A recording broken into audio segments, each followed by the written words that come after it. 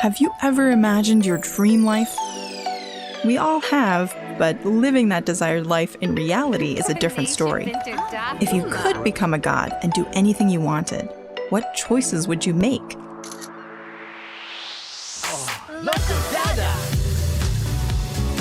If you've ever entertained fantastical thoughts like these, we want to introduce to you a world where you can create your dream life. Welcome to Inzoi.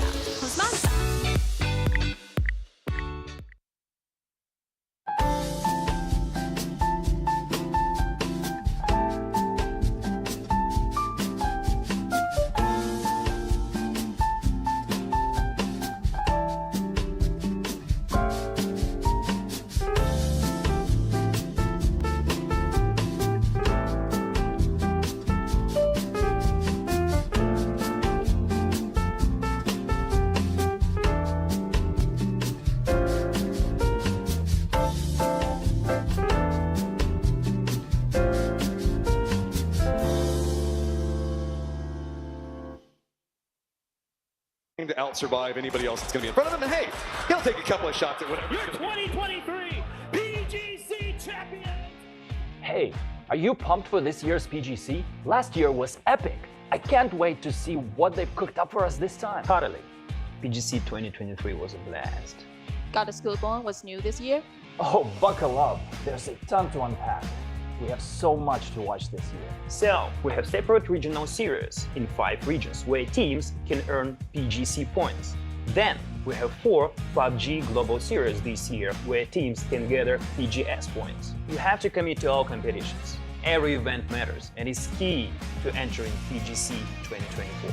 Exactly. We've got 15 regional qualifiers from PGC points, 8 PGS points teams, 1 wild card. So, where's the final battleground? It's all happening in Kuala Lumpur, Malaysia. The stage is set with a whopping $1.5 million prize pool, plus more from crowdfunding. The fans, they're incredible. What do you say? We catch the grand finals live. But how's PGC 2024 going to work out? Let me lay it out. PGC 2024 is slicing things up differently. We're looking at 3 circuits based on point rules, each featuring 6 heart-pounding matches over 3 consecutive days. And here's the kicker. Rack up the most PGS points year-round and get to chill on the first or second day of the first circuit. So, every PGS match is critical. The better you perform there, the bigger your advantage at PGC 2024. Bingo! Each circuit reshuffles based on the last. So if you nail it in the first, you're sitting pretty for the second. After all 3 circuits, the top 16 teams brawl it out in the grand finals. Speaking of the grand finals, they are running as usual, right? Not even close. To grab the trophy, you gotta clinch it with a win. Once a team hits the point threshold, their next chicken dinner could crown them champion. But if they miss that shot, the game rolls on. More teams reach the threshold, and any of them could snatch victory with just 1 win. So every match matters in the grand finals. PGC is taking the Battle Royale esports back to its root to be the last team standing. Welcome to Smash Rules. Smash 'em all!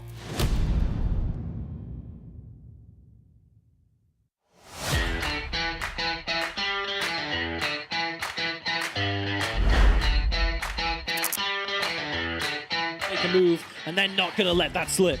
Will Ghost watching example, gets a little bit of damage in. The trade is just going down to 1 HP. His example, what can he do from here? Perfectix trying to maneuver to back him up. 17 swarming. Things getting so difficult. He didn't see him.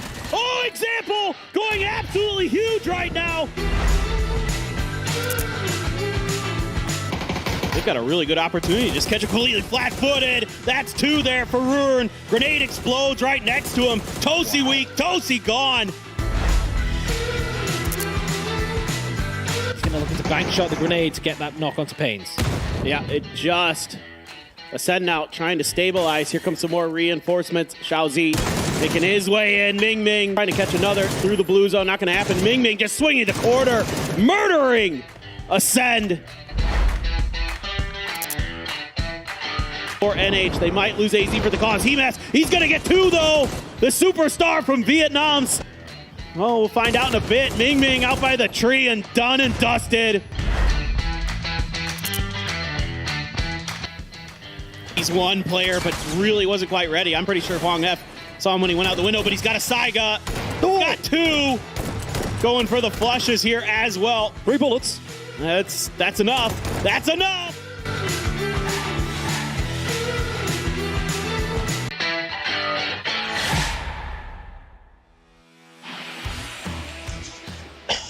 Sawadee-krap. Sawadee-krap.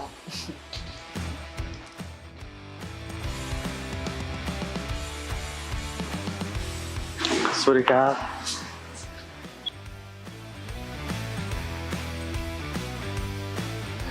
Sawadee-krap.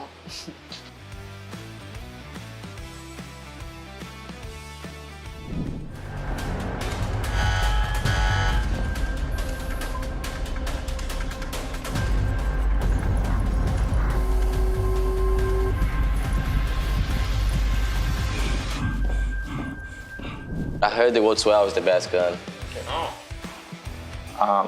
My fans told me to loot everything before my teammates see that. So I will do that. ผมกับทีมเคยเล่นโหมด Survival Left Behind ก็ผ่านง่ายครับ สบาย Về chế độ đó thì em chơi tầm 4 lần em mới thắng được. Thì em thấy chế độ đó khá là khó. I think you're gonna be our IGL, okay? Go.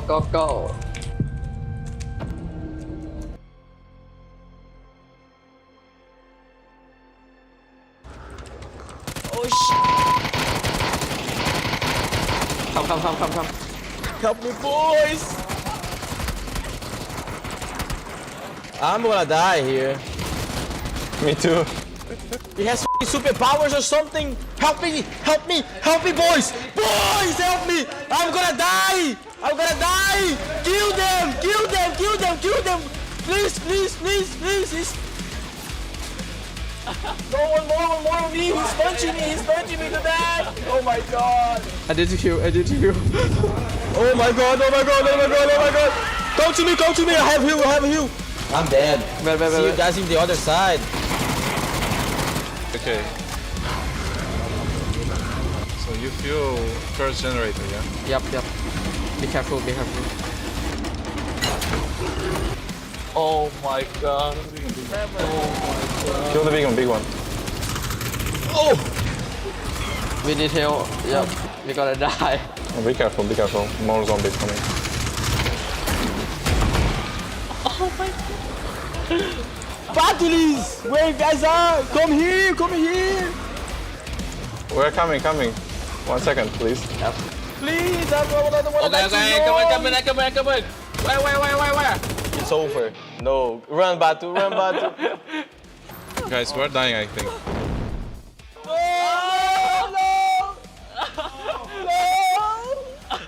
We're gonna play until tomorrow. It was fun. To play this game mode. I think that if we play this game once again, we're gonna win it without any deaths. Easy. For sure. I just cannot be using an ump all the way to the middle game. Do you guys want to play again? Yes. Yes.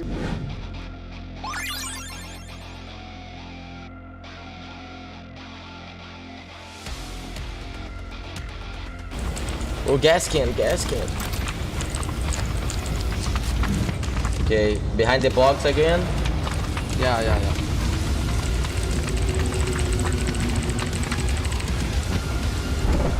Ready? Yeah.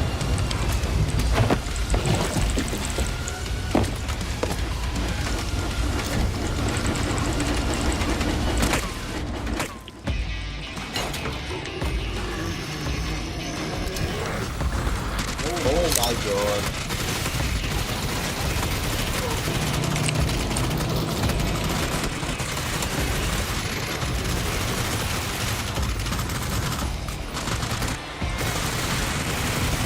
Well, I was not being healed because I was staying on this box. Okay, you guys ready? Wait. Don't use. I need food. I can't stand up. I need food. Drop me food, everyone. Please. One more. I need food. Food, Batu. Batu, drop food. Food. Wait. Thank you. You can go now. I have one gun only.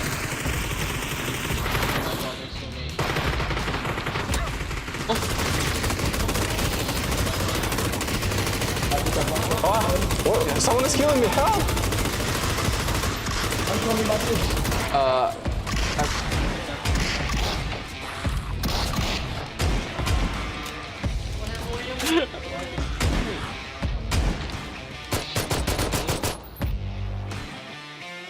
Wait, he's still alive!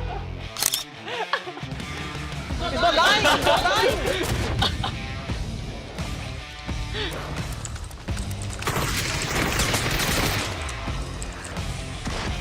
Move.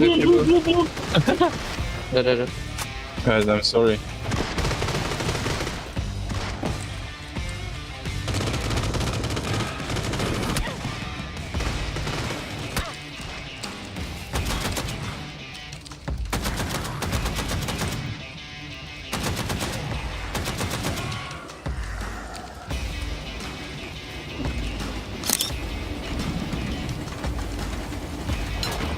Guys, I use generator. Go on. I hope you're ready. I was not ready at all.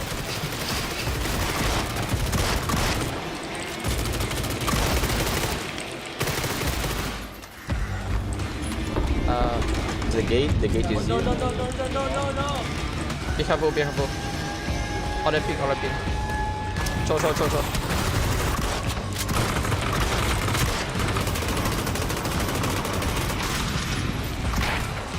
Being healed because I was staying on this wall.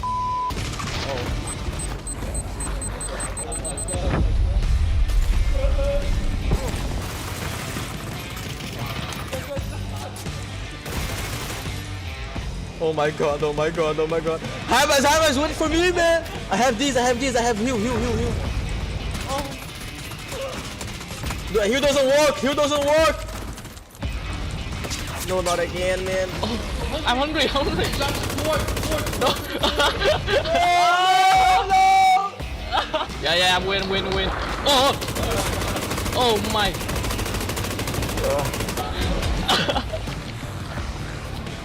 Pretend you are dead.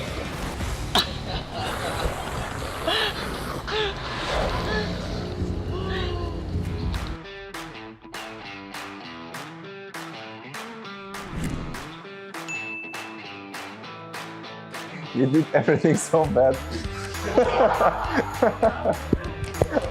I killed more than you. You last place, man. I'm IGL. You know how it works in our team? Like when we play a tournament, like IGL gets double of the kills he made. Makes sense. So means I'm first place with a huge gap. Okay, I have a guess. For fucking. I think he had to die from starve. ของสปาร์กิ้งน่าจะตายคนแรกครับ Của em là để một người đồng đội chết ở máy phát điện thứ ba. He never rested me when I was standing right in front of him. He watched me die every single time. You know Titanic? Yes. I was Leonardo DiCaprio. Okay. And he was the woman. All right. I had to use generator when you are not ready. You did. I remember. It was the third one. Exactly the third one I had. Oh. Yeah, I saw it. I got so scared. Yeah, I think the most difficult was that me and Sparking are complete noobs. So we ruined games a lot. Dạ. Độ khó thì mấy vòng đầu thì em thấy bình thường. Chỉ khó khúc cuối. Tại khúc cuối mọi người chưa chuẩn bị thì battery mở nên là em chưa chuẩn bị kịp. I hope you guys have really good circles. Em nghĩ hai bạn cũng không cố gắng mấy đâu. Vì trước địch thì cũng thuộc về hai bọn mình tiếp thôi. No Taekwondo, no win, my friend. We will help you to kill all the teams and you can just claim the championship, okay? Good. Teamwork.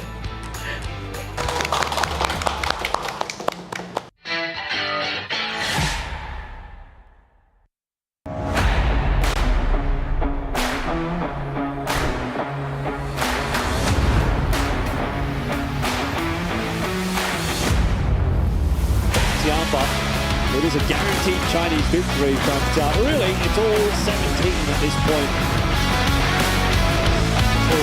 sets the example on how to pick your team out of impossible plays with just ridiculous sprays.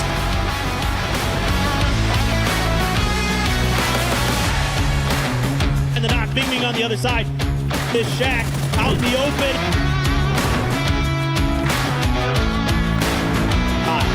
Evan's got James looking for another seat. Evan's got two, looking for the third. Evan! Oh my God.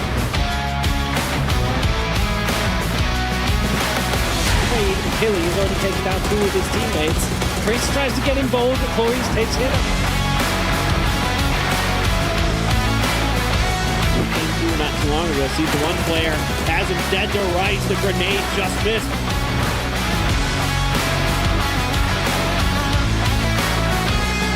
This push eventually through, but Na'Vi to get into the vehicles, but they're not going to make it anyway.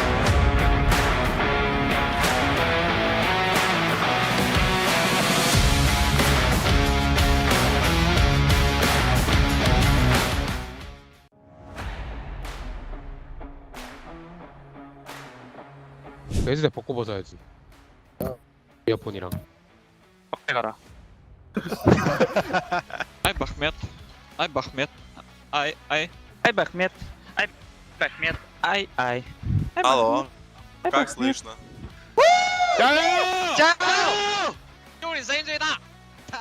Things are brewing quite nicely for Twisted Minds, and honestly, their position in this game is looking even better than it was in game one. Вижу. Нет, тройка, Нави. На метке вижу его. Что нам сделать? Мы можем съехать. На метке просто. Че, это что, дерево? Нет, камень лежит просто. Хорош, ФВ. Все на метке, Тём будет выезжать. Ты пробегаешь тут будет, за синькой. На метке. Надо посмотреть.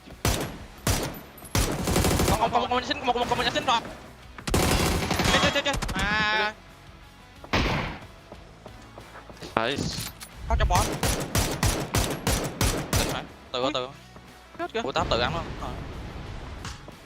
Всё, 1-1 остался. Естественно, на метке валяется нокнутый. Метка дерева, парни. Я буду дропать, Тём, я буду дропать. Последний остался, последний. Зазона убегает. Falcons have a decent position to potentially kind of just harass them as they're forced into the circle and then just take this northeastern edge themselves. ระวังคนมาเจาะ ต้องรีบลงมาหาพี่เจียวพี่ตามวงได้หรอ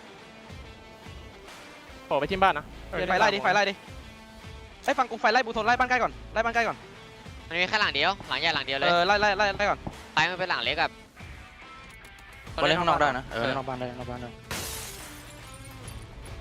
เฮ้ยมันเห็นกูหลังบ้าน หลังบ้านเลย กูปั๊มนะ You guys shoot your punch from ZS3 and peek into them. I'll link it from the south.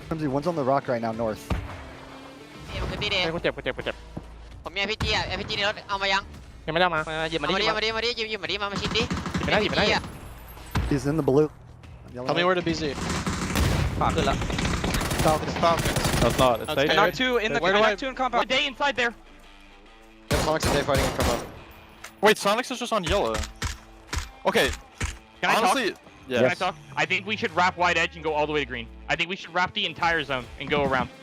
I knocked one close on our wall. He can't. He's on green. He's not resable, but I can't flush him. It's Can still you scout two into teams. zone tig while we're doing this? I will. This is still two teams in the building. Day trade and who? We don't know the other team yet. They didn't fight. P5, I think. Falcons are killing them from the northwest. This guy gonna get rid P5 died. No, he's on. Oh, well then it's just Day. Nice shot, brother. He's knocked on green still. Okay. They're wrapping us. Driving into me. Knocked one. They're gonna be pushing a compound towards me. We should wrap Sonics now. Yeah, we should get in front of the roof. Yep, let's. I'm getting shot. He's driving far. He drove far. We're good. I'm gonna grab the other car, Tig. I'm with you, Tig. I'm going deeper. I'm going closer. We have to go closer. They're all coming. Use you two. He's stuck on the car in yellow. Don't stack on me. Don't double stack. We're gonna get naded. I've got one low on the car. Right side of the road. Getting naded. On green. I'm holding the green guy. He's knocked. One's knocked. Two knocked. Two knock. I'm dead. You guys play together. Close. He's super close on the Give me a nade. blue, and then one's far. Made green. Nice. That guy's not off. He's not off. I know. Take your time. There's 0 points, guys. There's a knock in the blue. One orange. Knock on the blue. Get the knock on the blue. Nice. Nice. One up. This here. Where is he? This here. Go on. Good job. That's dude. Behind them. Luckily, Batulans and Perfectix have been left at the backside. We don't have to worry too much about that, though, because the push over the top of Everest is now in effect from TDT. They want to get involved in another early fight. It's worked out quite nicely for them. They've confirmed the kill onto Guman, but Van has been run over by Heaven. 마크 찍혔어. 3번 남았다. 나 땡겨줘. 우리 쪽으로 나왔다. Ê, tao vừa nghe con thằng dưới xe kiểu 4 sao ấy.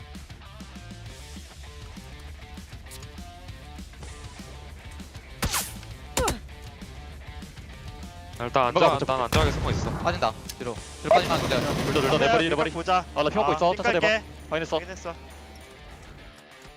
Đẩy sao kìa? Bắn đi, đừng cố. 와봐. 아, 삥 남았다. 아 오케이. 괜찮아. 머리 봐줄게. 그냥 과감하게 해줘봐. 바로 빼. Lên hai thằng trước mặt luôn. 이쪽 하나 더. 3번. June got one. Sloot's gonna finish him. Sloot doing a great job bailing out the freaks. They are suffering a knock. Batulans got duck juice there. Example. So effective with this FAMAS. Another big knock. Потом справа встать. Парни, справа, с перфектом надо встать. Меня ног, ну в упоре. Справа. Со спины Где? где-то. Со спины перк. За деревом. Да. Вот там.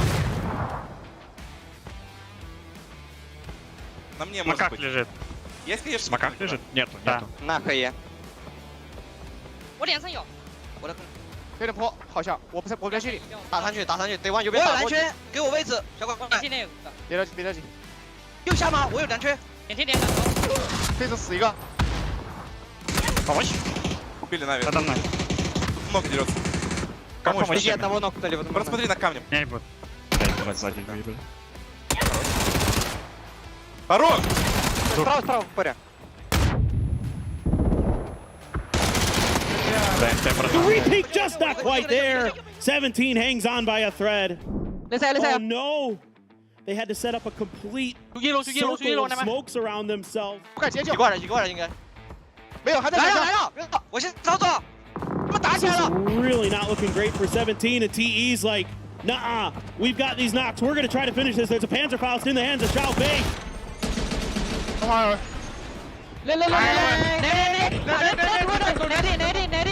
TE crashes into them and eliminates them. Unbelievable.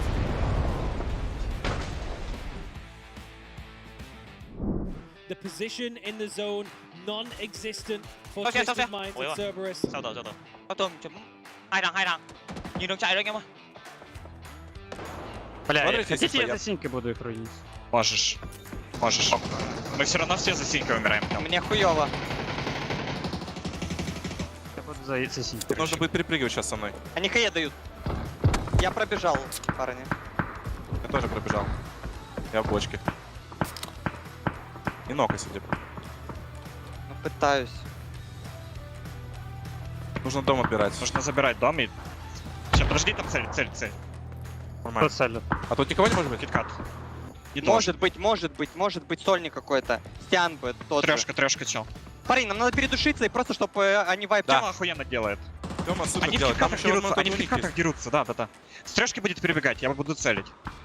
Я ближе подхожу тоже. Можно все хаешки туда отдать, которые есть. Я даю дорожку смоков. Чтобы мы могли подойти просто. Цессов нокнули ФБ. Мужики, нам нужно улынить туда. Да. О! У тебя посинкой? Да. Дайте хп. Нет, ты не вайп. Добил. Он в трешку зашел.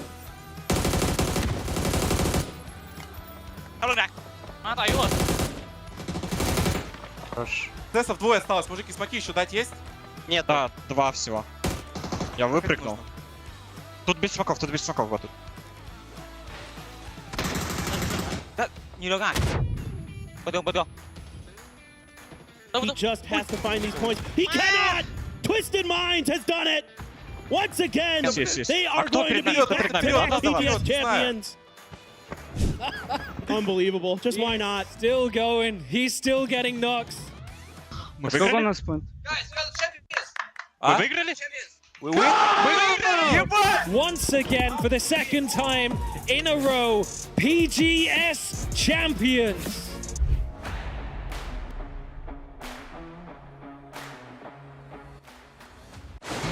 A new vehicle, a new arcade mode, and a new crafter pass. All this and more as we dive into the Update 32.2 patch report. First up, the black market is back, bringing another opportunity to collect some fan-favorite progressive weapon skins and new chromas for the Mark 12, the Barrel M762, the Ace 32, and the M24. When you pick up the Crafter Pass Black Market 2024, you'll be able to complete missions and collect rewards which you can use for crafting in the workshop. Check out the upcoming Black Market announcement for all the details. Next up, Arcade is getting a new mode.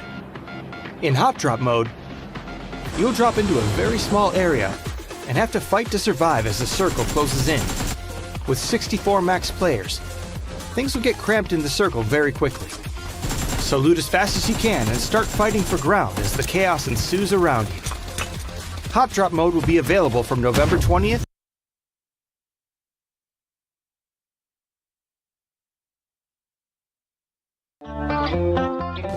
And a new Crafter Pass. All this and more as we dive into the Update 32.2 patch report. First up, the black market is back, bringing another opportunity to collect some fan-favorite progressive weapon skins and new chromas for the Mark 12, the Barrel M762, the Ace 32, and the M24. When you pick up the Crafter Pass Black Market 2024, you'll be able to complete missions and collect rewards which you can use for crafting in the workshop. Check out the upcoming Black Market announcement for all the details. Next up, Arcade is getting a new mode. In Hot Drop mode, you'll drop into a very small area and have to fight to survive as the circle closes in. With 64 max players, things will get cramped in the circle.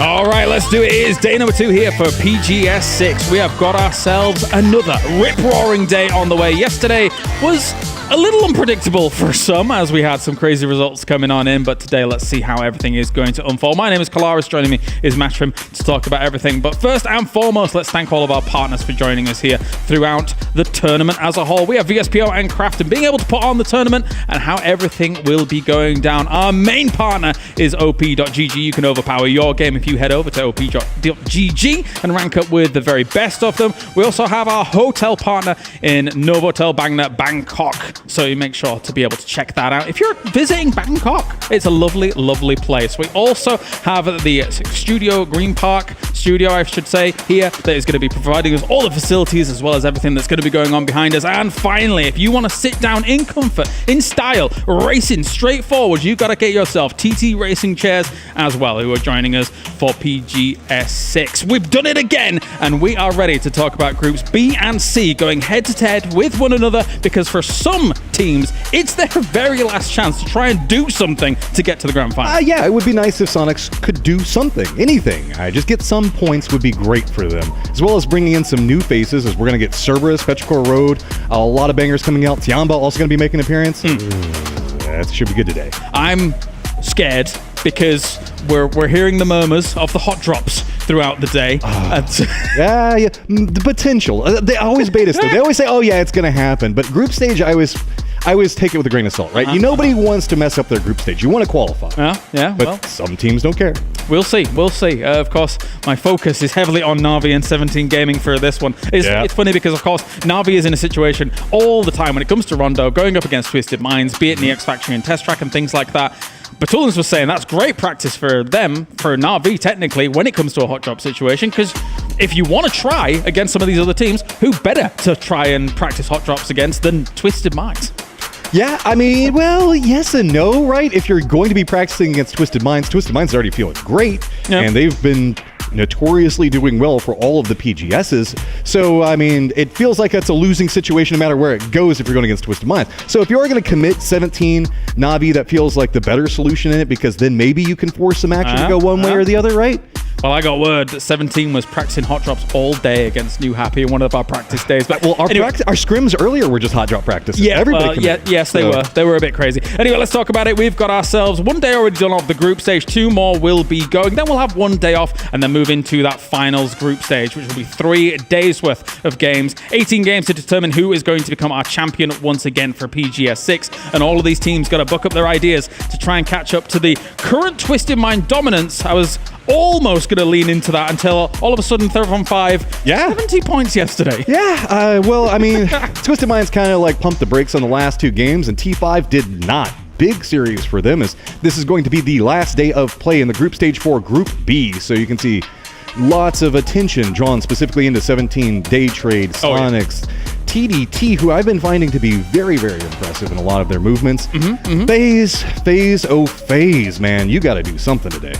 They really do. They really do. I've talked to a few of their members, obviously very unhappy with yesterday's performance, to try and attain some of the lion's share of this prize pool, right? $300,000. So technically, yes, no team will walk away empty-handed. However, you want to get to that final. You want to at least have an opportunity to challenge for that #1 spot. Not to mention the fact that there's also the points on the line as well as the money. I mean, walking away with $1,000 when there's $100,000 on the table feels bad. Kind of bad, yeah, kind of bad. I would like to go, if you were to give me 2 choices, would you like $1,000 or potentially $100,000? I'm potentially going to go for the $100,000. And then split it 4 ways as well, right? Yeah, well, I mean, then the coach maybe, then maybe there's a team cut, anyway, regardless. We've got ourselves 10 points for first place, as always. It teeters on down from there, 1 point per kill, and I mean, we have seen very heavy kills on some of these teams, again, as we were mentioning, in terms of the distribution for these points coming along. Look at it, I mean, Theraphon 5, 45 kills alongside that 25 placement points. Awesome to see them basically guarantee themselves into the grand final, right? Yeah, the surprise for me on this one was Day Trade Gaming and Gen G, who have been notorious circle hunters, trying to go for centering positions, not necessarily being the aggressor in kill counts, coming away with higher kill counts than 17 Gaming. That's astounding to me. I'm so sad that Huang F was not on the I know. It wasn't live, mate. I'm sorry. They came and gave us a good flex. I like that a lot. But yeah, there's some teams that really need to step it up today, of course. Teams like FaZe, absolutely. I think for a lot of FaZe fans out there, it was a very disappointing day for them yesterday, and they've really got to change up what they want to do, because there was some kind of blind sends and stuff like that. You can't be doing that here for today. Yeah, Circle 2 and 3 was just like a catastrophe for FaZe every single time. They just could not find a way to approach the circle in the slightest. PGC points are going to be big, though. You can see first place walked away with 300 and then drops to 180 after that. That is going to be a reoccurring topic of conversation, as it's only 3 weeks away from PGC. Absolutely. Scary stuff. And if you take a look at those standings as a whole here, and all of these teams trying to participate for them, there are a lot of teams that need a first place to get themselves into contention for those top 8 for the PGS spots as a whole. If I'm thinking about the names that actually do sit in that list, I mean, you're thinking about Tiamba, Gen G, Day Trade, the Expendables, GNL, Ascend, 4AM. All of these teams would effectively need a first place to go through from PGS points. So it's getting dire. Especially with T5 coming out swinging the way they did. That is big for them. So we'll have to keep an eye on how continuing pressure off of that. So now groups B and C. So last day for everybody that's going to be on the left. First day for Group C. So this is going to be a bit more chaotic than I would think that we were looking at yesterday, where we had regimented systems that were coming in. Yeah. This one's going to be a little bit more reactionary. I got to get some kills, man. Who's your eyes on for Group C? Group C? Oh, I mean, you always got to look at Moss and Cerberus, right? You know that that's going to be such a big factor for everything. Yes, we do get Axel back for Petrichor Road. You were talking about the potentials of hot drops going on with Na'Vi, but Tiamba, I think, is where a lot of my attention is going to be drawn today, because Tiamba tends to be like a mix-up team. They can really screw with a lot of plays. They like to set a lot of traps. I feel like they're going to be a catalyst for a lot of teams having a bad day today. For me, Tiamba's kind of like perpetually in that middle ground from China, right? But yeah, there is an opportunity for them to try and strike out against the rest of them. As we take a look at all the players getting ready and good to go into this second day of the group stage. And as I mentioned before, the situation for some of these teams is dire. There is only one more opportunity to qualify for PGC, the biggest tournament of the year, the World Championship for PUBG. And if you do not make it, if you do not have a good start in these group stages or finish off strong, if you're in Group B, for example, then your year is done, Matrim. And all of these co-streamers know that as well, as they're going to be watching with firm eyes on the prize. Hey, we gave a big shout out to Marslek yesterday, so I got to make sure we're also giving a shout out to Hambino. I know the fact that he is going to be co-streaming this up. Thank you so much, guys, for everybody that's going to be involved. And there are a ton of other co-streamers, not just the ones that we're looking at right now. Make sure to give some love to everybody. So if you want to be chatting with a couple of your favorite streamers, be sure to do that. But make sure you have us and the map stream up at the same time. Yeah, absolutely. Absolutely. We've got ourselves the Fantasy League as well that is going on. Do make sure if you were playing yesterday, change your roster. Of course, we've kind of got a few players that are not playing today from the previous group. So that means that some of your picks might be dead picks for today. So you've got to make sure you get a difference in that. No example. Everybody just get Hamas instead. Yes, precisely. That's the way it works. I do maybe partially think people might be trolling if they don't take Hamas and captain him, because, I mean, even when they got, 5th place in PGS 5, he was still second to Example when it came to the overall rankings. Of course, Example taking me. What got me was the fact that Ixlip didn't even play in PGS 5 and is still worth so much coming to this 32K. one. Yeah, he's like the 3rd highest, I think, overall. With a brackets sub next to him. It's the most expensive sub of all time. All right, and you can see T5 players and Twisted Minds players were the lion's share of the points yesterday. But Tosi, man, Tosi for Gen G coming in 7th. Not too bad, not too bad. He was, considering yesterday I captained Shrimsy and did have Tosi. Shrimsy ain't here. Normally he's here.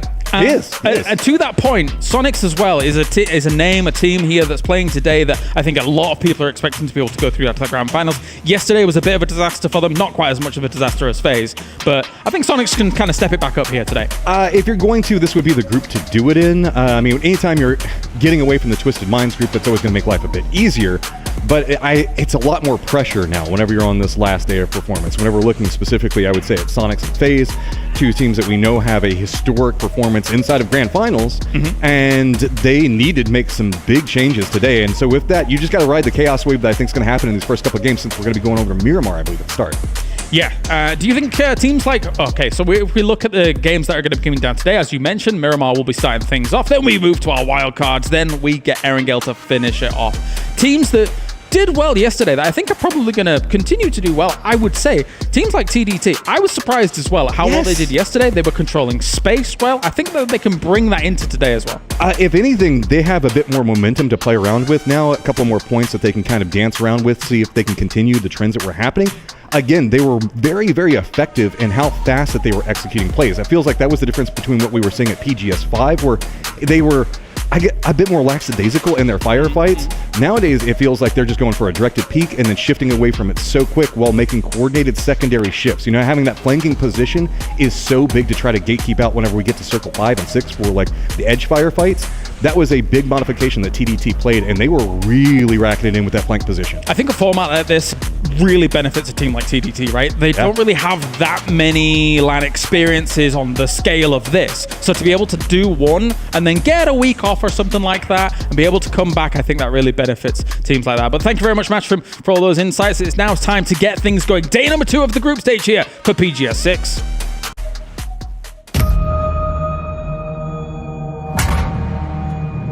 PGS champion, Twisted Minds.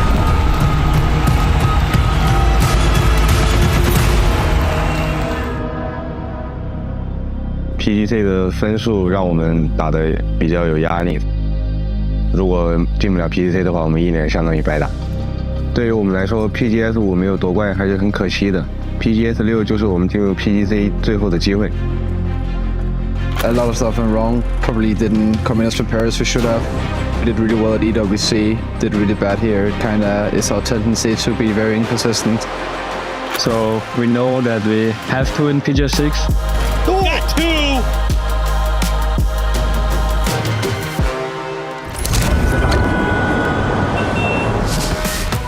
일단 PGS 국제대회 제가 첫 무대를 맡게 되는데 일단 부족한 점도 많이 찾아가지고 그걸 많이 보완해가지고 열심히 해서 PGS 6 잘 마무리해보도록 하겠습니다.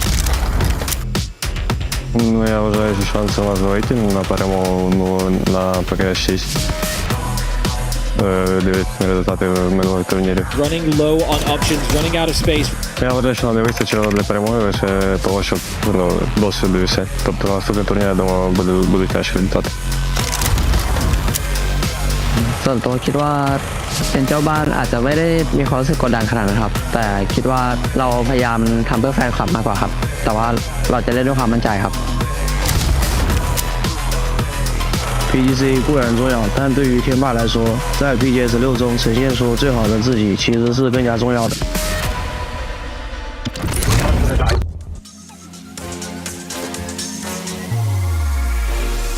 Điều đội em ở BS6 cũng giống như bao đội khác thôi, đó là mơ chạm tới chức vô địch và phải thực hiện được điều đó thì bọn em cũng A weakened example spotted and downed. Vẫn còn nhiều lỗi lầm nhưng mà em mong sao rằng BS6 bọn em sẽ được ủng hộ vòng bo và may mắn để bọn em chạm tới được cái vô địch.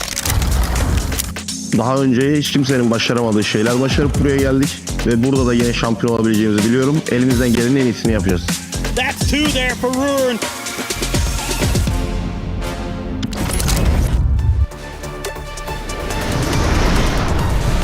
So I think going forward, I think a good thing that we've got going for us is these teams all in front of us, like Twisted, Sonics, those guys have all been eating a lot. They're getting real fat right now, and we're real hungry. So hopefully we start eating. Mình nghĩ team bạn đừng để mình còn sống và cất thêm một lần nữa. Mình nghĩ nếu mà bắn theo đúng phong độ của mình thì bọn mình hoàn toàn có thể để nâng cấp thêm một lần nữa. Bọn mình sẽ chuẩn bị một tâm lý, bọn mình sẽ một tuần lại tại BS6. Don't get too comfortable touching right until we're coming for you. The good show is starting. Let's see what you all got prepared.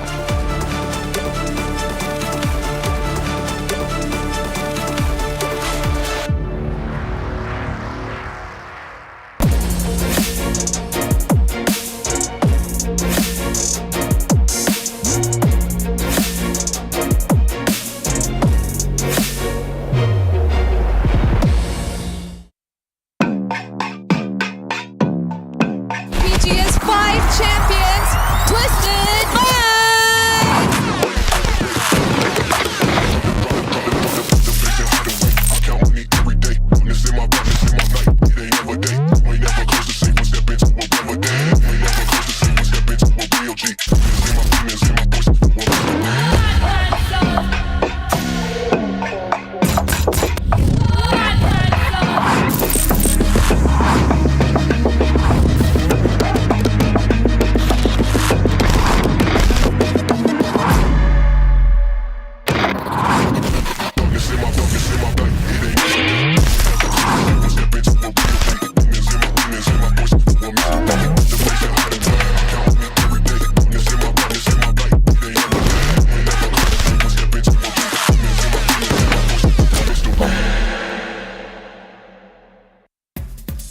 Welcome back to the second day of group stages here at PGS 6. My name is Godspeed once again, except this time I'm joined by my European partner in crime. The name is Toby. Hello there, good sir. How are you doing? I'm doing fantastic. I'm excited that we get to cast the second day of group stages together.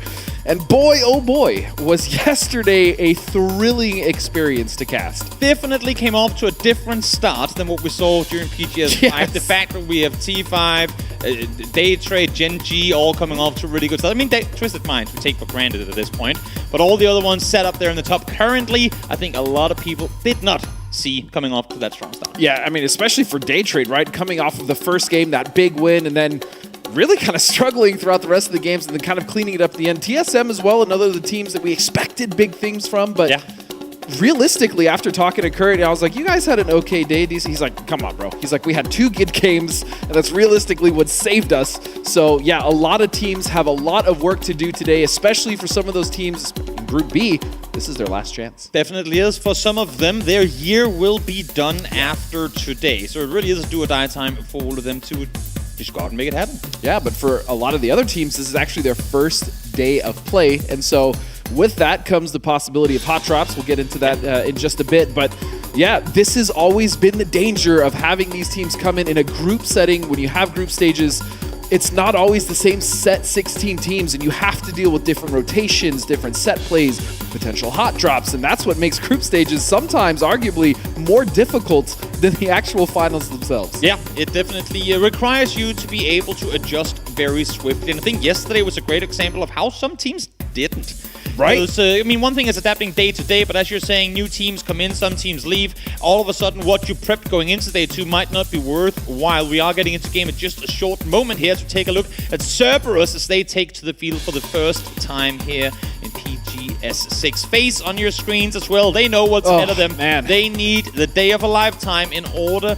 to be able to make their way on through. Yesterday, I think they will want to ride out of PUBG Esports history forget it happened. as fast as they can and see if they can turn the tide here on day 2 of group stages. Yeah, I mean, it felt like, okay, we'll talk about it, but we're finally time to set the first game of day 2 here in PGS6. And we're starting on Miramar, by the way, which excites me to no end because, as you know, this is my favorite map to cast. Amazing. It's a great map to start things on. Plenty of rotations available for a lot of these teams coming on in. And off of what we're now seeing being the first plane path of the day, we are going far off to the east. Now, one of the first things to keep an eye on is the potential hot drop situation between 17 Gaming and Na'Vi. Yes. I talked to Elrain, the coach of Na'Vi, coming into today's game. So he was like, Toby, we might hot drop with this one. I was like, bro, what are you doing? And he was saying, you know what? I mean, if we can claim Pochinki Picado right now, there's no true heirs to the central cities. Let's go out and contest it. You see on your screens right here, the yellow and the orange are flying side by side. And my oh my, seems like we're fighting for Picado all over again. So it looks like we're getting that hot drop. But the other important thing about this, Toby, is the fact that 17 already played a full day, right? Yes. So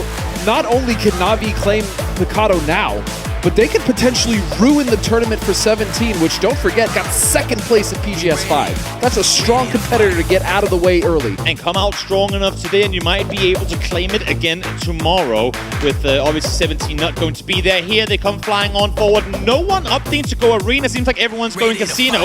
And Fortuna, Suju on the roof, quickly to find a gun. His teammate there as well, trying to get one to Fairest. Oh, just exactly able to get off the roof.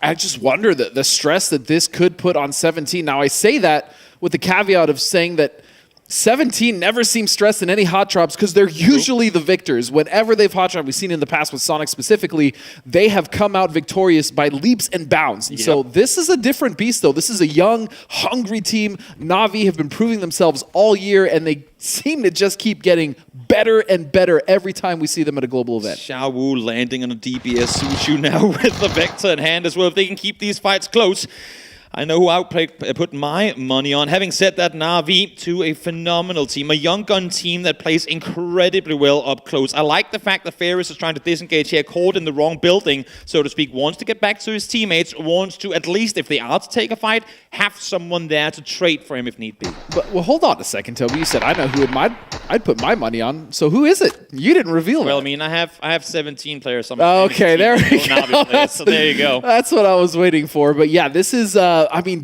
this is going to be a big indication of how the rest of the day is going to go, realistically, for both of these teams. And so with Na'Vi coming in fresh, is that going to give them any sort of advantage? I mean, it could potentially. I think 17 right now, as it stands, is more on the line. Of course, having already played their first 6 matches yesterday.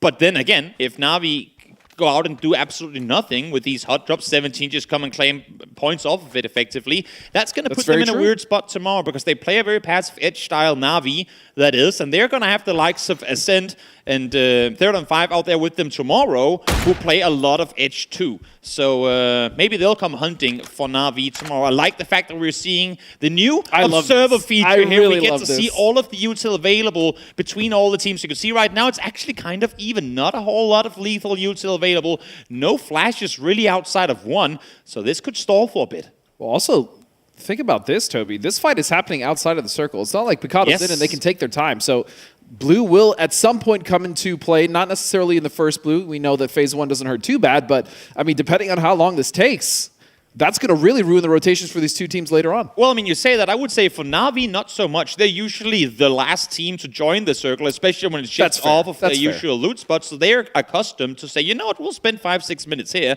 We'll come in when phase 2 pops, because that's what we normally do. 17, on the other hand, whenever they get Pachinki, Picado for free, they're usually the first movers they to rotate the very center early. of the next circle. So they are, in fact, a team that I would say, if this stalls out for too long, they start rotating in. That is definitely not the timings that they would normally be going on. But that's assuming that either one of these teams just gets a clean wipe, right? And so we don't even know if that's the case. So most likely won't be, just going off of data. Especially with these two. But kind of shifting our focus now, we look at the Sonics here, who are comfortably sat on the west side of Hacienda, just actually in San Martin. And so they've found a couple targets there, and that's going to be Day Trade just ahead and a nice split for themselves as we're looking at them near water treatment. And that's a difficult split to hold, but I will say the split that Nurens is currently in, that's one of the strongest positions in the circle on that high ground compound. Yep, Day Trade played phenomenal day yesterday. 48 points day one. They're usually a team that get things going as the tournaments go on. We always look at them last day of group stages to be right there in the cusp. They get everything going. And then, well, sometimes they get in, sometimes they fall short. That's what happened in PGS 5. But this time around, phenomenal beginning to the day as we hop on back to 17. And Na'Vi again, Na'Vi right now, I'd say, have kind of won the positioning battle of Picado. They're on the northern side. You have some good hard spawns up there. The circle is headed in that direction too. Yeah. So if they were to look to disengage here, I think Na'Vi right now is in the better position to do so. 17 really taking their time with this one, and it makes sense. They don't want to... The thing is they know exactly who's hot dropping them. Also, I would say, since this is, let's call it for now, 17's real estate, if this is a draw and they leave, Na'Vi that is, that's kind of a win in 17's book, because they came in, didn't do anything. Yes, they delayed them, but they didn't really do much. As we can see, of course, big info as well. Ike's left, back in the game. He's come back to join us, taking over Summer's spot. And there's a whole conversation to be had there. We'll break that down as the games go on. As James said, the most expensive sub in fantasy history. True. Over 30,000. I mean, he is worth it, though. There's a reason that he's so highly, and I'm very curious to see how Petrichor now does perform with him coming in at PGS 6, because they're disappointing finals there for PGS 5. Petrichor, 14th place. It's very few players that are guaranteed points in fantasy, well, both fantasy and the actual standings themselves. And I think Ike's left's rating in that regard is up there because of it. I mean, even if Petrichor has a horrible day, sure, they get 10 points. 9 of those came from Ike's shooting. So exactly, he's always going to guarantee both his team and whoever picks him in fantasy something positive. And now I say that he's going to die like 6 times today before 10 minutes. So I'm sorry to anyone who picked him. I said 14 plays. That was actually 15 plays at PGS 5. But as we're kind of watching the slow burn happen, I do want to talk about something that Poro and I noticed yesterday when it came to the circles and how they're played, especially in the early game. When we looked at PGS 5, most of the teams actually ended up fighting up on the edge. Now, when we came into PGS 6, I kind of expected the same, but actually much more of the teams have centered up early than they have in PGS 5, simply due to the issues that they had on the edge. So we're seeing now in the rest of the circle, most of the teams have already set up towards that central area of water treatment. I'm all smiles that you're saying this, because we didn't even talk about having this discussion, but I have a good addition to exactly why that happened yesterday that I will bring on in just a second. I'm just, leaving a little bit of a, let's not do a 5-minute discussion while there might be a fight happening. But again, it seems like Na'Vi have come in here, and we call it a win if it's a draw.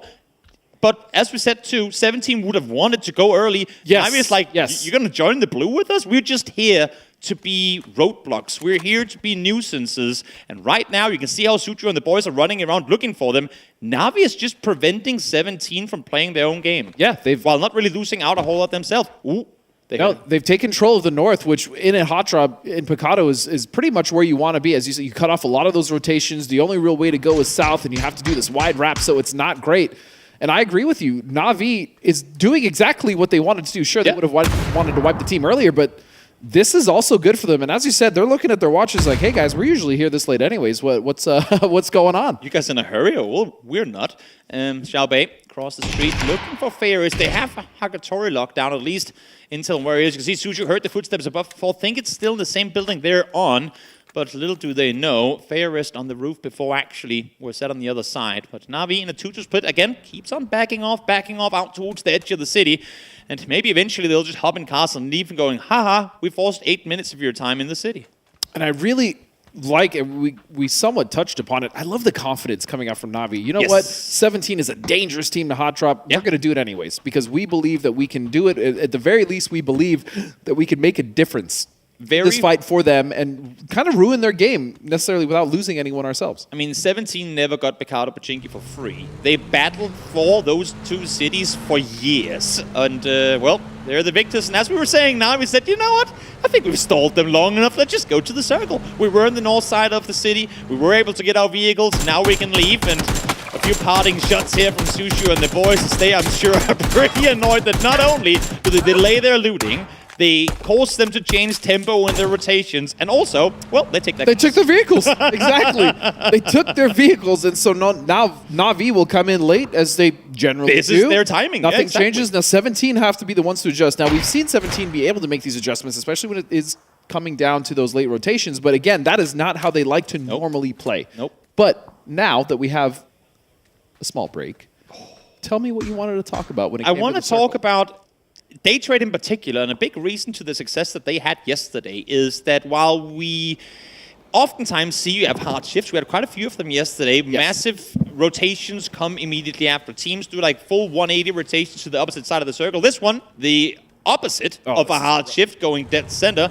But day trade yesterday were able to set up kind of 2/3 of the way through those rotations and just hold people off. I talked to Belmont coming into today's games, and I asked him, do you feel like you had more space yesterday? And he was like, yeah. And I said, you know what? You earned that space because you were making those initial rotations that a lot of teams will backfill on, but you stopped in the spot that the third team making that rotation normally would, knowing that what's in front of you now. And again, this would be much easier if I could illustrate it somehow, but well, knowing that in front of you, you would have way more space to maneuver. So really smart rotations. Ascent didn't opt to engage on it. Gen G opted to hold back. GNL, like 4 big edge teams, tried to do so. But now let's take a listen in to Ixlift while he's on rotation. 长久以来的一些小问题吧，然后就感觉状态不好被放大了吧，对一些团队上的配合、小细节，甚至是节奏上的问题吧。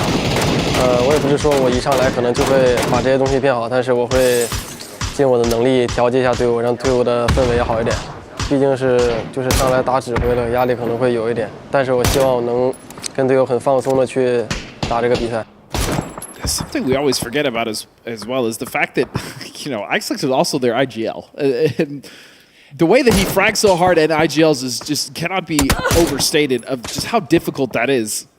They were swinging back and forth for a while. I mean, Summer obviously coming from 4AM as an IGL came in. They were splitting the role for a bit. At one point, Ixlift said, you know what, I just want to shoot. Summer took over IGLing for a bit. But now Ixlift is back. And, well, obviously, with Summer being the one being benched, he's saying, you know what, I think I kind of want to IGL again. Let's see if this is going to work out. But right now, not quite so. Mill down already.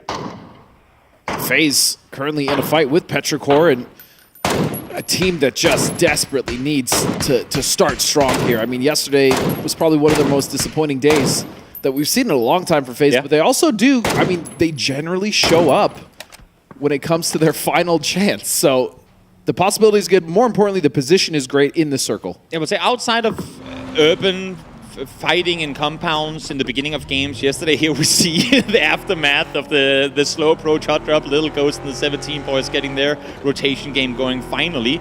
But outside of what we saw in the fight against Eternal Fire yesterday for FaZe, I think they too were victims of what I alluded to with Daytrade just cutting off so many of the edge rotations. They normally FaZe, I used to do those wide reps, but they were running into teams holding back because they didn't dare to go past Daytrade, therefore caught in awkward situations early on, game after game after game. But 17 was involved in that.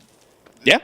That big kind of mess for FaZe as well, because they were the ones that ended up taking the shots that also completely hindered Eternal Fire's push before they eventually got that one wipe from the Mad. And that's what always happens, right? When you have hard shifts going one way or another and teams don't opt to do those wide wraps, the center or like the circle you shift from just becomes that much more of a cluster, and you can't really fault anyone for going down trying to get out of there. T1, haven't really spoke too much about them.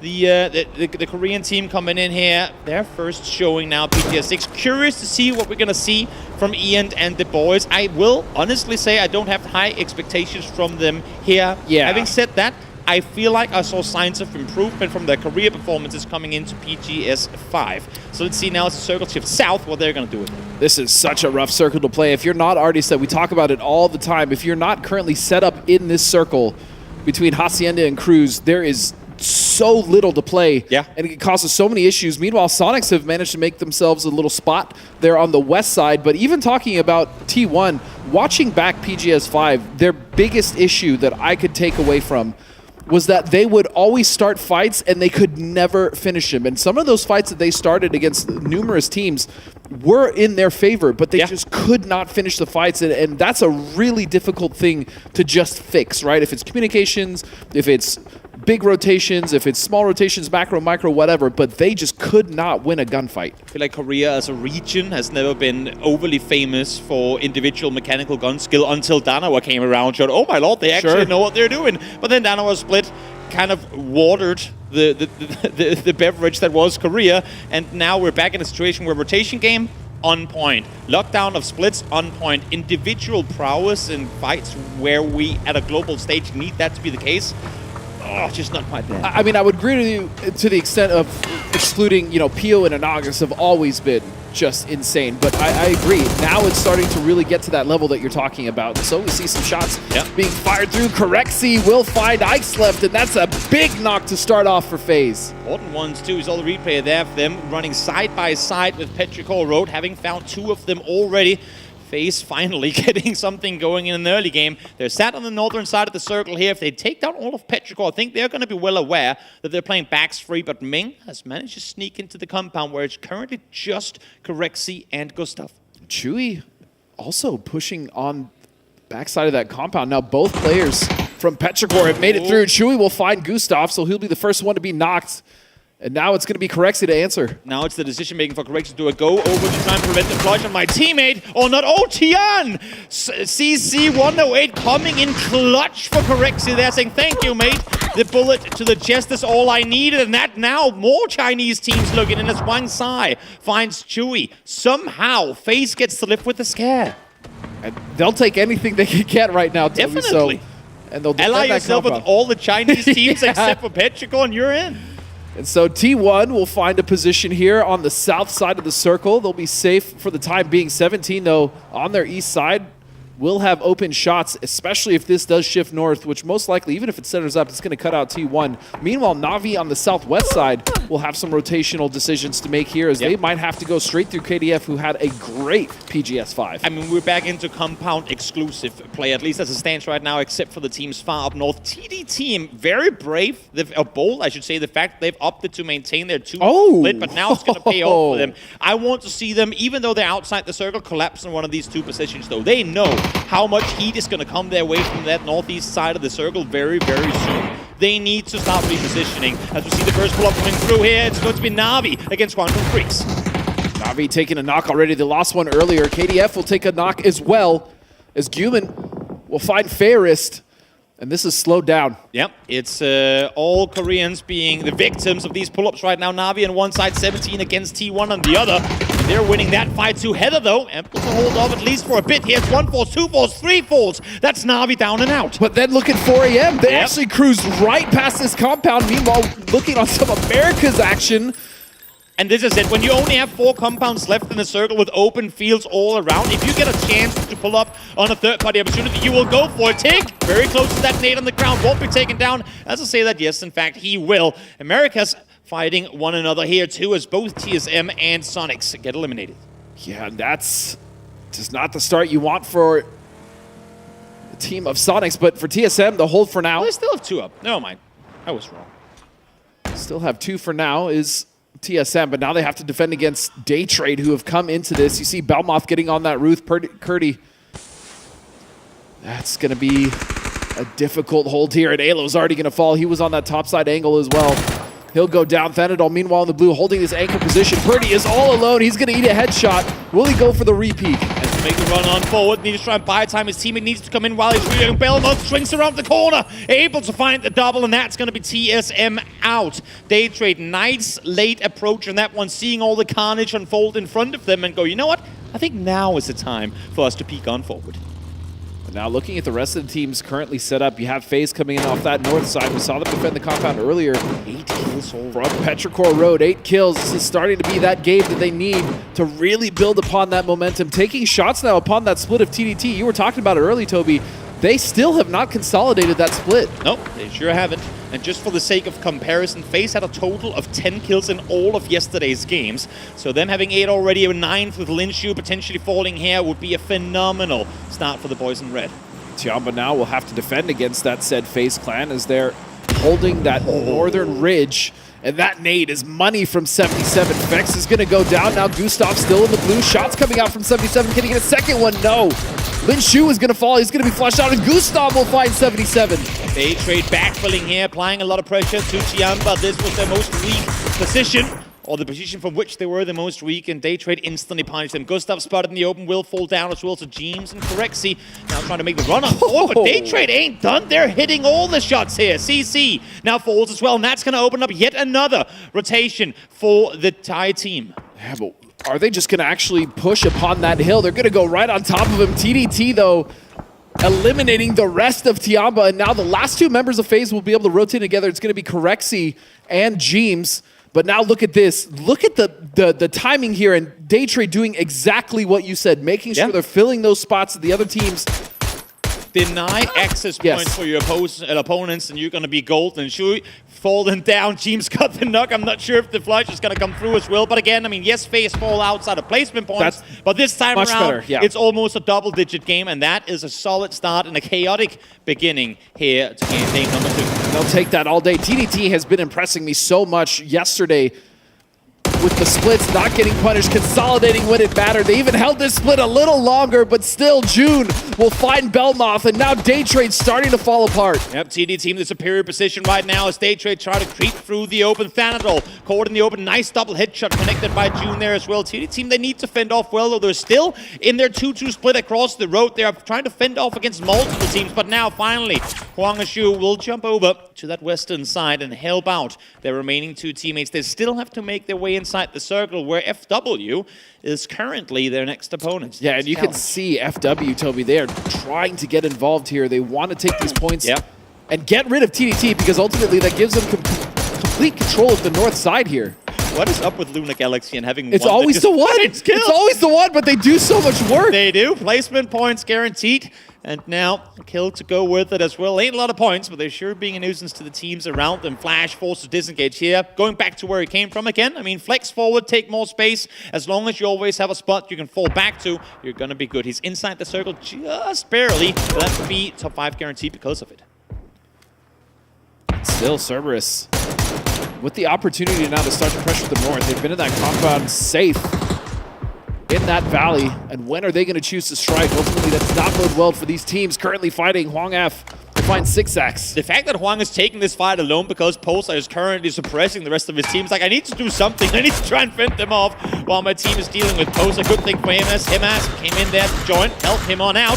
The issue is now Cerberus is starting to look further towards the north one. Caught in the open. So TD team down to just 2. And still that compound we saw earlier with KDF. I mean, they're still sharing it with 4AM who are sitting in that long building. You know what I mean? Why not? There's not a lot of windows on that side looking over towards him, so they can easily, at least for now, share that side of the building. In the meantime, 17, they've come in on the southern side, come in later than what they're used to, and they will spread out and take full control. Sushu will fall, but they get a lot of points off of their split position, forcing Cerberus to look further north. Who in tow are able to take out TD team. Meanwhile, 17 have been sat on the south side for so long, pretty much sweeping it and making sure that they have no one to their backs. Now, the decision comes of where do you go in this? This is such an open circle.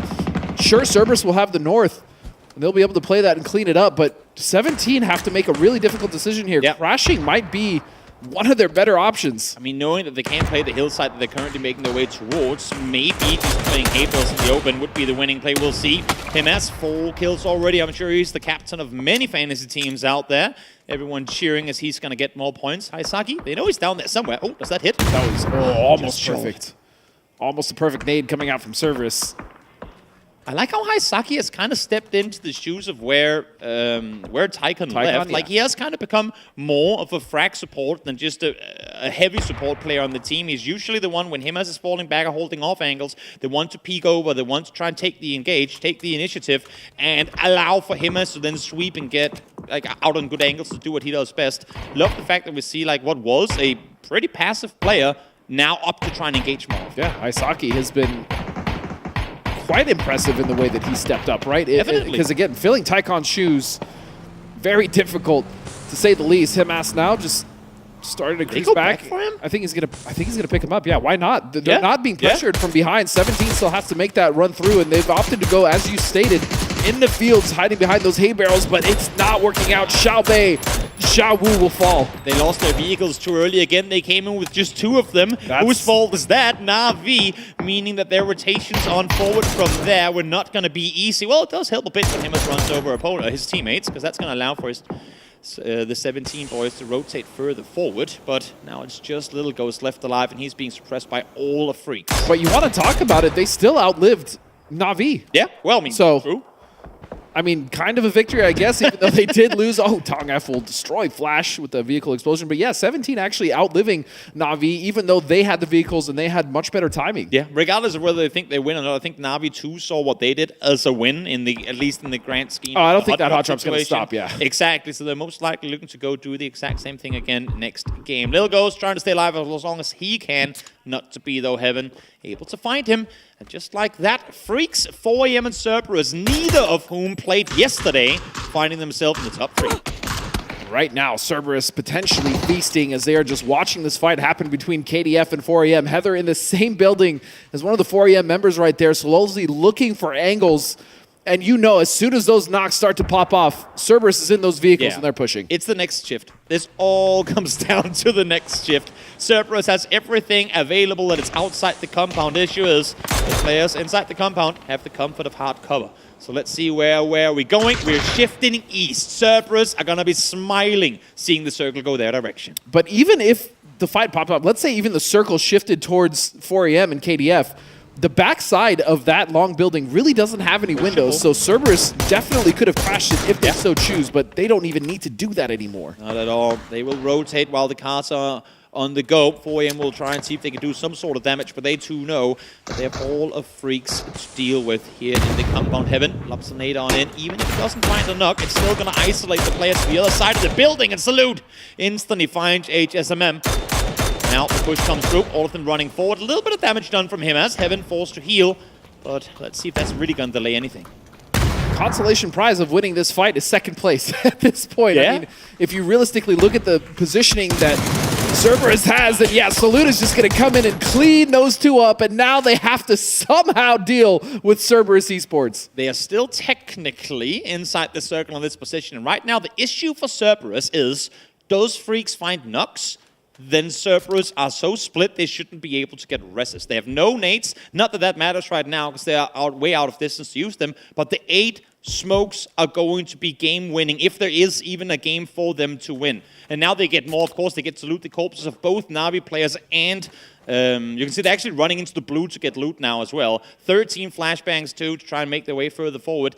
They need to somehow isolate angles to take 2v1 fights against every peak here. As you said, they just need knocks. There's no real way they're going to win this game unless they find some crucial knocks on this very split team of Cerberus. It is possible. Isolate Sololsi up high, isolate Haisaki. Like, if you can isolate the north side of this and just have Dogma and Himas to worry about, even if it's just for 1 peak, triple peak that angle, hope that you get a knock. Even if you get a knock player in return, you get the rest run forward. No one is going to get to that teammate. I think that's exactly what they're doing right now. They're throwing utility towards the north side, knowing that Himas is out on his own. Himas is the one now to have to try and disengage. And more importantly, if they know that Himas is the south side player, we don't want to deal with him. Yeah, why not? His teammates. Let's just go straight to the north as you see Haisaki now trying to hold the line. The vehicle will come in. 2 members of KDF stared him down, but they cannot do it. He will fall, and now are these the dominoes that need to start to fall in order to give KDF the win? A 3-1 split push on forward. I love this play. Now, Heaven does fall. Nice shots coming through from Dogmai. That is their protection from behind, and actually a crucial player to take down for Cerberus. Kwangdong Freaks here, I love this engagement. Realizing where Himas was, realizing, of course, that he's the biggest threat on the team. Isolate him, engage on the other side. The issue now is your spy, your guy to suppress Hemas has just fallen. So now you're playing backs open. Also, they took that opportunity when they did headshot Sololzi, and he had to go back down and heal because Cerberus knew they couldn't afford any knocks. That was perfect timing from Kwangdong Freak. Amazing. Amazing pushing up. We talk about how after the dismantling, or sorry, I should say, well, the split up of Dana, where we haven't seen a whole lot of individual prowess out of Korea, Kwangdong Freaks is definitely an exception to that quote. I think they've been stepping up, and if you look at their performance in group stages, even PGS 5, they've been making their case. But Himas now, it's all onto him. Those same two members of KDF, he'll find the first, and the second would fall. Not the rotation that they wanted to do, but also, of course, they were left with very, very few options available. They were already on the edge of the circle. They threw smokes to try and isolate Sololzi and Dugmai, but Himas, well, he ain't gonna miss those shots. And now, it's just Salute left alive. 772, make that 800 damage now done for the captain of this team. And he will fall to blue, not gonna matter. Cerberus starting off strong here in Group C. What an attempt from KDF, though. We will give Cerberus their flowers. They played that great. Yes, they had the position early. They didn't have to make as many moves, but going in, sweeping that north side, making sure it was clean, and then holding out that fight between 4AM and KDF. Still, KDF were doing everything they could to make it happen, and you could argue they may have almost. And it's amazing how it comes to be 17 forced to play slow because of Na'Vi, therefore they come in late. They force Cerberus to play north, therefore they are now up there. Cerberus looks north, get all the space in the north, and they win the game from the north.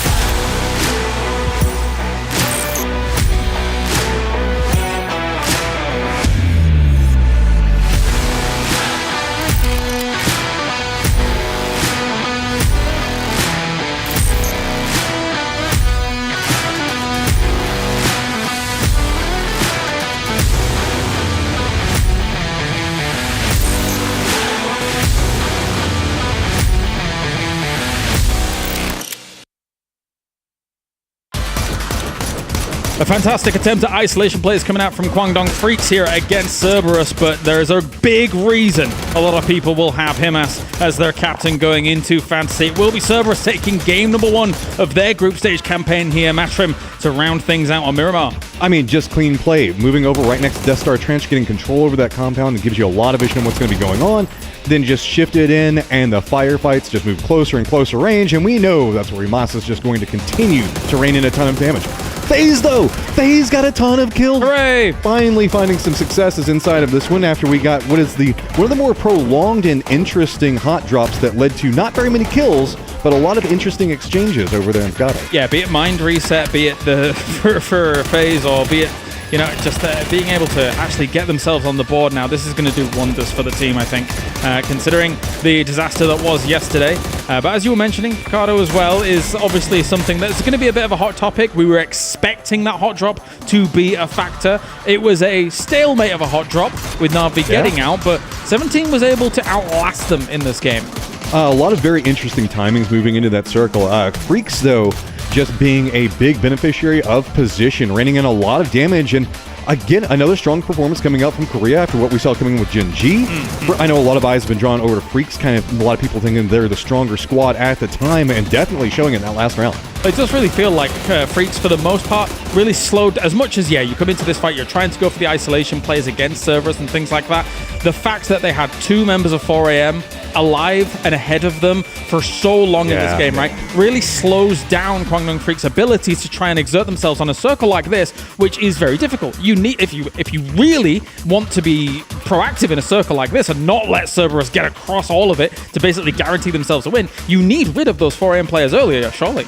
Yeah, you would think so, but I don't know. It felt like they were wanting to be a bit more hesitant. Hey, how are you doing? Anyway, but the positioning coming out from Cerberus is one of the things I did want to tie into. They understood all of the vulnerabilities on how Freaks had to move inside that circle, and then just shut down all the different angles with it. Yeah, they did have Moss that was very far to the south of it, but it's like Freaks had no options. They had to go for that eastern hillside. Yeah, there's nowhere else to go. And the rest of it was pretty much just plains all opened up. So I love the idea on Freaks to try to move in, go for after those isolations, but the firefighting just got shut down so fast because of that southern angle from the Moss and setup. heard the casters talking about trying to get away from that position. There was just nowhere in that circle you could get away from that position. No, definitely not. But that being said, right, we got a team like Cerberus putting themselves on the board already for the first game of the group stage after winning out a previous PGS in stellar fashion. Admittedly, a little bit of a different roster, but someone like him alongside what was a great team effort from this one. I mean, as you were saying, they had like a very, very strong spot in the East. They were able to just keep transitioning strongly from team to team to team, and slowly as it goes. 10 kills for them will be the mark for them, and we have Kwangdong Freaks getting themselves 9 on the board as well. I would say as well, Matrim, this is probably a success for 17 considering the diciness of the start of the game. Yeah, I mean, they were kind of the tail end moving out, but they still managed to get 1,000 kills, or 1,000 damage, I'm sorry, 1,000 kills, that'd be insane. But that's half of the lobby dead just between these 4 squads, and that is a statement in and of itself. Just a massive amount of control coming out from it. Freaks being the ones I believe that took down Navi in the firefight coming out of that. 17 Gaming did manage to find some pretty decent success, at least managing to pick up a couple of kills, but for me, it is definitely about FaZe pretty much doubling their score inside of from yesterday, just in the first round. Well, it had to happen. Yeah. If they want to keep things alive for going into the final, it had to happen for FaZe. So a big success from them for the first game of Miramar. We'll take a look closer, though, at Cerberus as, well, guess, that's weird. Who's going to be the MVP from this game here, Matrim? I have no idea, and congratulations to your fantasy squads. If you do have the man that's on the left right now, 800 damage in the first game, 6 knocks, 5 kills, my lord. Yes, I mean, Solzy, Isaki, you putting in some work over there, but this was the Hamas show. He's just a monster.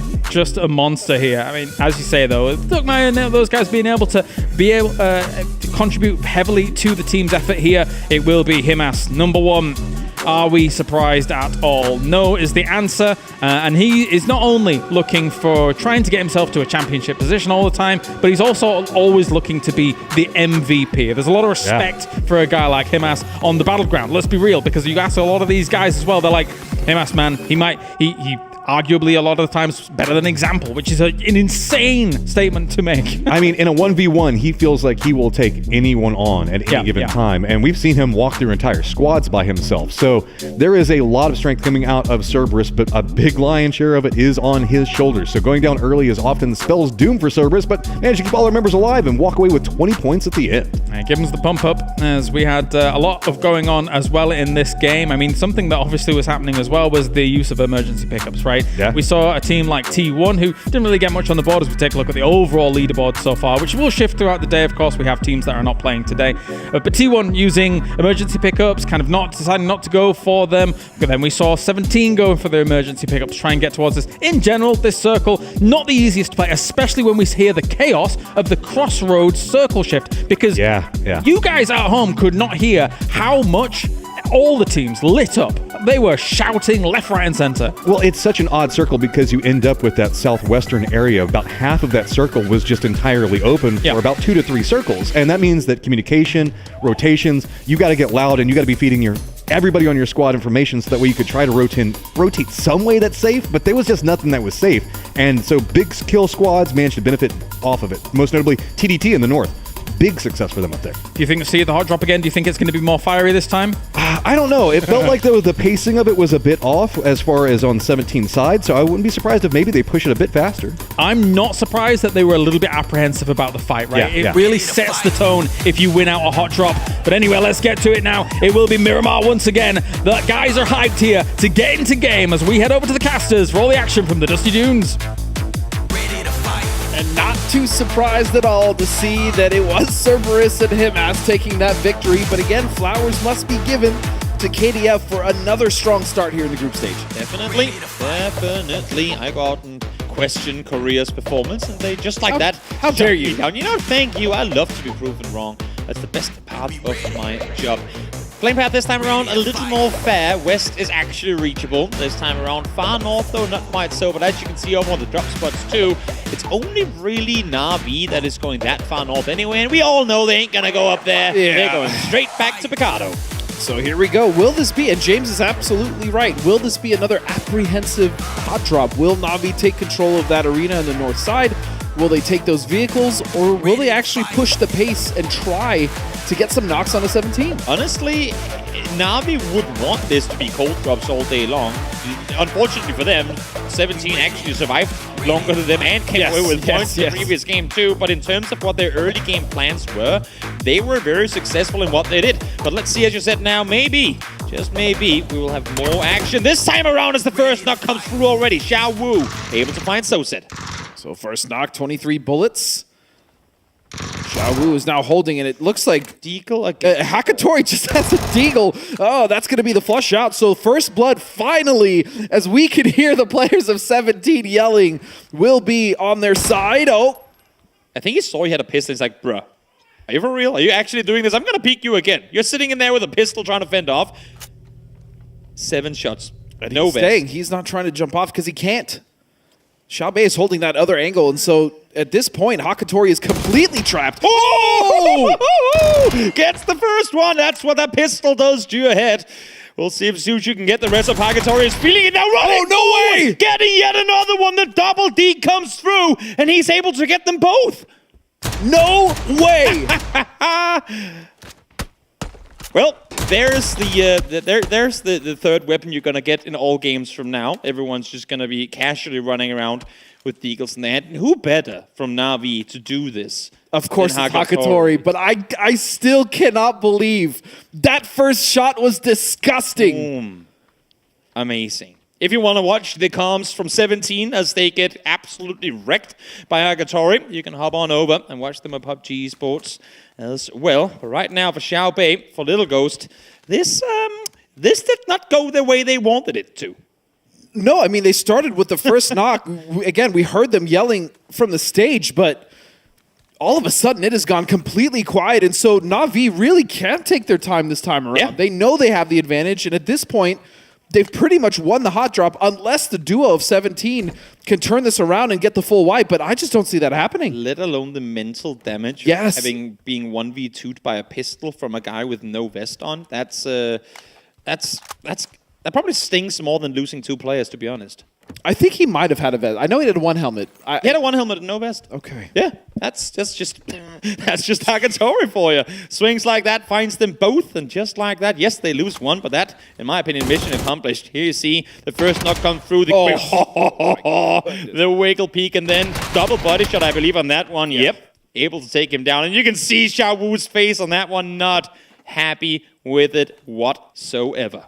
So Na'Vi pushing 17 further and further south towards that 5-story building, starting to loot up now all the control. It's completely in their favor. Also, look at what this does to the rest of the server. The reaction plays from everyone else. The circle is centering up in and around Picado. Yep. And all of what we see, with everyone obviously well aware that there's a hot drop going on, Quantum Freaks sends Cumin all the way over to the street, because what if a team up to go north, we can catch them off guard. Cerberus flexing much further west than what they otherwise usually would here early on to try and take control, try to get a look in towards Picado to catch people off guard, because what better in a tournament where you have some of the best players in the world than getting to shoot a guy who's busy doing something other than shooting back at you? It feels good. Yeah, that's what I'm saying. It definitely feels good. That's what I'm saying. So it makes perfect sense. They're all just, smelling the blood in the water. And through all that chaos that we've been witnessing between Na'Vi and 17, TSM have found themselves a great position to play from this circle, centered up just to the south in this warehouse compound. Underneath, it looks like Tiamba's split, and to the east side is Cerberus. So TSM, big opportunity here. Normally, you'd be way more cautious, way more slow in your approach, trying to take compounds here southwest of Picado, but they're fully aware that both the teams that are in and around here are inside the city proper still, so we can just claim whatever we want. Tiamba, but as you said, split to some extent.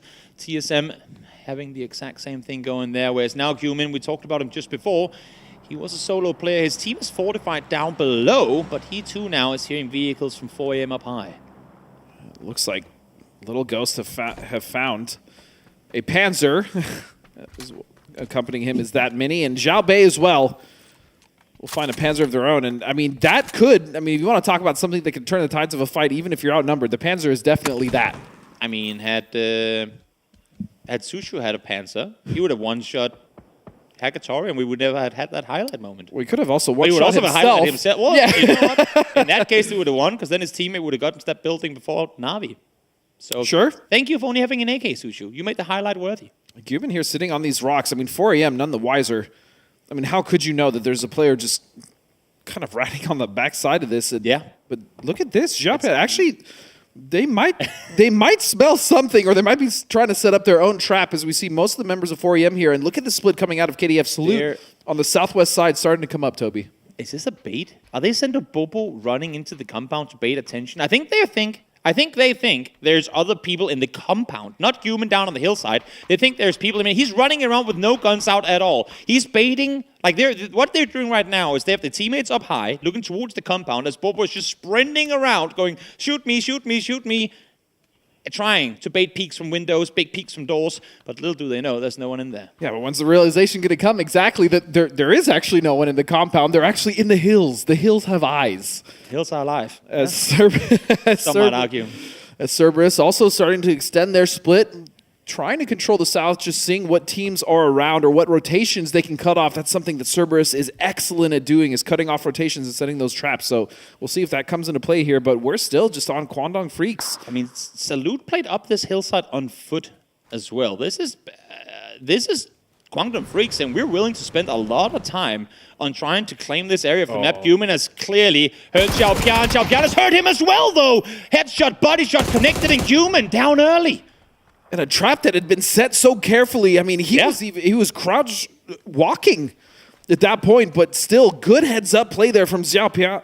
Now, did they see Bobo in the compound? That's the next question, because now they've claimed this part of it. Okay, Bobo is a bit isolated from his teammates, but he could get a really, really nasty off angle here if they're only focusing towards the east. This is still such an awkward fight, though, with 4AM kind of surrounding KDF at this point. Now, though, it's going to be two members of Cerberus to defend against FaZe crashing into this building. It's only the three of them, though. They've called it, like they've read it right, FaZe. They're catching them in a split, but they aren't full in numbers themselves either, so gotta play it smart. We've seen FaZe, unfortunately so, make a lot of mistakes in these early game fights. They lost the 3v1 against the Mat yesterday, but Pex this time around is able to find the first one. Dogmai able to take him down in return, though, as now he's going to be forced back down by Purdy as well. So initial damage done. Initial building one here by FaZe, and I don't think Cerberus is going to be able to group up in time. Jeans shooting towards Haisaki, but here's Himas close by as well. He's going to hear the footsteps, you'd have to imagine.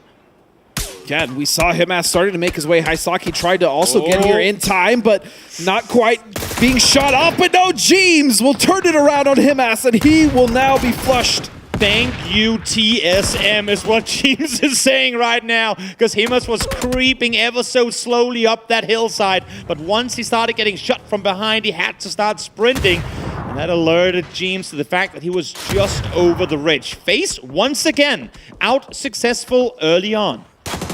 That's exactly what they needed, as HSMM will find Adder, so Gen G will lose a member early. Gen G actually showing quite a lot of resilience and great adaptations yesterday.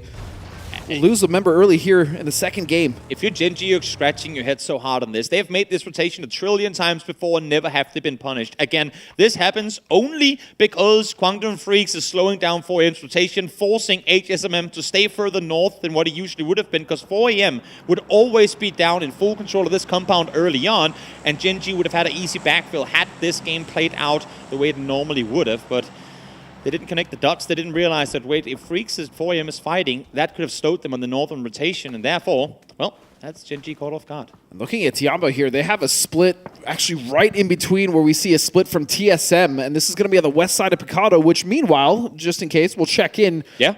Nafi and 17 are still there, which is not surprising at all, as the first shift will come, and it is actually going to go hard to the west side. Sonic's claiming a circle center here. They'll be happy with that one. We're getting some drawings from the observers on screen. Trying to tell what's going to happen. I'm not sure if FaZe are going to opt to go all the way towards Chuma. They might, but I think there's land down below that's going to be more valuable to them. T1 on the far western side. TD team will have plenty of time to rotate in from the north. Issue now becomes, how hard do you commit to the circle center if you aren't there? But let's now listen to CYU and hear what he has to say coming in to game number 2. Sau khi team em trải nghiệm ở BGS 5 thì bọn em rút ra được rất nhiều kinh nghiệm, tại vì đây là lần đầu tiên mà bọn em đến với đấu trường quốc tế. Thì bọn em đúc kết được kinh nghiệm và bọn em sẽ áp dụng nó vào trong BG6. Thì em cảm thấy rất là vui và bọn em sẽ phấn đấu với giải đấu này, tại vì đây là giải cuối cùng của năm và cũng là cơ hội cuối cùng để em đến với chung kết thế giới. Thì bọn em sẽ cố gắng hết mình, được đến đâu hay đến đó. Good lessons they have learned as we're now watching the fight here between TSM and that split we talked about with Tiamba. They're starting to encroach on the position of that warehouse compound. Meanwhile, Little Ghost still running around. Oh, taking a shot from Salute, of all people. And that's going to be on the north side, those ridges we saw earlier with that fight that had been involved with 4 a.m. But now TSM have been herded into this long building, all 4 members, Toby. Lenshu is going to be pivotal in this fight to come because TSM, you would have to imagine, wants to clear out the players of Tiamba. They don't know the whereabouts of Lenshu, though.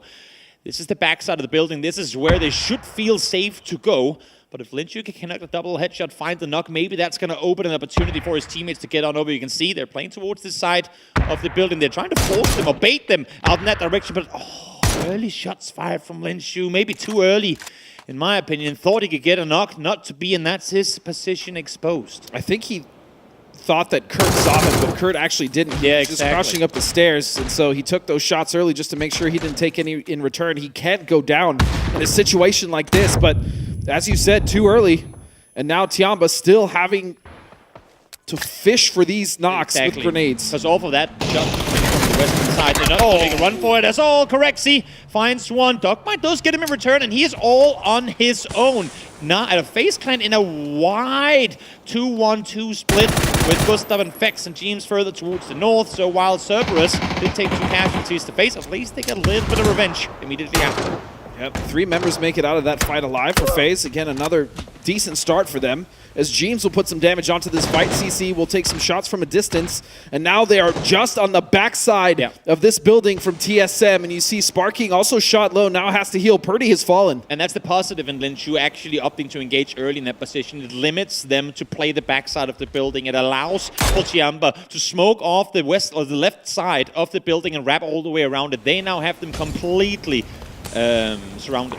The saving grace of this, though, it is notoriously difficult to push in these long buildings. So even though they have them surrounded, I agree with you that was the good play to make sure they cut off the backside. They still have to push in. I mean, right now, I think what they're planning on doing is hold them inside, wait and see the next circle shift and see if it's even worthwhile to try and make the push on forward. I might have talked too soon, though, because it seems like they're going to sprint on forward. They have flashbangs available, at least 1 in the hand of CC2, in the hand of 7-7 as well. And the circle goes west. It keeps them in, but now is when they have to determine, is this worth fighting for? Oh, Pow Pow! What a shot onto Sparking! That's the opener. That's what has to have them push on forward. They know one has fallen already. It's a 4v2, but as you were saying, too, a molly, a single nade every now and again can easily dissuade a push to come through. Especially cutting the sound, right? Those nades are landing so close that you don't have any audio cues as to if you're getting pushed or not. Now, they might be able to get him up because Pow Pow and the rest of Tiamba still getting shot from other teams in the distance. Trying to suppress them. It's just 2 players up close. It's an even 2v2 because once they're inside the building, Pow Pow and Lenshu can't really do a whole lot to help out. So CC, 7-7, forced to play this slow, and it's actually kind of playing into the favor of FaZe because of it.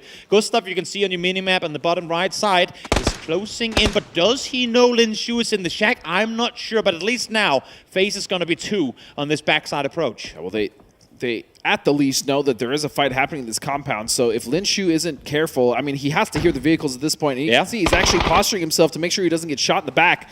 And now starting to look over towards FaZe, but Alo is now struck and Sparking will trade another member. So 2 members down for Tiamba. Timing could not be any better for TSM here. They get the double, the 2 players that were close on the building, and now they can go out and shoot towards Lenshu in the hills as well. Well, they helped FaZe earlier in keeping James alive against him, as maybe they get to help them again with Lenshu forced to play in the open. Good thing for him is that FaZe actually opting to rotate all the way around this. I don't mind this play whatsoever. Go up on the hills, see what you can see from here. You know it's a close quarter fight, and there's so much more in this game to fight for FaZe than trying to YOLO into a building like that. Well, the other thing about that rotation is they scouted the South Hills. They realized they were empty, and they know that most likely that compound is going to be shifted out. So why not work with the better terrain on the south side? Even if they have to fight another team, they have the terrain and the cover to work with. And to continue the early storyline, as we see it here, Cerberus opted to wrap further west after they found Corexy. They're actually coming straight back towards FaZe. They went, that's where we found Corexy. It should be open still. We should be able to rotate back towards the east.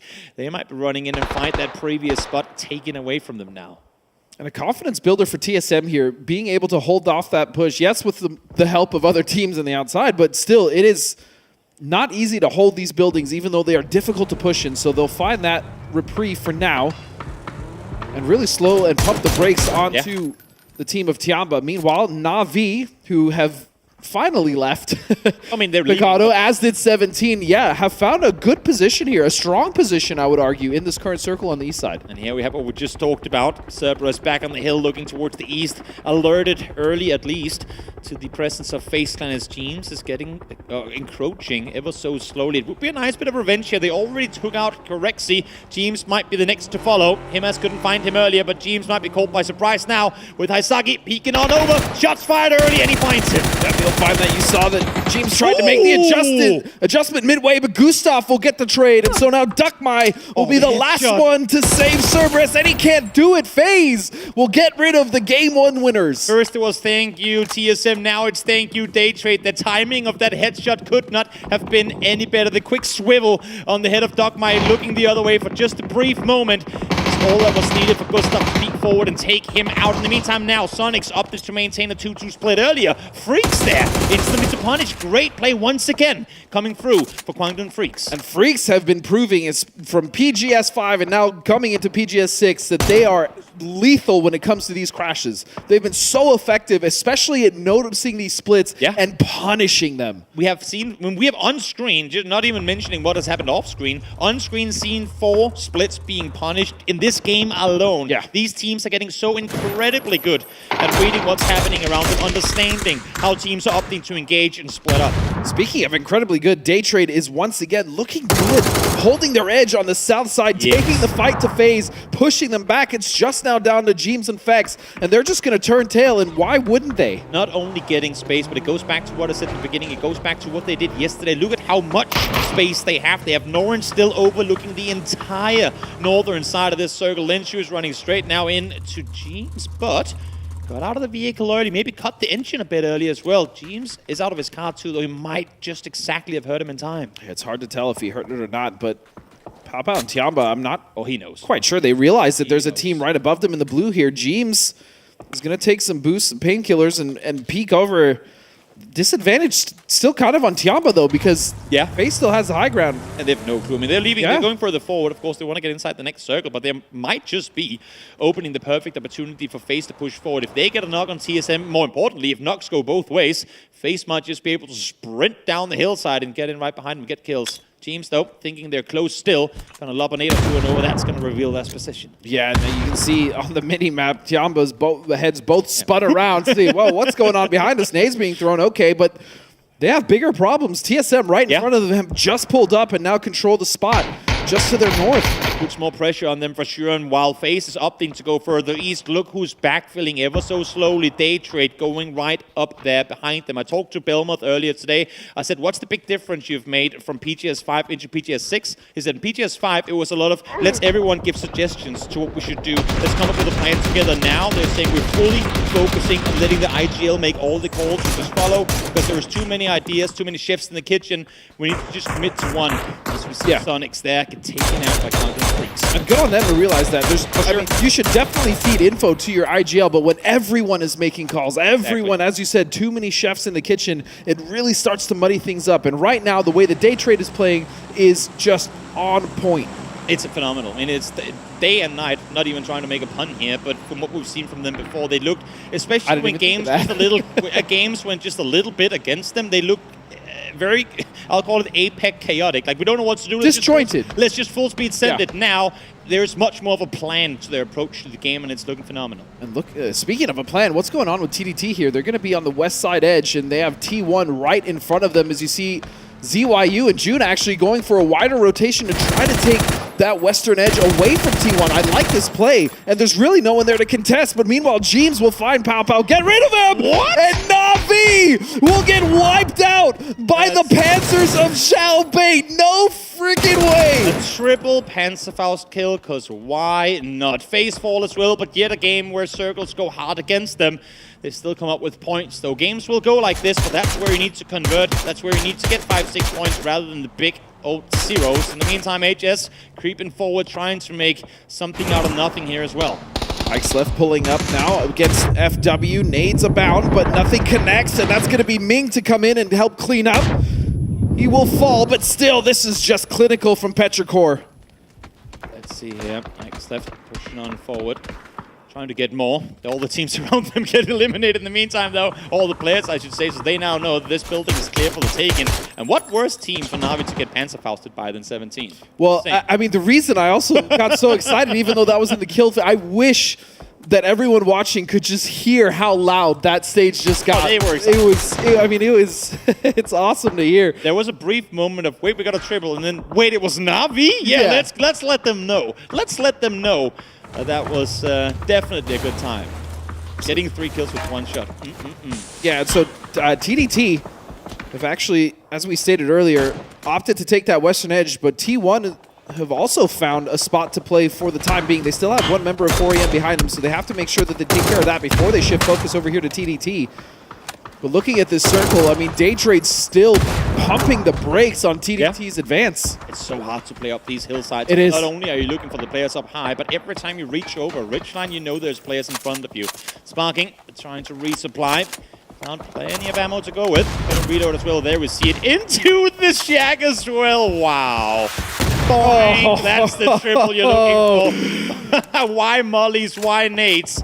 When you can just lob a Panzer on over and find yourself a triple. The crazy thing is they had those Panzers for so long, as we now see 17 contesting, and why not just have a P90? Yeah. To boot, so Chewy will fall. Petrichor now on the receiving end of these. Heather will also chime in with a nade, knocking down Ike's left. So much damage being done towards Petrichor. Might just open up an opportunity for 17 to push forward in this one. They're going to have to, because the circle has just shifted south. Might as well try and see if you can claim something off of this. 3 players knocked. They should have that info available, and here comes the push. Through the smokes they go. Lil goes P90 in hand, gets the flush in the first. Goes for Mill as well, and he finds them. Triple to the Little Ghost. Stand it all. You get 1 sure. But overall, for 17 Gaming, yet a game where despite being cornered early, despite being hot dropped, they come up with positive results. Despite losing 2 members early, they still, unbelievable, they still managed to come out not only with a decent amount, a healthy amount of points, 8 kills, still 2 members alive. The question of and the in day, the points. The question of the day, what hurts more, the double deep or the triple Panzerfaust? I still think the double thing is demoralizing, but the Panzerfaust is just tilt-inducing as EN will find June. And now TDT really starting to struggle with Daytrade not relenting in the slightest. And it's now a sandwich that they do not want to be a part of. One thing that I love about this Daytrade approach, the way they've opted to split now, is before Nurins was the spearhead. He was the main fragger on the team, always being the front liner to take fights. But he would also have all his teammates with him. Now he's the solo player. They've put him into an anchor position because he can hold off. He can easily fend off against 2, leaving the other 3 who might not individually be as strong as him to take the fight on the other side. He does this so incredibly well. He might not get the points because of it, but it leaves them much, much stronger in the splits that they opt to go for. T1 making good decisions here, though, all game. They may not have as many kills, but they have made sure that they have 4 alive in this tough circle to play with multiple teams on the Western Edge. I really like this macro, and now at this point, micro play that they're just sneaking into the circle, trying to evade the fights between Genji, Daytrade, and then TDT, who is also on their side. Keep in mind that there's still a proning sparking on that eastern side of the compound. If he goes unnoticed, for both 17 and Freaks, that could be very, very dangerous. He is behind them. As you see here, Freaks trying to run on forward. Xiaofei Little goes trying to stay put as the world is burning all around them. This is the problem. Daytrade was always going to be the problem, as Belmoth will find Raining, and he's going to get that point. So the full finish for him, and still T1. Like I said, they've been doing such a good job up until this point, but really this is going to be the challenge, because there's nothing to play that has any semblance of cover, as Little Ghost, the last one from 17, will have to deal with KD after they pull up. He has the P90. He gets damaged, but it's not going to be enough. Nice double flash over the top. Suppress as hard as you possibly can. Don't allow him to ADS with that powerhouse of a gun. Stanadol finds knock number 3 up on this hillside. He is absolutely playing out of his mind right now. The Mini is making it sing as now the push comes through. They make their way all the way down to the building. That's an 8 on the ground, and Belmoth finds the double as Daytrade hits kill number 11. Despite winning the first game of yesterday, they struggled throughout the middle, cleaned it up in the end, and we can see that continuing into day 2. Daytrade is playing an almost flawless game here, Toby. I mean, we talked about yesterday how Na'Vi is one of the teams that have started to read the Twisted Minds playbook. You could have replaced Day Trade with Twisted Mind in this game, and they would have almost played it exactly the same way. Coming off of that western side, moving into this. I said Sparking might do damage from behind. He's able to find 2 knocks, but now he has to make a run for it too. Gets on forward. Is he going to be within nade range here? He might just be. One more left to throw. Oh, first one goes short. Second one. Oh, the other nades though. So close, you might just get the double kill because of it. Yes, indeed, he will salute, though. Staying alive. Zenith on one side. Nope, I take that back. Sparking, able to find the triple and top 5 guaranteed. And Luna Galaxy, meanwhile, throughout all this chaos, Toby, have just been sitting pretty in that compound that they took so early. Their biggest issue yesterday was that they were committing way too hard, way too fast without any information. This time, they took the time to make sure they got there first. They didn't have to deal with too many adversaries, and now they're in a game-winning position with 3 members up at the least. Oh, you really want to get rid of Sparking here. You really want to be able to utilize that side of the circle to full effect. Zenith finding him at a distance. Oh, just behind the smoke, I see. Yep. You know what? I've called Sparking a solo player for quite a while. I never realized Luke is still alive. Yeah. On the south side. He's just been. I didn't want to correct you. I was like, Luke's still there somewhere. While Sparking has attracted the attention of the entire server, Luke is like, thanks, bro. I'll keep lurking up here. But now, of course, with only a knock coming through, everyone, including me, thinking that was going to be an insta. Now they know. Wait, there's one more TSM guy left to be found. Yeah, and so they've decided to spread out on this. Playing for trades is crucial here. They need to make sure that they don't lose these 2 members, because then Luna truly is just a solo yet again, with Vinny still anchoring in that compound in case they need to back up. But the issue is Day Trade. Yep. Toby, Day Trade is now starting to pour over on the south side, and Luke cannot be long for this world unless Heroics, but no! Supposed to get shot in the back by his teammate, but they clean it up. They do, but do they do it fast enough? You can see Day Trade is on the sprint on forward. They know damage was done. They heard the prolonged engagement. Thanadol peeking up high, doesn't quite like what it sees, so he's going to disengage at least for a bit. There's still a circle left to pop. And now it's when you gotta play it smart. 600 damage, nice headshot connected there from Thanadol as they keep wrapping along that the side of the ridge. This is such a problem now for Luna, because Day Trade have completely taken control of the center of the circle. And not only have they taken control, they have obscene cover. They have everything. They have the entire circle. Yes, you can give them the 2-story building, but they will have to come out of that eventually too, and they can't even get down there. 11 kills already. This might just be a 14 kill game, I should say, for Day Trade, unless if Vinny thinks of denying points here. Kosa up close, good catch. Thanadol with a nade in hand, but not up to keep on over. This is going to take a heroic effort as Posa will start it off. Hold on. No, he gets 2! The heroic effort may have just begun. Down to Vinny needs to get out of that compound, though. He needs to assist as quickly as possible. Desperately needs the help right now. Posa prone, forced to heal on up.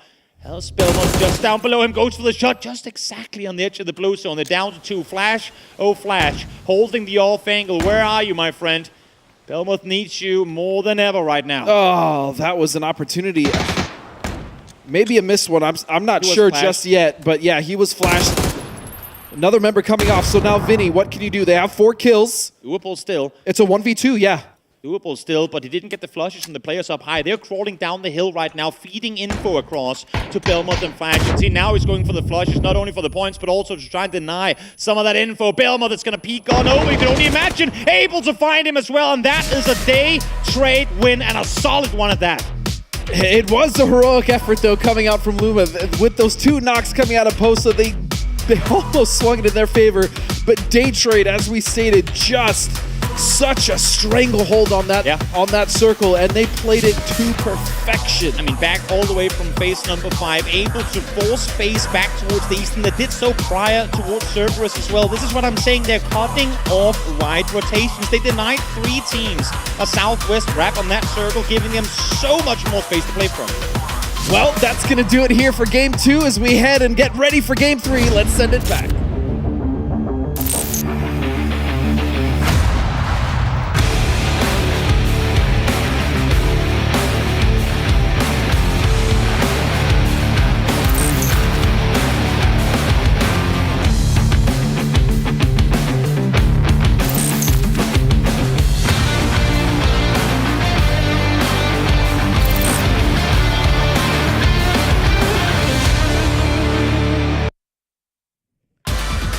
It's a big APAC start for our second day of the group stage. We've got Daytrade being able to win this out. All right, Hakatori, calm down. And they were calming down towards the end with that Panzerfaust from Xiaobei coming on in. So, and that is actually one of the loudest pop-offs I've ever heard in one of these arenas. But anyway, let's talk about Daytrade here.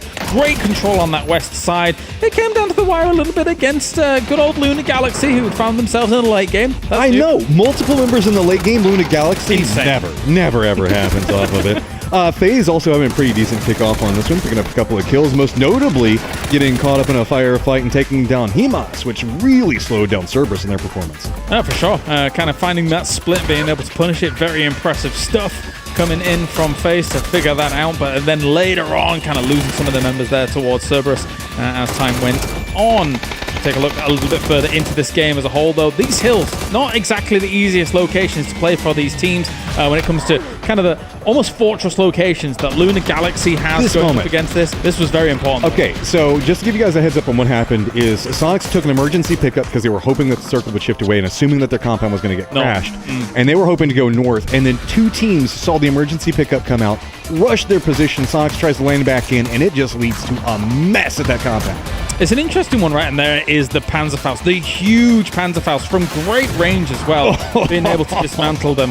17 loves that going up against Na'Vi, considering that the hot drops are on the way and maybe even more continuing on Erangel later on. But yeah, let's when you're talking about that emergency pickup, I feel like if Sonics does that 10 seconds later, it's totally fine. Because the circle hadn't popped, they didn't have the full information as to what was going on. They were kind of just assuming maybe they could get back down in time and the reinforcements from the north would be able to come, but no, everybody was on the ball. I mean, we talk about it a lot, that PUBG is a game of seconds and how everything interacts and interconnects. The butterfly flaps its wings and suddenly your whole squad's dead because you just left 1 second too early. As you can see Vinny trying to line it up there at the end, but Daytrade just being a nigh unstoppable with just a massive kill count. I mean, with that, they basically qualified themselves to the grand final. Oh, yeah. So, I mean, they're over 70 points now here, our Daytrade, so congratulations to them. This has been a brilliant performance across the 2 days here, considering oftentimes I'm a little bit of a Daytrade skeptic, some may say. Okay, let's be fair on that one, though. Daytrade can be a bit hit or miss. This event, though, it does feel like they've really unified. Yep. They are getting some circle love here or there, but they're also making sure to navigate their defenses very strongly.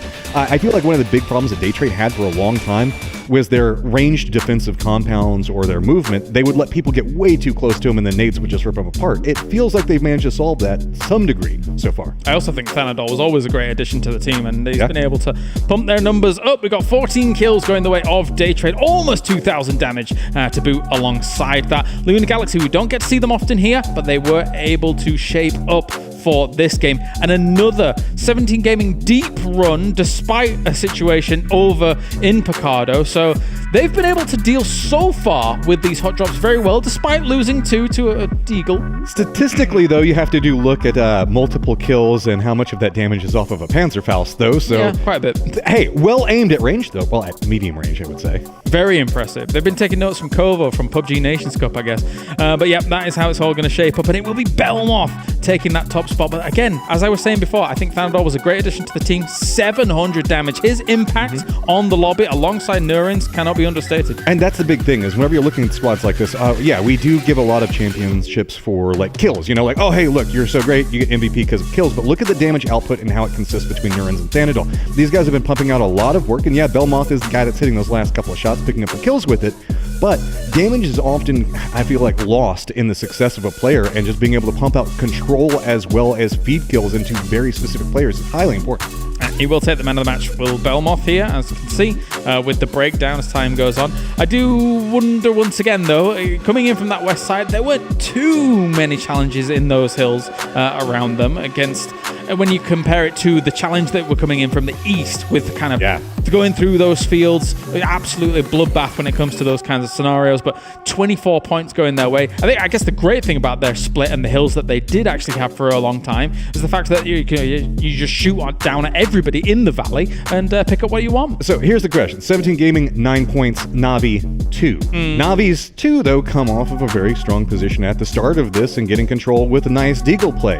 Are we going to see 17 Gaming and continued success picking up points, now starting to be more aggressive in these hot drops as we're going to be moving forward? Or do you think that Na'Vi has to be more aggressive, or does Na'Vi have to start pulling back?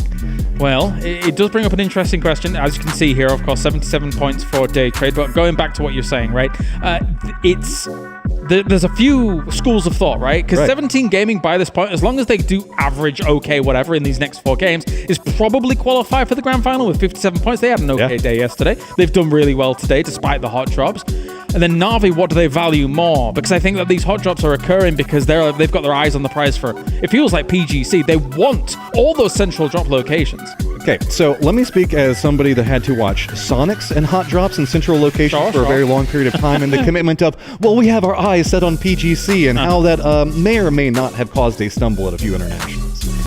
Okay, yeah, that's a decent comparison, we'll say. We'll see what Na'Vi wants to do today.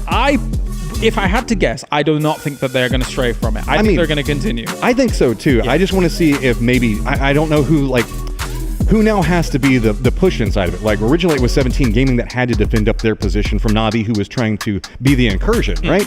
But now Na'Vi kind of won the hot drop, but then lost the war that followed by going out so early versus 17. So I'm curious if Na'Vi plays this one a bit more aggressively or 17 does, because I do believe the hot drops are going to continue. Yeah. I just want to know who's going to be the aggressor in the situation. It's a scary one. And as I mentioned before, I've never heard as loud a pop-off as that Panzerfaust. Dude, it was so loud. Yeah. So loud. It was very loud. We need the whole place mic'd up so you guys can hear it at home. But anyway, it is time for a break here. We're going to be moving on to our wildcard maps in just a few moments here for PGS 6. It's the group stage, day number 2 here. So far, so good. Day trade just getting themselves a win.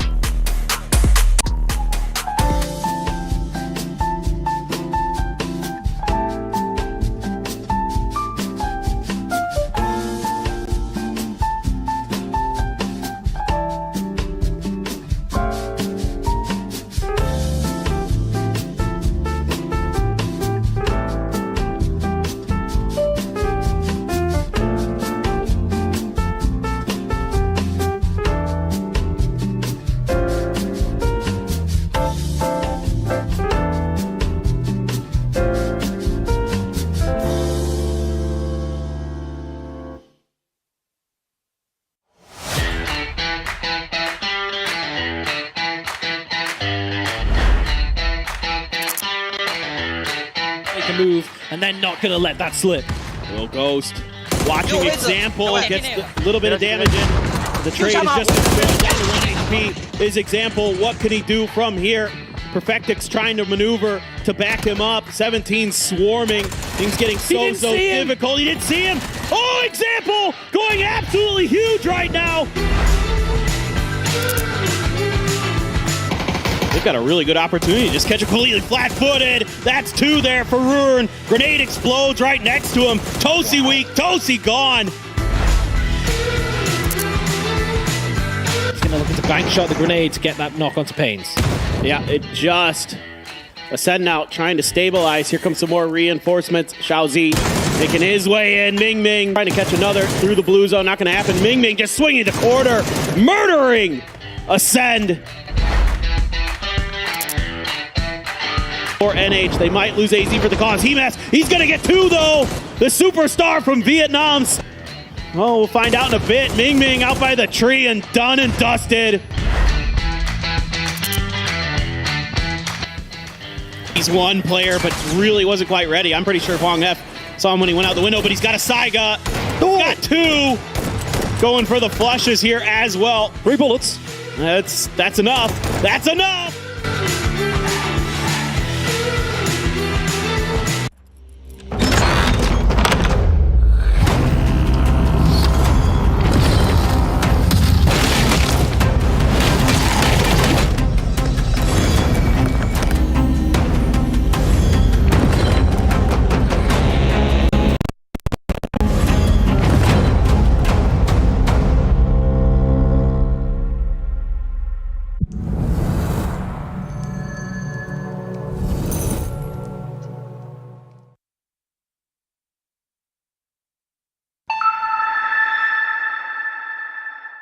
Have you ever imagined your dream life?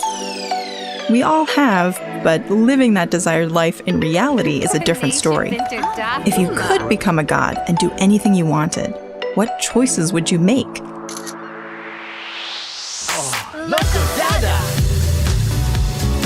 If you've ever entertained fantastical thoughts like these, we want to introduce to you a world where you can create your dream life.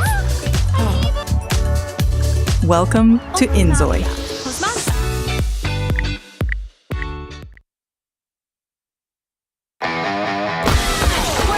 Follow my lead! Shut up! You can't even run properly!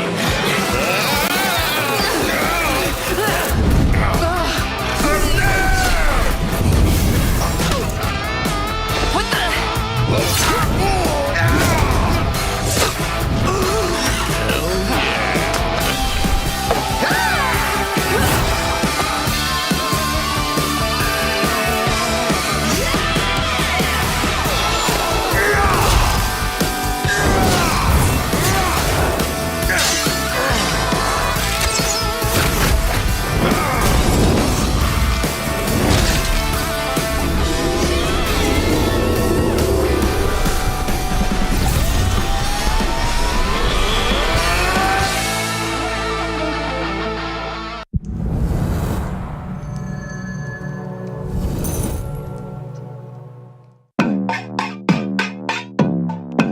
PGS 5 champions, Twisted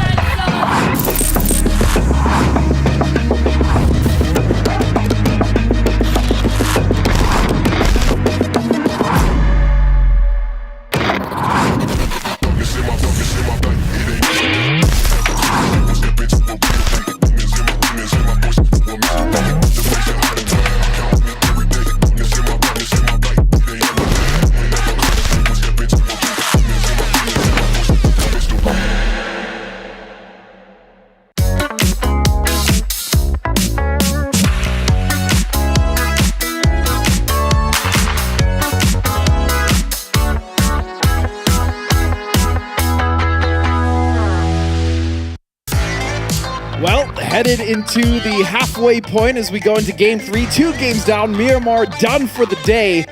And what a Miramar it was. And I think the question that we have to ask is, was the hot drop worth it? I mean, in the end, it did look like Na'Vi took the better of it, but both games, 17 managed to actually get the advantage when it came to getting the points that they needed. It's almost as if 17 is pretty experienced when it comes to dealing with hot drops, having to adapt on the fly and make things happen in a different way. I would say still, in terms of what Na'Vi wanted to accomplish, yes, they did. While they forced 17 to do things differently. Issue is, just forcing them to play differently doesn't mean that they don't play good. Correct. Doesn't mean they don't play good at all, but we talked about it. I mean, Day Trade again, just mentioning it. Yeah. Incredible game. Yeah. Incredible game. Some of the best PUBG we've seen from them in a while. But what is more demoralizing? The Deagle or the Panzer? Yeah, it's definitely a tough one. Definitely a tough one. I will say, though, with the first 2 Miramars, we had very hard to play games in terms of how the circles kind of went on. But we saw phenomenal PUBG all the way through in the first 2 matches today here. So if that's anything to go by, I'm sure we are in for an equally phenomenal game here in match 3 coming up right now. Now, we talked about some of the glows. Let's talk about some of the teams that so far have indeed been struggling. My eyes, biasedly so, are glued right now as we're looking at Rondo. Sonics. I mean, I have Tig Captain, I'm just saying. We need something good, my friend. That last play in the previous one, awkward timing as we see the rare double plane coming through, none of which will include the south side of Rondo. And yeah, maybe, you know what, I always say this, I'm going to say it again. Do we get Jadina City ending, you think? I Will we ever don't get think that? I've ever seen a Jadina. We haven't, because it's so far out of the end of the map. Yeah. And there's water. Like, everything is telling us never to go there. Yeah, something interesting to note here as well. We do see Tiamba and KDF both occupying Stadium, but we also know that there is more than enough loot, especially with the way both of these teams are occupying it, that they don't necessarily have to fight. Now, talking about another hot drop, a 3-way hot drop near test track is Na'Vi 17 and 4 a.m. And I think Na'Vi flew down initially, saw 17 and 4 a.m. both commit, and they're like, you know what? We just want 17 to be hot drop. We don't have to be the ones doing it. So if other teams are doing it, we'll just fly a bit further east. But as you were saying, Freaks and Tianba opting to fight for Stadium here towards the west side of the map. Okay, initially it looked like they weren't going to fight. Look at the apartments were being occupied by Tianba, but no, they're just there on the southwest side. A knock was taken early from Tianba, but they're going to be able to recover that. So a reset for both teams here. Yeah, well, at least for now. The East Circle to follow as well. Not something that we see too often. Always like this area of the map. You have the river kind of splitting down north to south. And yeah, then the fight on for which shot you're going to look at the circle. Yeah, I know. Yeah. I'm never going with anything you say ever again. That's the first and last time I ever get excited for you, Toby. That's good. That's good. I like it. I think in terms of rotations coming through this one, as we see, I don't expect this to be a full-on fight, especially with how much they're in the northeast and southwest side of Stadium now. I would be surprised at least to see Freaks fully commit back into this fight. 17 as well, plenty of space to play for on their side. No reason to commit towards a fight with 4 a.m. There's a lot of rotation opportunities into this one. It's all going to be a matter of, do we actually continue swinging east or not? But that doesn't matter right now, because now let's listen to Xiaobei. Welcome to the making interview, and now we're having Xiaobei from 70 Gaming's good start of the days, and we're so impressed by your triple kills by the Panzerfaust. Tell us more about it. 能不能多跟我们分享一下刚刚那把比赛中你用火箭筒的这个3杀？想说的是，哪位再厉害也没用，我们有 RPG， 将会是你的噩梦。然后呢，哪位建议别来沾边，我们不怕事，也不惹事。Yes, so Xiaobei was saying that they got RPG and they're not afraid of Na'Vi. So they're not going to find any trouble, but they're not also afraid of it. So it's going to be Na'Vi's nightmare. Thank you very much for Xiaobei, and this is our interview. Just meet you at the next match. Ooh, I like that. It's going to be Na'Vi's nightmare. Yeah. It seems so far as if that's coming true, but as we look at Na'Vi, I do want to talk about the circle, even though you so rudely didn't support me when I was supporting you. This is a really awkward circle to play, and we see a lot of circles near Stadium, Test Track. We've seen quite a few near Hongshan in the south. We really don't get many on the east side of this map. Not at all. At all. Not at all. I couldn't agree more. I think it's going to be, you know what, I never see the north included in anything, not even really rotation. So this time around, FaZe trying to make their way in from up there. Petrichor is obviously already on their way, making the rotation on through. Yet another shout out to the map feed. Make sure you have it open if you don't already. Do !map in chat and you'll get the link right there.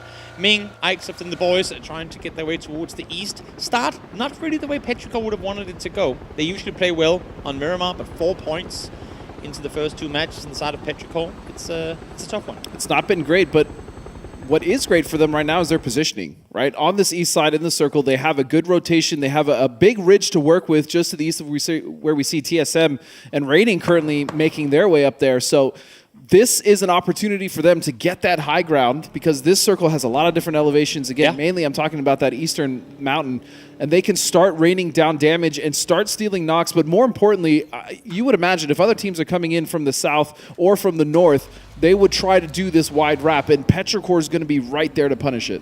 Definitely will be.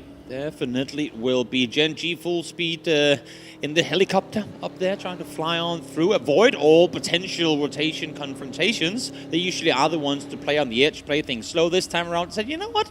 We have an E pickup. We're going into, I think for everyone's case, somewhat uncharted territory in the eastern circle here. Let's just fly, avoid all the confrontations, and land somewhere safe. Issue is right now, there ain't really a whole lot safe available in the center. Not in the center, but as we talked about before, the northeast is completely open. You said it yourself. We really don't see a lot of teams or a lot of circles go that way. And so with that, there's a lot of uncharted. You're right. Yeah, absolutely. A lot of uncharted territory, a lot of set plays to be found in that north side where we don't really see teams ever going. FaZe also one of those teams that are really taking their time and coming into the circle late. Xiaobei finding a Panzerfaust, putting into his car, seeing if he can replicate what he did in the previous match with set gun. As Lunar Galaxy now get their rotation going as well. Already in the edge of the circle, kind of going side by side with 17 Gaming. I would imagine that once, or if they do hear the vehicles from 17, which they should now, they're going to opt to make their rotation a bit further north. The positive thing here for Gen G is, as you stated, they are coming in on an E-pickup, but they also get to see a lot of, they get to gather a lot of information from that. So they'll be able to see that the East is empty. I'm not sure if they spotted Petrichor Road, but it's an opportunity for them. Luna Galaxy, meanwhile, still rotating dangerously close to 17 as well as 4 a.m. And so we'll see if they take their time and really scout things through or if they're going to run into early game woes yet again. And I'm hoping it's not that. I was just looking at Gen 2 here. They have 2 players coming in. Oh, this is dangerous. I had to open my mouth. Didn't you? You did, didn't you? Xiao Wu finds one. That's post up, caught in the open. Kraken should be able to fall back towards his teammates. Haven is down there as well. But again, I mean, for Lunar Galaxy, they heard the vehicles. They thought they were safe in doing a somewhat nearby rotation. But right now, 17, I mean, they've gone full nightmare mode. And they do not want to allow for anyone to be nearby them. I like that. And to give Luna a break, though, it's really awkward for someone to just be on kind of the backside of that hill, and there's no real way for them to have scouted that early. So that's just going to be an unfortunate situation for Luna as they continue to opt towards the east and the center of the circle. Meanwhile, though, in Myran, we have Na'Vi centering up, but look at that. You just pointed out Sonics is right behind Cerberus on the southwestern edge, and Daytrade currently with a wide split contesting a lot of that territory, Toby. I don't mind trailing rotations, but they're definitely cutting it close. Lunar Galaxy, though, going from one Chinese team straight into another. Bobo from 4 a.m. spotting people, but not able to connect anything with it. Xiao Pian, though, now peeking on forward. HSMM there to help as well. Former new happy players able to suppress, maybe for long enough for Bobo to get back up alive. Well, Luna Galaxy will be down to their strongest form, which is just a soul left alive. Vinny will drive away. Top 5 guaranteed. At the least. At the least. It's usually Posa. You know what? I think it's only fair that this time around Vinny gets a chance to add it too. Yeah, I think we've seen Vinny solo once, but yeah, you're absolutely right. Posa has done the heavy lifting as a solo for this team. Well, let's see if he's going to stay put or not, as I think that's a grenade launcher shell. Comes floating around the Chiamba players. They heard the shots fired up here. They are looking for any wounded targets in and around here. And I think with all the cars coming in, Vinny is realizing, you know what? I don't think I'm going to be safe here. Trying to make a run for it, and somehow gets to get out of their line. Yeah, but the longer he drives, the more tricky situations that he runs into. He's going to get out of that, and Tiamba, of course, are going to be chasing him down. That's a free point. They're going to get it, and Luna falls in 16th.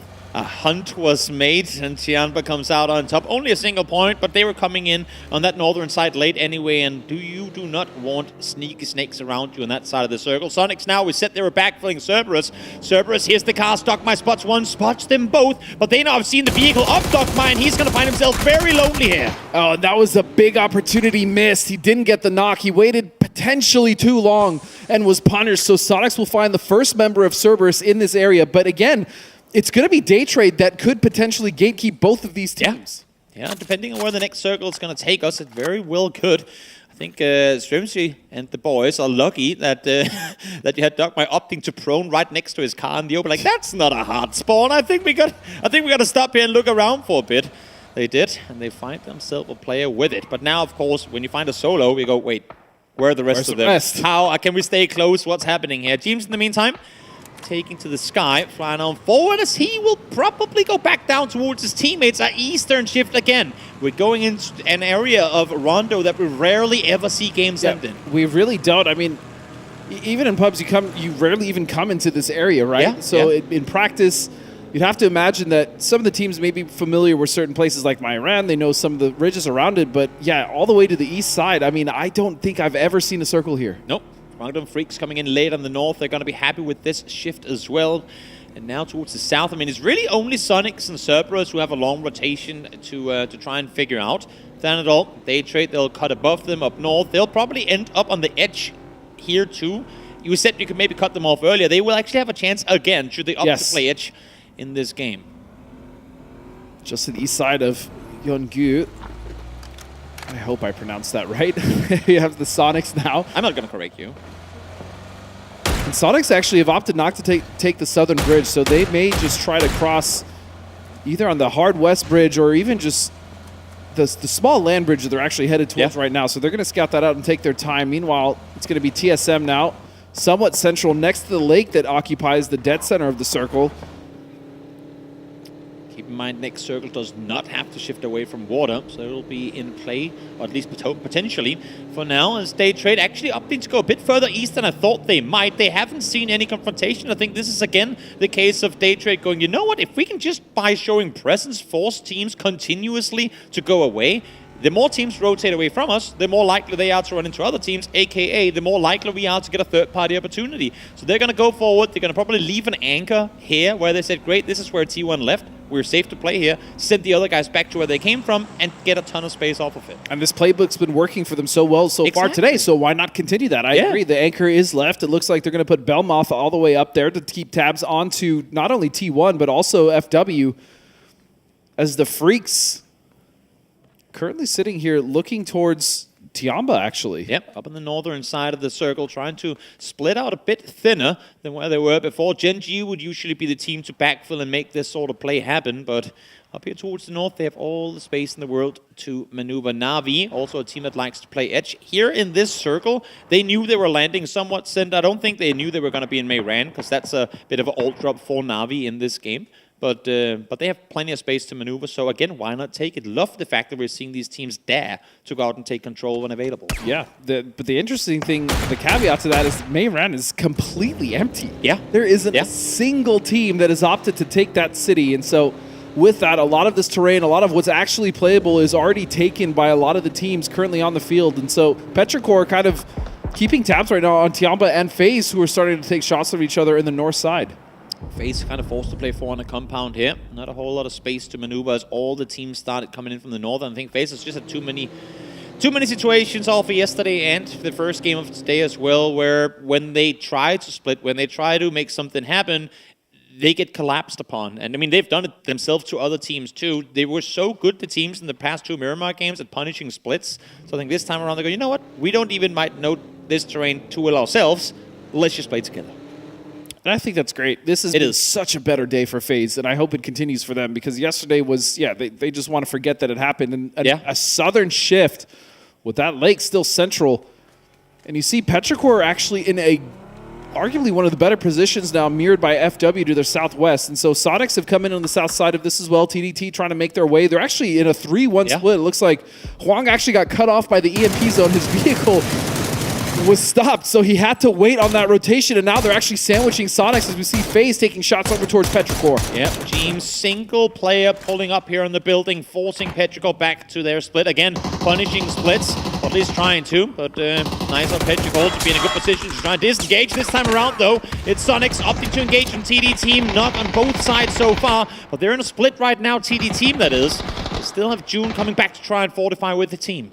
We'll get the res onto Tickleton here as you see ZYU is just full aggression mode. They know they have a knock, so this would be the time. They do not want to let the Sonics recover at all. Huang F now on the north side of this, or the south side, I should say, trying to wrap around and find another angle. Tig has not been picked up yet because of the pressure. Yep, trying to fall back. They should be able to get the res on up here, but do they realize that Huang is creeping in so close? I think they know that he was down there.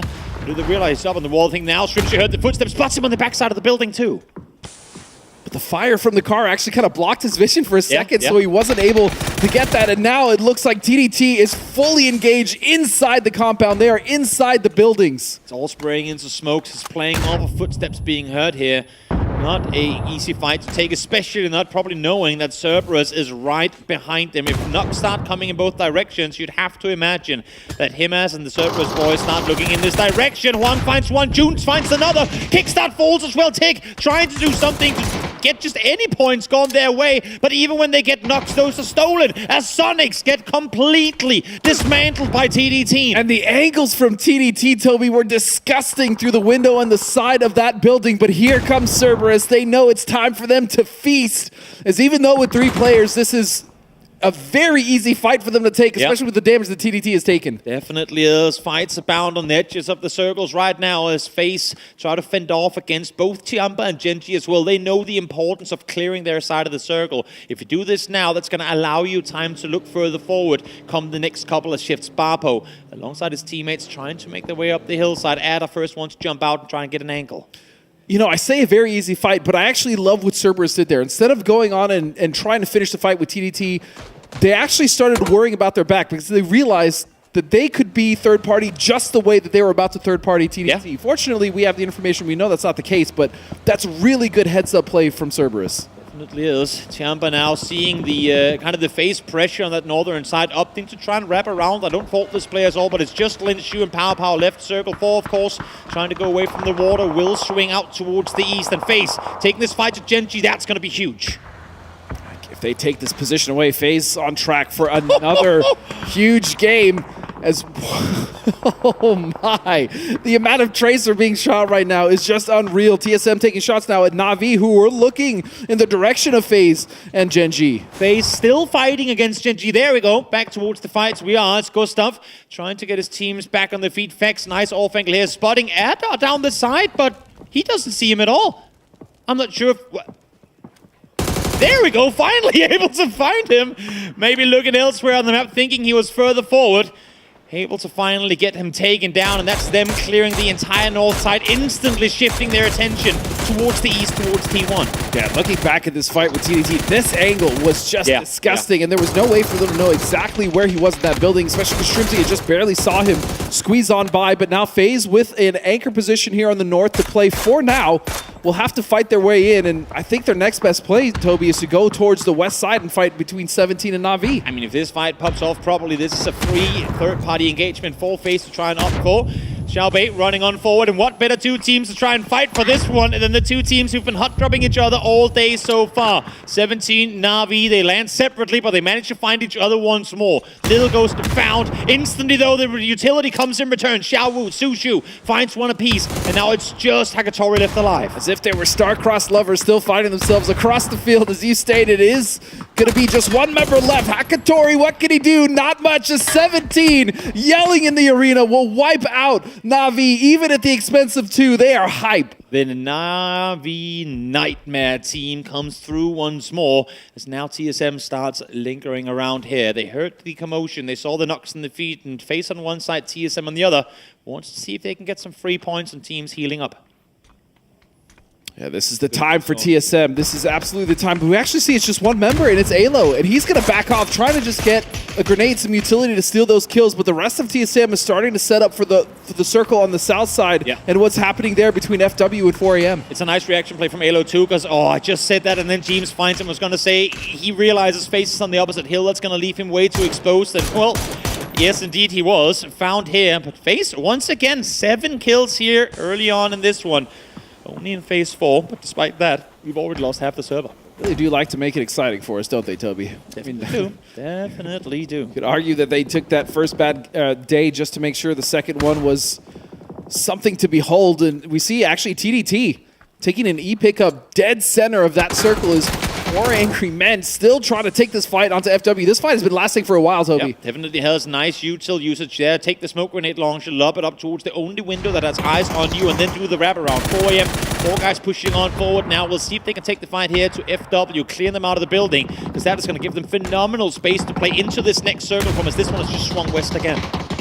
See what member of Tiamba coming to third party this and get as many points as possible. Still FW making this hard for 4AM. Holding this compound, which is difficult, especially with so many anchor points to come in, so many different vectors to attack from. FW still holding. A P90 definitely will help from Banana 1, but he takes a bit of damage there and is going to have to heal. The fact that 4AM is even able to get into this compound proper and take the fight to them is wild, considering the fact that they have P90s there ready and waiting. Now, Banana will find one side, will go down and get flushed to HS, though. As fast as he could try to get the flush in return, but not to be. Instantly after the vault, so now he's on the hunt now, goes for Tom K, and is able to take him down. TSM, though, getting involved. As you see, Sparking getting a knock in the distance. Xiaopian and HSMM, the last two members of 4AM here. And look at the snake. Lin Shu has been making his way slowly but surely to try to get points, to try to clean this up if possible. FW just down to raise. Again, an important compound to have control over, because look towards the north and the east. We can see in the background here, so good vision, and it's just exactly inside the next circle too. Lin Shu is crawling closer to them. Issue is now, with the vehicles being parked on his northern side, he's realizing that he's trapped between two teams. So 4AM, good for them. They've actually managed to get back up to 3 members. They only lost 1. And so control is theirs. And Lin Shu. It's Luke. He tried. He did try. He tried. I like the effort, like the attempt. Unfortunately for him, not quite meant to be as TSM now. After losing Alo early on, and this one is going to be running straight into FaZe. They're going to full speed pull up on this one, realizing Luke is a solo player. And FaZe doing what they do all the time here, trying to punish players out of position. TSM, though, still with an opportunity here to hold back the push for Luke. He's on that side of the rock, but it's Petrichor shooting it from the side. FaZe will lose Fex and Jeems. One blue zone nade lopped over, forcing FaZe to play this one a bit slower, allowing for Petrichor to get good angles. TSM says thank you very much, as Gustav will get the peek around, find one, but damage has already been done as they're down to just one player. Now Japan and the rest of 4AM just want to get rid of this final member of FW so quickly so they can start to focus on the other fights and get more points in those third parties, but Ray's not making it easy. In the P90, though, that will make it easy all day long, and so 4AM will get rid of FW. Hipfire P90, they clear the building. They have vehicles now to use as well, should they have to leave this position. An important game here for 4AM, who is currently sitting at 6 kills, looking for more. Now Daytrade down to 3, still 3 kills, though. They've been working a lot and fighting a lot, actually, on this Eastern Edge, Toby. As you see, Belmoth knows exactly where those 2 members are, and he's just going to slow down right where the circle edge stops. No lethal. They have no idea. Yep, he has no lethals, so else they would have most likely been dead at this point. Him has P90 in hand. The thing is, Belmoth can't push forward because he knows that T1 is on the hillside as well, so if he goes into the open, he's going to be doomed. Norrens, right now, is baiting the full attention of Himas. I think now he's well aware of it too. No, Belmoth, you got to do something, my friend. The issue is, Himas is unintentionally not allowing the angle to be seen. Oh, he doesn't. He doesn't have any utility at all. Otherwise, that would have been a free knock, essentially. And so that Pico bus is also notoriously hard to shoot through. So I don't blame Belmoth for taking his time. But now he has to do something. As you stated, he needs to bail out Norrens. Tries to reposition, tries to get a better angle to spot Himas behind the vehicle. Not quite there, though. He's fully aware of T1's position. So can't be too unconscious about this push on through. This has got to be so frustrating for Belmoth. Yeah, he has to be super cautious. Yeah. He has to be very, very cautious, and he's continuing forward. He's doing Norrens what he is can. like, please, help me. He's doing what he can, but can't quite get the angles. Norrens now down to half HP. Because Himas was tagged, they're going to crawl back into the shack themselves, so he's going to have to just lay here now and wait this one through. And this fight's happening outside the circle. Meanwhile, as you stated, T1 is just kind of watching over this. Yeah, he's dead to blue. Yeah, I mean, there's nothing he can do, and there was nothing really Belmoth could have done either, so I don't blame him. Not at all. Tried as best as he could to get the off angle without risking himself going down. The issue is now that the knock came through on that side of the circle, that might allow for T1 to peek forward, and indeed it will. We'll see if he gets to get any sort of revenge, or if the Pico bus with max acceleration goes sprinting away. Indeed it will, but Sololzi will be found by Rainin. Himas will fall too, and that's Cerberus out in 8-7. Yeah, an opportunity for Belmoth here as you see 2 members of Petrichor starting to push towards the split of T1. And that is going to be exactly what he needs if he wants to get the knock. But Ming is going to take some damage, and he's pushed off. Mike's left, realizing there was more threat to be fought against over that hillside. He's going to back on off immediately. He does have Mill on the northern side. You can see in the minimap there, kind of playing the overhead protection, not allowing for anyone to get any good off angles on them. As they continue to push on forward, Ikesleft able to find the first, but Tyke with a double comes through, finds the third as well, shuts them down. He will fall in return though. Unluckily for him, Mill was still there to be dealt with, but a lot of damage done to Daytrade. What an insane triple there from Type, unbelievable.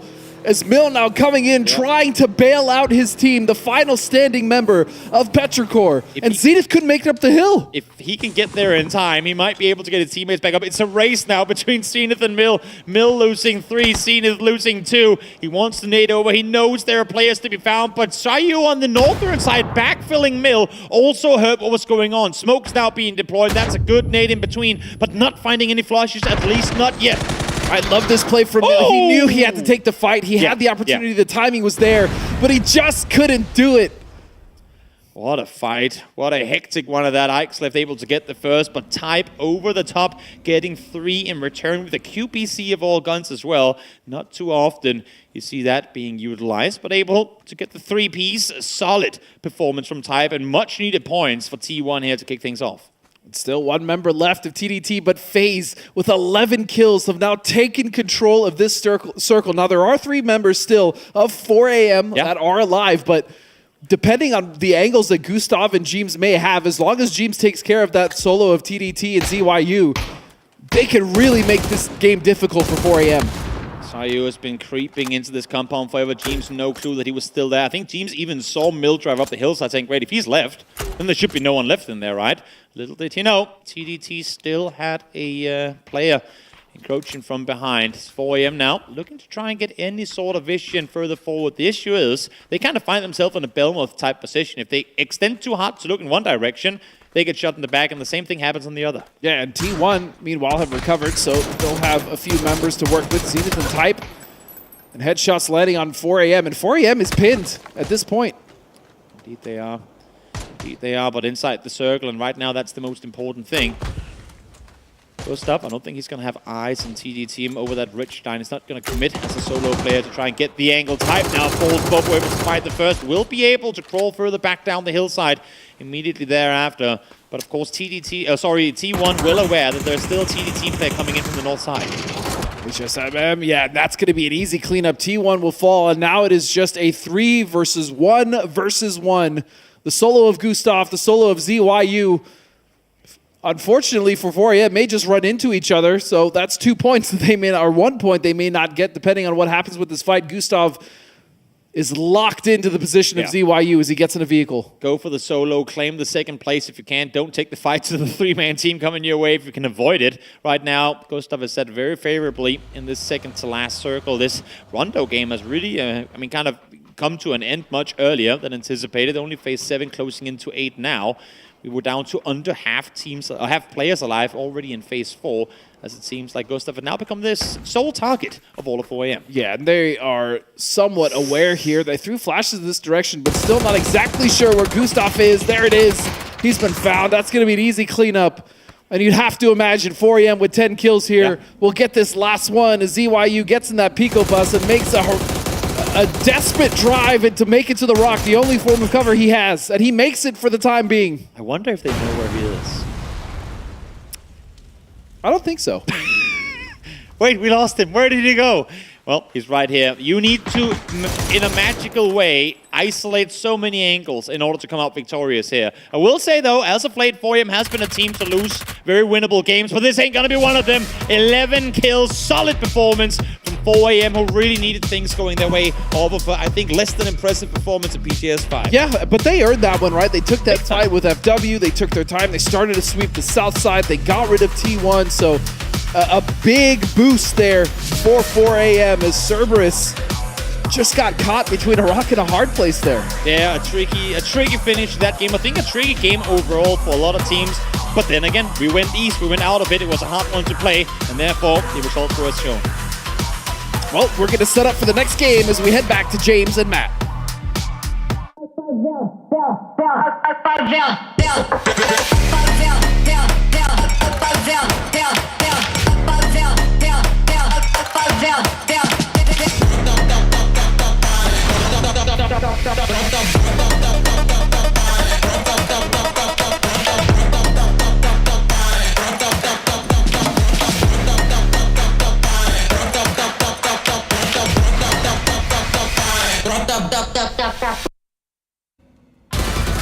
4 a.m. takes Rondo here for our third game of the day, as we had a lot of challenges towards the end of this. A difficult circle as well to deal with, but it will be 4 a.m. taking the chicken dinner in the end. Joining me, Matchroom, to talk about this one. Good stuff from them as 3 down towards the south of the circle. I mean, overall, a very fun set of plays coming out here. TDT being involved in so many firefights, even from the beginning where we see this whole Sonic situation that just comes absolutely apart for them.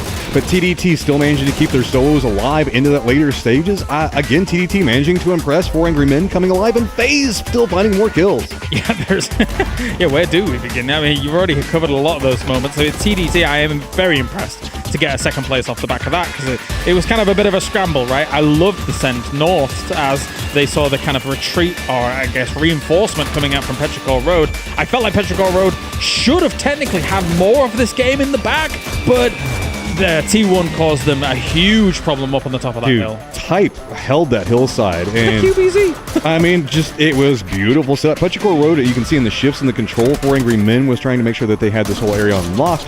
But notice the TDT solo member has to shift away here in just one moment due to the firefighting that was going on. T1 holding hillside on one side, 4 Angry Men on the other, with Petrichor Road holding the opposing hillside. It felt like that was going to be the control and theme until this moment right here.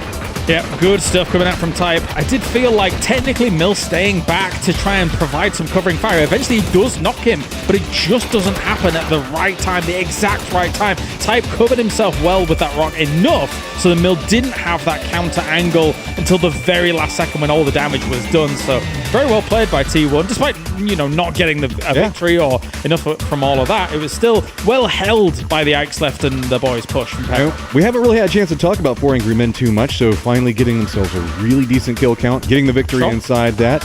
Never as angry as I would think 4 Angry Men should be, though. You should stay on branding with it, right? All of their photos are so happy with it. Well, I mean, what? They got themselves, well, I'm trying to think, probably 30-some points at least already throughout the day. Well, I mean, 21 points last game, right? Something like that? Yeah, something like that. So, I mean, all things considered, I sort of, for quite a while, even though they're GPT, written 4 Angry Men off even internationally for a while, but this is a brilliant start for them in the group stage of PGS 6, so maybe this can be the bump up that they need. I mean, yeah, that's... Where do you even start with 4 Angry Men? They're so historic of a squad. You know that they have some capabilities, but sometimes they just kind of get lost in the sauce. Not this time. They're starting to get more productive. They're starting to find more successes, specifically in a bit more of our chaotic maps. So as we're going to be moving forward throughout the day with only 3 games left, can they keep the pedal to the metal is the question. And you brought another team up that was keeping the pedal to the metal for today, despite having a bad time earlier. FaZe, man, every single game, another game where they get 10 kills on the board. Suddenly, the switch has flipped. James just like takes that anger that he had on social media, summons it into himself, and is just influencing every single game with just rage. It feels like, as it has been a day for them.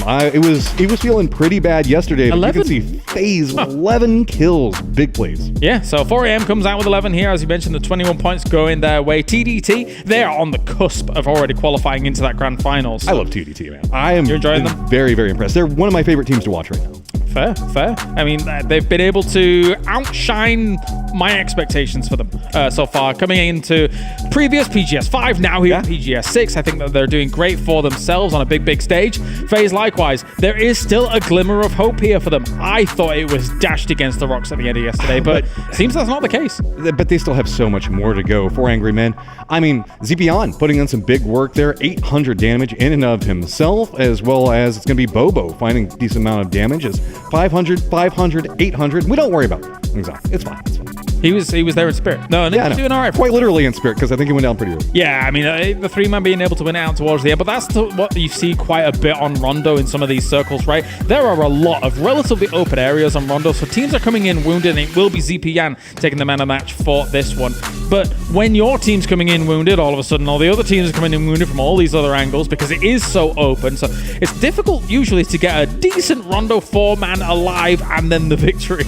Yeah, I mean, you have to either get some circle love or have some of the best rotations you've ever seen in your life on this map, especially with the way that the circle started off. Being so far over into the east, we almost never see that circle where we still had a bit of bay and water in a late game there. That was an absolutely crazy set of circles. Damn, 16 points for FaZe after, again, having a terrible yesterday, but now they're really ramping it up. At the same time, Petrichor Road, I did want more from them in this game. They had a compound for a long time here to be able to try and kind of lock that down.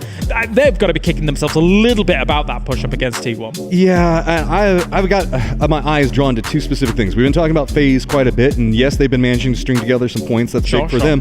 Sonics as well. They've been kind of paired off in our conversations as we're going through with 3 games left for them in the group stage. You can see that FaZe, yes, sitting at 41 points is doing better, but both of these squads need to secure at least 20, 30 points between the two of them just in their last 3 games. That's a lot of stress. There's still a bit to claim here, but hey, I mean, I feel like, I don't know exactly what their average on kills was throughout the day, but it's got to be somewhere around like 8, 9, or 10 across these games, which is technically would be enough if they play 3 more like that. And on the inverse, Gen.G had a great day 1, and it's been pretty quiet for them today, as I thought that they were starting to get into like good striking position to make it in the grand finals, and they've hit a wall, man. They definitely have. They definitely have. As we take a look further down here for some teams like Na'Vi, as I say, came in with expectations of going very aggressive on this one. Only 4 points so far from them. They're going to try and flip the switch on that, as they're very capable of doing so. But we will see, again, what their priorities were. We were musing about it earlier. What are those priorities? And I do think that they're on looking for grander moments. As we take a look at the moment, they don't seem perturbed. They are very, very feisty young kids to be able to try and position themselves well on the game. Dude, I just bumped into Hackatory a second ago. He was still just vibing off of the deagle shots. Yeah? So he's feeling good. I like that. I like that. Well, you can see that the countdown has almost finished here. We are going on to our 4th game of the day. It will be Taego as everybody starts whooping and getting it going here as we head to the Korean Peninsula. So without further ado, let's head over to the casters as Toby and Godspeed will take us all the way. Hey, that's us. Toby and Godspeed. Yay! Did you see that last circle, by the way? It was insane, bro. Is there anything else you wanted to say about it? No, I remember when you were explaining the circle, and I was like, hey, look at the circle. Yeah, exactly. It was amazing. I absolutely love it when stuff like that happens. I'm sure you really appreciated it that. It was amazing. Now here we go though. Taego is on the cards as we see a bit of a old cinema trailer on screen there. As the plane is again, I mean, a very fair one. The team should be able to go exactly where they want to. Do we see any continuation of hot drops? No, we do not. Na'Vi opting to fly north early on, not going to contest 17 this time around. Maybe that 3-piece Panzerfaust stung a little harder than we thought it would. Well, not even the Panzerfaust, right? The continuation of that fight on Rondo where they managed to wipe Na'Vi again, right? And so maybe 17 really is the nightmare for Na'Vi currently. And so, yeah, they're going to decide, you know what, we're good enough to qualify even with bad games, even with games that 17 may have got the leg up on us when it comes to points at the end. And they absolutely are. So, you know what? Let's just do our thing now. Also, I mean, Na'Vi has their own qualifier to play through. They are usually a very, very, very good Miramar team. They got 2 points in those Miramar games, arguably because they were doing things a bit different than what we're used to them seeing, as we now see an insane circle.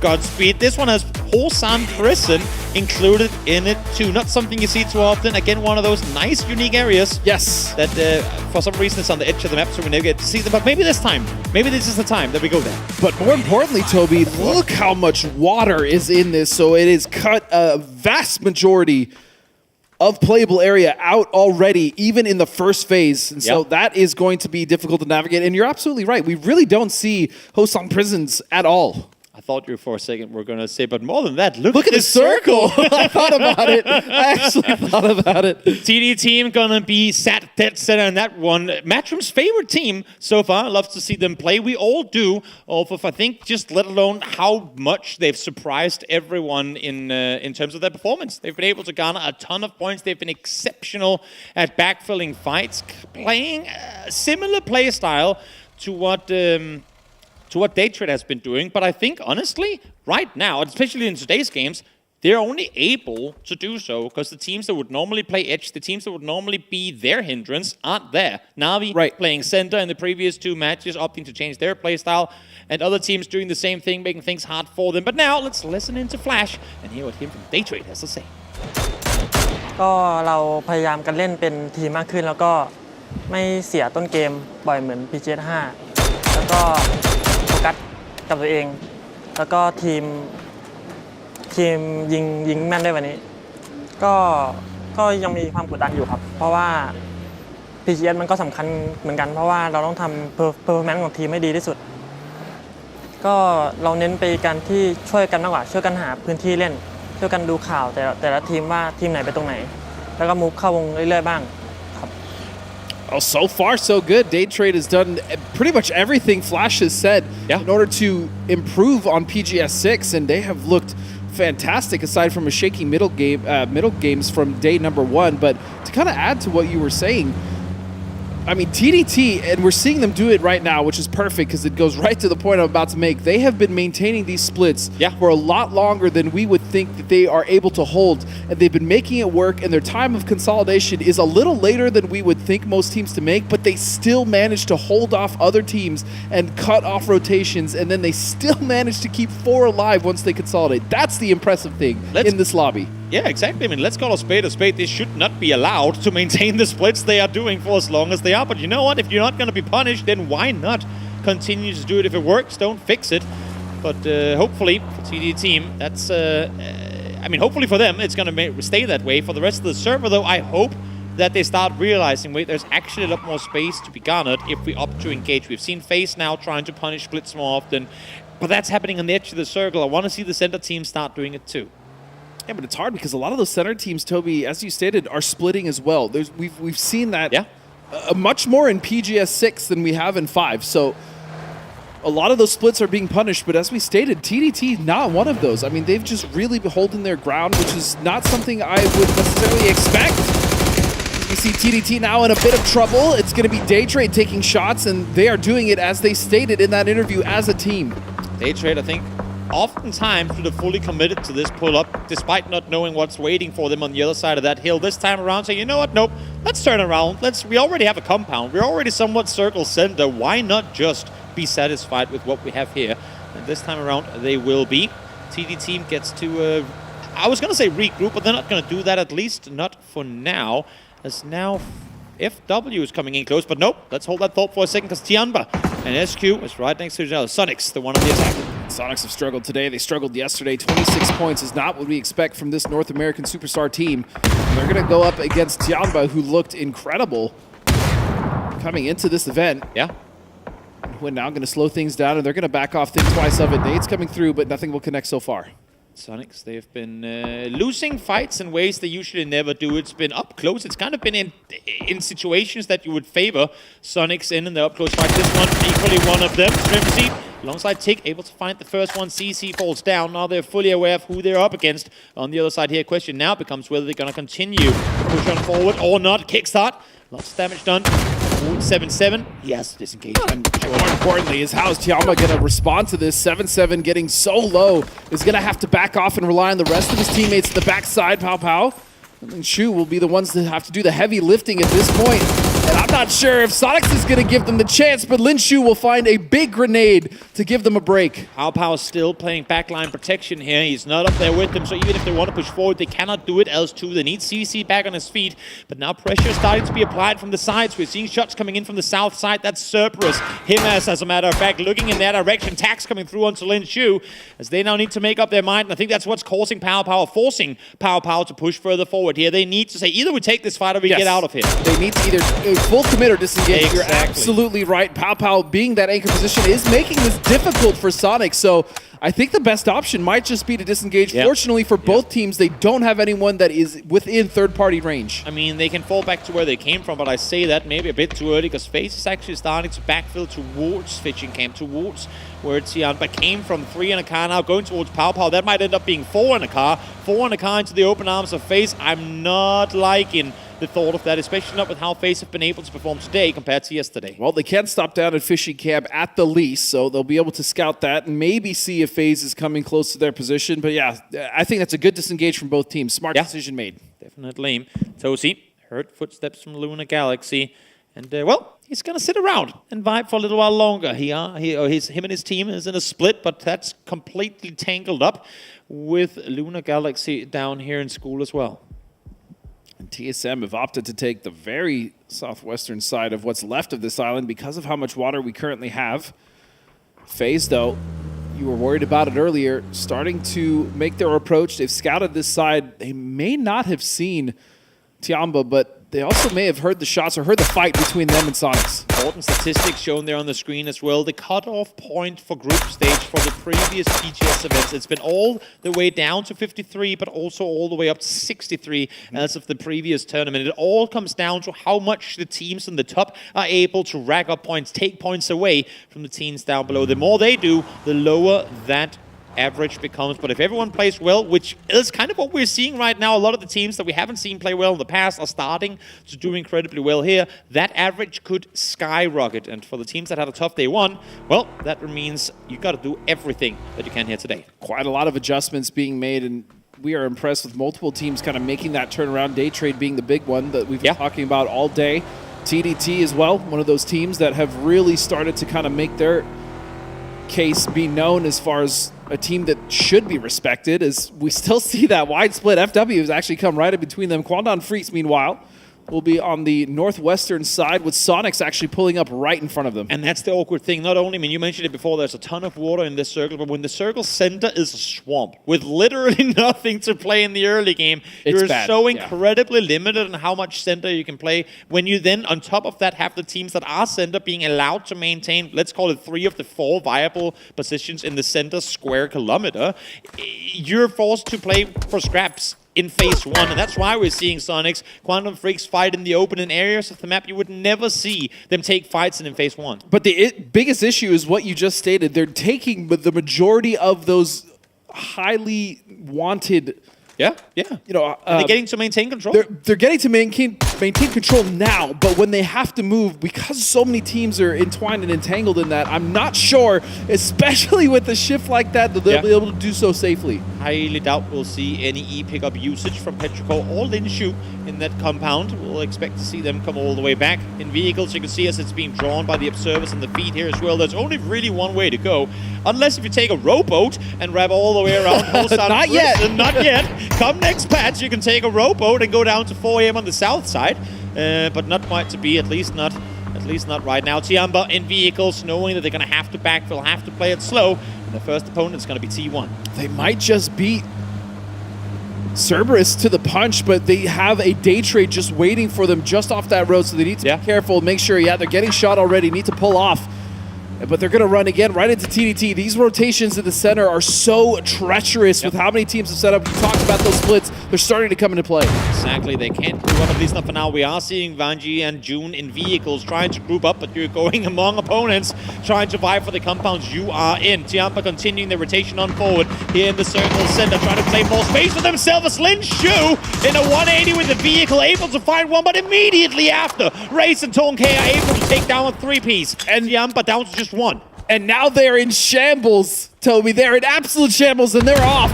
That was a huge defense coming out from FW between Tonkei and Raze. And more importantly, I think for the pace at which we've seen games today, that was the first kill of the game. Out of nowhere, all kinds of hell broke loose. Now we're seeing fights happen between 3 teams as, again, this circle center, there's so little, close to nothing to really play for. You try to play a hill, you try to claim open fields in phase 2. That is what Taker will do to you. And Genji in shambles right now. 2 of their members have gone down, and FW continuing their reign as they'll get 2 more kills, picking up Barpo and Rex, but they're still within the firing lines of multiple teams. Yeah, definitely are. FW, at least for a moment, get to reset. They should be able to get sacked. Oh, and I hear mortars. Hearing the mortars has me worried. TSM the ones, I think, firing them off.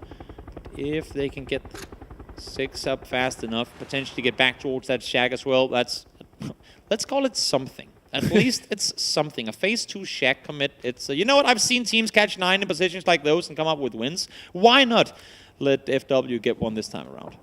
At least that shack exists for them, right? True. They do it's have more that. than cap been set for quite a few of the other teams. But meanwhile, in all of this, something that we're not currently seeing right now is, I love what Sonics did. They actually just decided, you know what, let all the teams drive into that chaos, go and lose members, potentially just straight get wiped as Tiamba did, and just wait to see the dust settle. And then they even had an E-pickup, potentially, and they just come in later. It's a very twisted mind's approach to a mid-game. It is, where actually, when you have a terrible circle coming up and you know, yes, there might be a center to take, but we're also most likely going to die in the chaos that unfolds because of it. Or what we're seeing on the replay screen here, let's just wait it out, as you were saying. Let's wait it out, and then we know for a fact that when we do have to make a move, those teams we're running into are going to be completely bruised from all the fights they've just had to take. In the meantime, now, out on the edge of the circle is 17 Gaming and Faceland. Xiaobei with the Panzerfaust in hand. He's got pretty happy with the big rockets as of late. Little Ghost will be the one to fall, and I think that's going to be 17 trying to disengage. They have the circle. They're inside for now, but now they're going to have to make a move as well. And the circle is shifted. It is centered up slightly on the west side. So much of that swamp is still in Toby as we see these fights starting to break out. Pegs just shooting from the blue still. I mean, they have a long rotation still to make. They try to hard grab east, but again, with the center unplayable, with Daytrade on the north, Navi on the east, Cerberus on the northwest as well. There was just no clear entry point for FaZe. At one point, though, enough time had been spent trying to rotate. They go, you know what? We tried to wrap around 3 teams here, but no matter how hard we try, we keep running into the next set of teams. We got to commit at some point, and it became here. Now, Sonics, they're going to hard commit E-Pick up into this Petrichor Crossroad compound. And at least for now, with the knock coming through, they're able to get the south side of it. Yep, they're going to be able to heal up. It's actually incredibly well timed. Yeah, that pickup was perfection. I mean, true perfection. Now 4 members up. They know that they have a knock, but the problem here is they can't necessarily get to it fast enough. So they're at least going to get the south side of this compound and control it without having to drive through what they witnessed Tiamba go through. Now, I love the balance shifts we have in games of PUBG. The north was on fire a circle and a half ago, but look at the space that Cerberus and T1 to some extent have up there now. T1 and Freaks will have to fight soon, but now the attention is on the south. It's Gen G, it's Luna in school, it's TSM and 4AM having to take a fight real soon. FaZe are coming back towards the northern side. That could cause a little bit more chaos up there. I don't have the biggest expectations for all of them. I would imagine Navi is going to group up. Cerberus is going to play the hillside as well. That should be enough to shut them down, unless if they hit some magical shots and approach. But right now, my eyes go south, because if you clear that, look at how much space you have in front of you to play into the next circles. Yeah, but like you said, the south is quite entangled with multiple teams there. 4AM, we see Luna, also Gen G. You have TSM on that edge, and for FaZe, yeah, you're absolutely right. They're going to have to deal with either Cerberus or Navi, and those are 2 options you never really want, as a grenade is going to take down Kickstart. Worst momentum shift ever when you have 100 to 0 nade come through. H1 is going to fall to that blue zone as well. Shrimpsy has to back off. As more utils being lobbed on forward. This is all Ikeslip. Picture perfect util usage. Wrapping on through, finds the third already. Now Luna is going to start shooting from afar, but the damage has already been done. It's just one, I believe, left on the side of Sonics trying to stay put.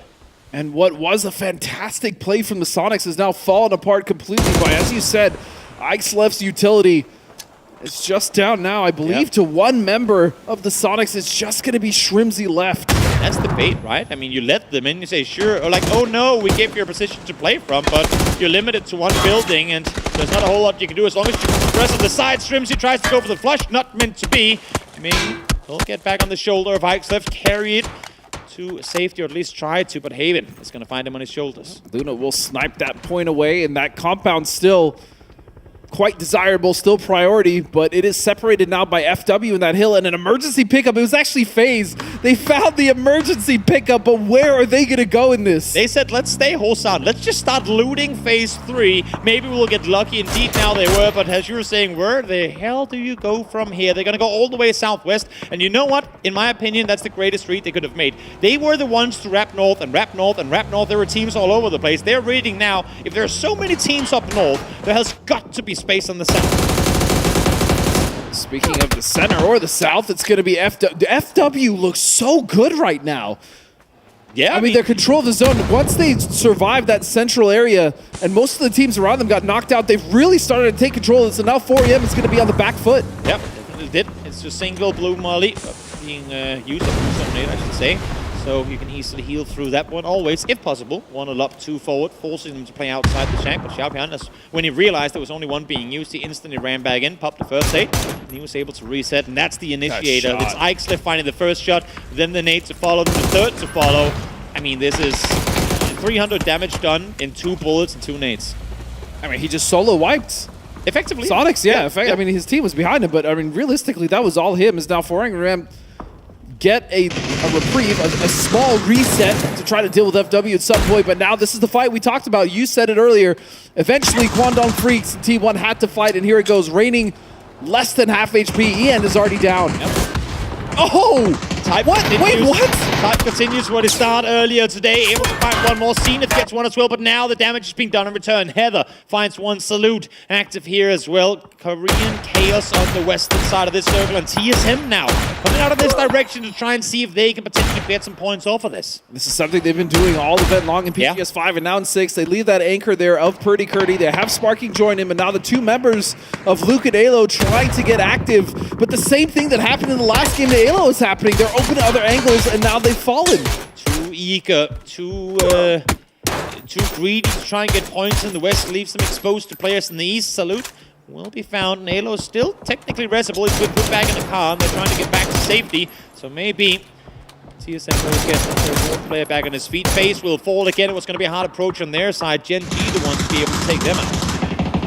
But not surprisingly, look at TDT as we see this fight get concluded. Finally, T1 will fall. They still were split in the swamp and that northern compound, and they finally consolidate with all 4 members. Oh, where is the Malta? Where is the Malta? Him as you are in a very vulnerable position. Well, Malta, nade, doesn't matter. They hear it land on the ground, fortunately, unable to split out. Or spread out as FW, I think it was, lobbing one over. Circle's going to go south.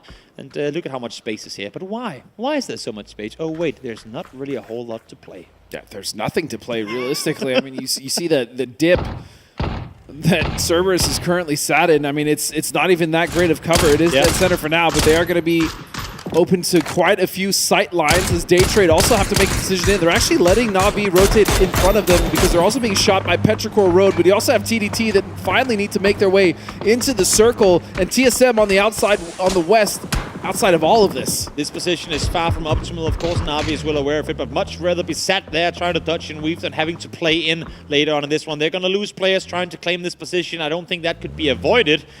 The thing is now, are they ready for this? You have to imagine Day Trade push coming through. Flash, double headshot onto Hagatori. You can hear the woos in the player's stance as they find themselves very satisfied. I mean, they said they're just going to start hitting shots, and they've been doing that all day long. Yep, again, Day Trade just looks fantastic all day, and TSM now opting to go for the south side, and I agree with this. I mean, we have the information, but this is the weaker side, right? They really haven't seen many teams come towards this area. They know most of the fighting is happening on the north, so why not sweep the south side, especially because it has, I say cover, but the best cover in the position that they're currently in. I'll tell you, how far are you shooting? 250? He's going to increase a bit as he finds Banana. Go one per rock, and you should be golden. That one a bit off to the north. Second one, though, might as well confirm the first one that you found. If you hadn't done it, that would have been confirmed by Cerberus on the other side. They committed 3 nades to try and get that one, but not able to get it. And you see Sixax just looking up like, oh goodness, where's the next one coming? But the amount of mortar kills we've seen in this event has been kind of crazy. Nice wrap here by Day Trade as well, throwing smokes towards their left side or their west side to try and isolate TDT. They know that's a third-party opportunity, but if you can isolate the angle, if you can take the fight to Na'Vi fast enough, you might just be able to pull it off. Diffix down. Hagatori could have gone for the shot there, would have found a very low HP Thanadol, but not able to get him. He has to throw down, and Day Trade, I think, has to fully push on forward on this one. They have to try and clear out Na'Vi to play open on the northern side. And that's exactly what they're doing, but meanwhile, they've left Belmoth to the west side to try to keep tabs on what's happening between TDT and FW, and that's going to be them cleaning it up. Day Trade are just on fire so far today in day 2. The way that I'm seeing this is just all pure confidence. They're playing happy. They're playing incredibly well right now as FW. They've been able to withstand pressure in this position all game long and somehow still find themselves with 3 alive. TDT, the ones trying to gauge on them now, but Raze, just 2 HP, but able to get to safety. Oh, and that nade so close to knocking Hwang F. And they still managed to make it into the circle for now, but it is starting to fall apart. Just 1 member left, and I don't know how, as you stated, FW is still making this work. 2 rocks on the shack, not a whole lot to play with, but still able to find points. Circle is going to swing east. Cerberus is going to be very happy with that as long as Petrichor doesn't opt to shoot them from behind. Purdy now lobbing a nade on forward. That's going to take out Gen G in 10th place. They're trying to make space in the south, but they know they have 4EM still left to push. Not only just 4EM, but now Luna Galaxy is opted to take control of what's left of the southeastern side, and so Petrichor comfortable in their compound for now, and it's gonna be Day Trade! Are you kidding me? What was that flick on him as of all players too? Turns on a dime, double headshot from Belmoth. He is dialed in. That was disgusting. Filthy. I need to take a shower right now. They trade. Popping heads left, right, and center. Love to see it. Wow, but just like that, Cerberus is still there. They're going to be able to recover, and Day Trade also took a knock, so things did slow down, Toby, as now TSM have to make that decision of do they push 4EM or do they go towards TDT even, who still has one member left on the west. I think they're going to have to wrap towards the east. Few people have ever humbled him as hard as Spellmuth just did. That was insane. He had no right to 180 him and just double tap him like that. Incredibly well played. As Day Trade again, I mean, they're playing so incredibly confident today as Norrens finds the headshot on Reese. 6 kills, still all 4 alive. And keep in mind, they've been wrapping in on the north all game long. No circles have gone their way, but they've been making so many good plays to try and claim this circle. Halo with his trusted Dragunov was looking for a knock. He didn't quite get it. In fact, he's going to be knocked in kind. As that's going to be a vehicle explosion for HSSM that gets him, and just like that, Day Trade has deleted Cerberus, finishing what they started. Make it 10. They were the ones to try and take him down, but they say no thank you. Day Trade are here, and they're here to stay alive. TSM now trying to lob nades on over. 4EM has been able to sit tight in this position for a while, but only because, as we see now, no one has been within nade range. But now they are, and they're forced to back off. Little do they know, Sparking. Util. He's not going to give him a chance to spark. Yeah, but what I worry about for TSM is Luna Galaxy starting to get involved, but they did lose Vinny, so that's going to slow them down, giving TSM all the time they need to clean up this fight, and they do so with 3 members still alive, 10 kills, TSM starting to come alive. Incredibly well played. Again, I mean, the team that's been forced to fight in the open halfway through this game.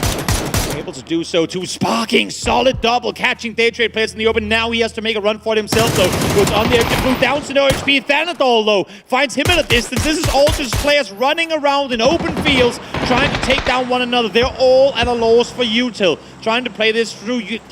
I mean, with how much Util Petrichor should have right now, you want to give them the benefit of winning this game. The issue is they're the ones in the worst position. Yeah, now they have to come out of that compound, and Luna have done a good job. They've been quiet most of this game, but they've done a great job of holding Petrichor back so that Kraken can get the shots on the TSM that they can, especially after they're being assaulted by Day Trade. Luna Galaxy able to now creep further up. Only 1 kill, as you said. So far, it's been a quiet game, but they've been happy in waiting, as all of the teams have wounded each other to an extent that now should make this a very winnable game for the boys. This is the best opportunity they've had all day to win a game. Arguably even all day yesterday, so they need to take advantage of it. Even if they don't clean up every single kill here, they need the win. There is no other way of saying it. They have been struggling so far. The toe still inside the circle, trying to stay put, trying to claim something. There's plenty of corpses to be looted. What he's going to get from here, I'm not quite sure, but now it's up to Petrichor. Post up. Currently the only player tasked with trying to isolate them, as Ike's here up on the roof. Now 800 damage and 6 kills. The IGL, the team. Luke finds one. 30 falls to blue. That's TSM out, and Luna Galaxy should now be able to push further forward. And Luna Galaxy currently sitting in 9th place. You think, oh, that's not too bad, but this is their 2nd day of play. This is their last chance. What do you focus here if you're Luna Galaxy? You've just, I mean, by not engaging on Day Trade, you've allowed Petrichor back into this back into the position you held them off from just before. Yes, I know that this winner chicken dinner stat says 50%, but they're the ones that could easily get caught in the middle of all of this right now. I'll give them like a solid 33 across those votes. Yeah, especially because they're starting to spread themselves too thin. You are 100% right. Instead of focusing one team, that way they can completely shift focus. But Day Trade actually might do the work for them. 12 kills. Yeah, there might only be 2 alive, but the Thai boys here have done an incredible job at eliminating all threats coming their way. Mill will find Thanadol. We'll see, though, if Norrens can respond to it. He doesn't have to. Vinny is there to help him out. Now it's just Chewy left alive. 4v1v1. Luna is getting all the help they can from the teams around them as Petrichor falls. Norrens, solo player, now left alive as Luna Galaxy in a very, very, very winnable 95.3% 4v1. I'd give them 95% sure, but yeah, at this point, I mean, if Luna Galaxy lose this game, it is the biggest throw I have ever seen. Nords will start it off, but no. Luna will get, even though it's only 4 kills, a desperately needed win here in their final day of play in the group stage. Only 4 kills, but a very, very needed 14-point grab on the part of this South American team. Incredible performance by them again. If Circle comes to you, don't over-aggress, don't lose games. You have to win, and they do so here. Yep. have to say, so far, Toby, this has been such a fun day. We've had some wacky circles, and we're now over halfway done with today's games. Phenomenal. I think the highlight of this one for me, again, is going to be Day Trade. Their continuation of fights all through. It's been amazing. As for now, back to the desk.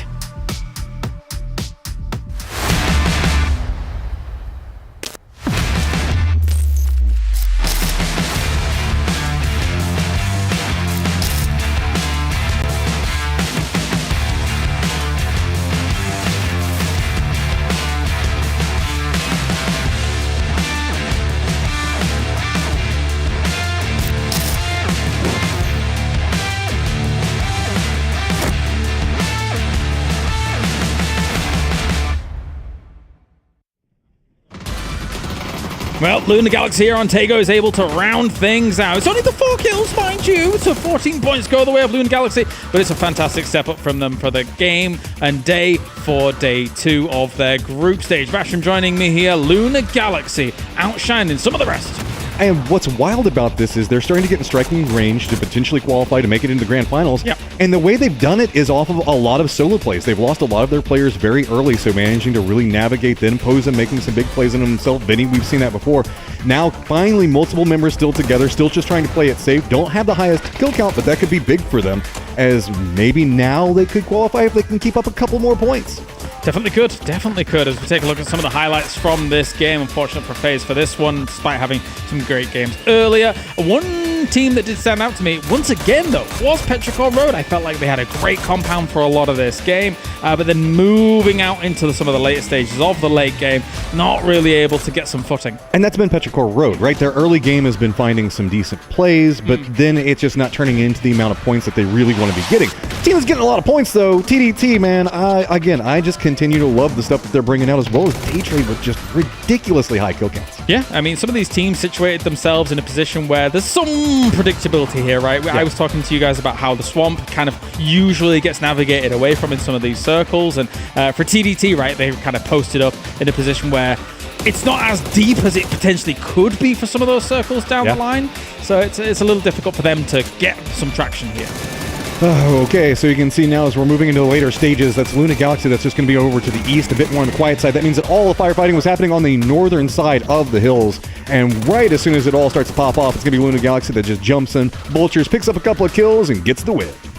They do. Well done to them. And as you say, in striking distance now, which is fantastic, considering that when it comes to the Americas, everybody's got their eyes on the TSM. Everyone's got their eyes on Sonics, Falcons, and stuff like that. Lunar Galaxy is normally the team that you think to yourself, it's nice that they're here. Okay, but let's be honest, how on theme would it be if Lunar Galaxy just kind of sneaks their way into the grand finals? Because that's how they get so many of their points. It's sneaky little Posa off, getting a couple of kills here or there, vulturing something, sneaking into the late game as a solo. I mean, on brand. On brand, and it seems like Frag's left as well. Maybe on brand being a bit fiery towards the end of that game here, not being able to convert exactly what they would like, but it is a fantastic win for Lunar Galaxy. As we take a look at the numbers overall, but they will be outshone by Day Trade and TSM. 12 kills on the side of TSM. That is a big game for TSM. Pretty much put them in qualification range. They're content. Erangel can just be whatever they want it to be. Day Trade just, again, the reign of carnage that they managed to put down on this map has been absolutely ridiculous moving forward through the day.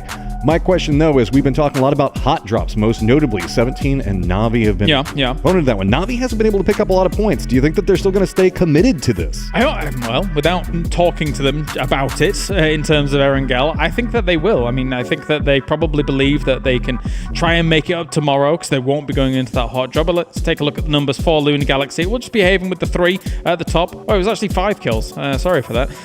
So they got one towards the end, of course.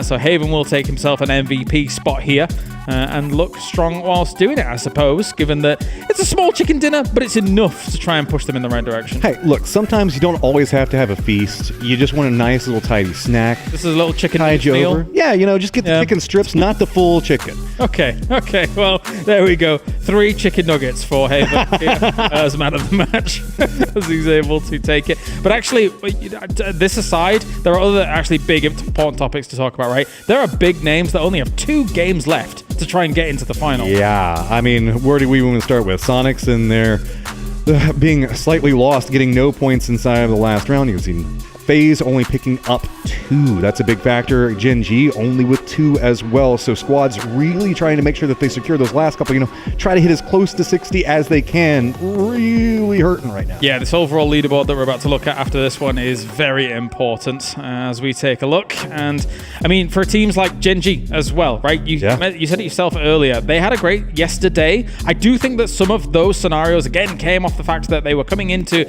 like a west side of a circle with little competition, finding themselves a compound and being able to convert from that. FaZe has just been 6 placement points, but just shooting at everything today.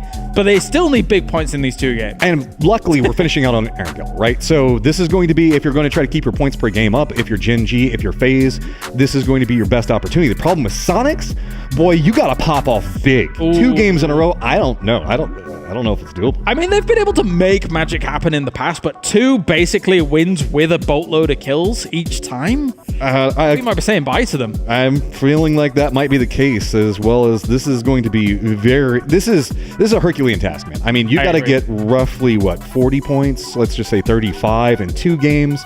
So late game top 4 both times, high kill counts. Maybe could get you there, but I don't even know. Regardless. Not with what they would have been playing right now. I don't believe it. I agree. Regardless of how much Erangel is your bread and butter, that is still very, very difficult to deal with. Again, we're kind of focusing on the teams that only have the 2 more games, right? There are technically teams right now, like Na'Vi, of course, which have had a bad start. Not the best situations, but at least there's still 8 games for them to try and salvage. But Na'Vi's bad start is based off of choice, and that is a big difference. Whenever we looked at what was going on with FaZe and talking about what was happening with them yesterday, FaZe was just kind of not being able to navigate circles well. They've cleaned up their firefighting. They're feeling better. Na'Vi is specifically choosing to put themselves in this situation. So that's why it's not necessarily like a, oh my God, we're so worried style conversation. There is a significant trend. I hate to keep harking on about FaZe here, but we saw it in EMEA as well, where it's all kill points, no placements. They need to somehow get over this hurdle in this tournament or the future ones coming along. But anyway, it is time for a break here for PGS 6. We have 2 more games coming. It will be the penultimate game of the day. The Grassy Pastures is on the way. It's Erangel. We'll see you in a few.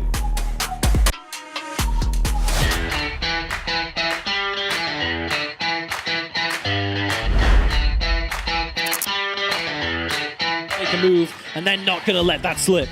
Will Ghost watching example, gets a little bit of damage in. The trade is just down to 1 HP. Is example, what can he do from here?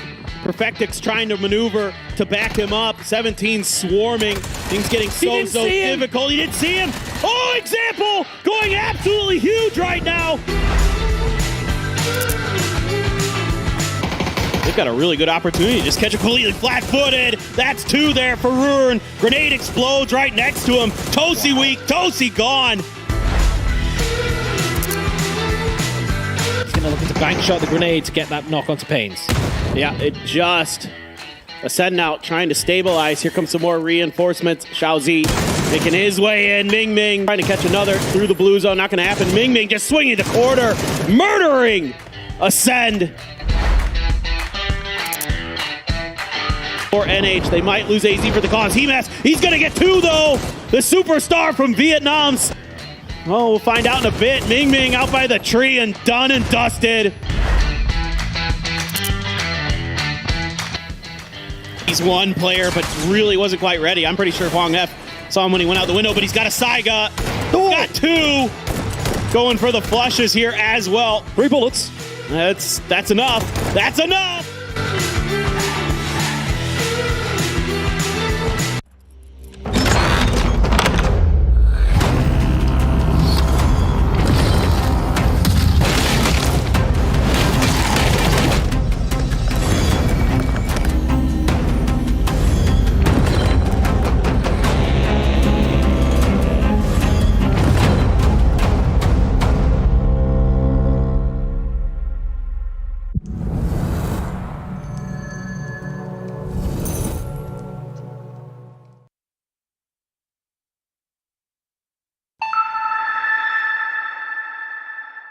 Have you ever imagined your dream life? We all have, but living that desired life in reality is a different story. If you could become a god and do anything you wanted, what choices would you make?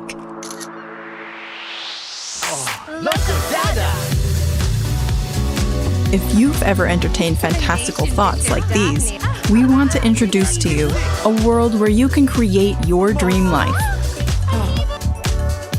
Welcome to Inzoi. To out-survive anybody else that's going to be in front of him, and hey, he'll take a couple of shots at whatever. Your 2023 PGC champion!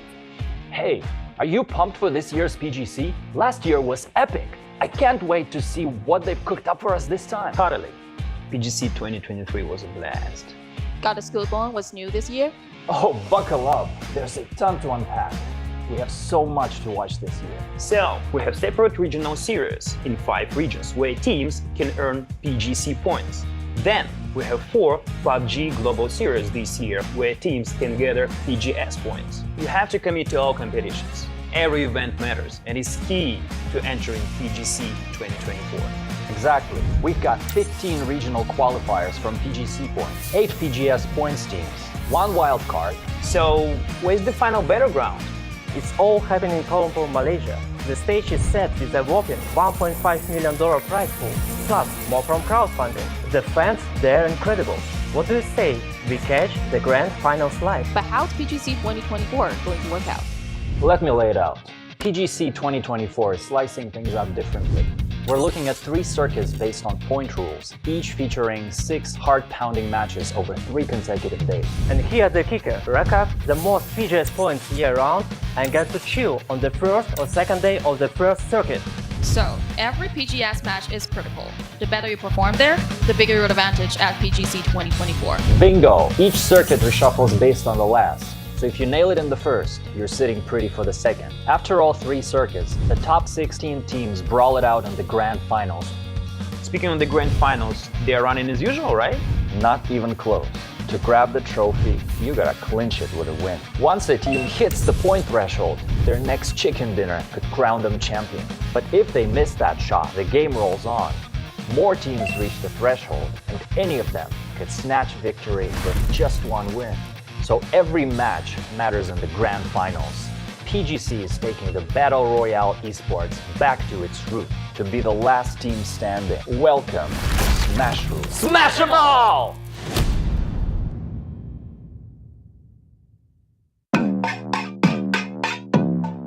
PGS 5 champions, Twisted Minds!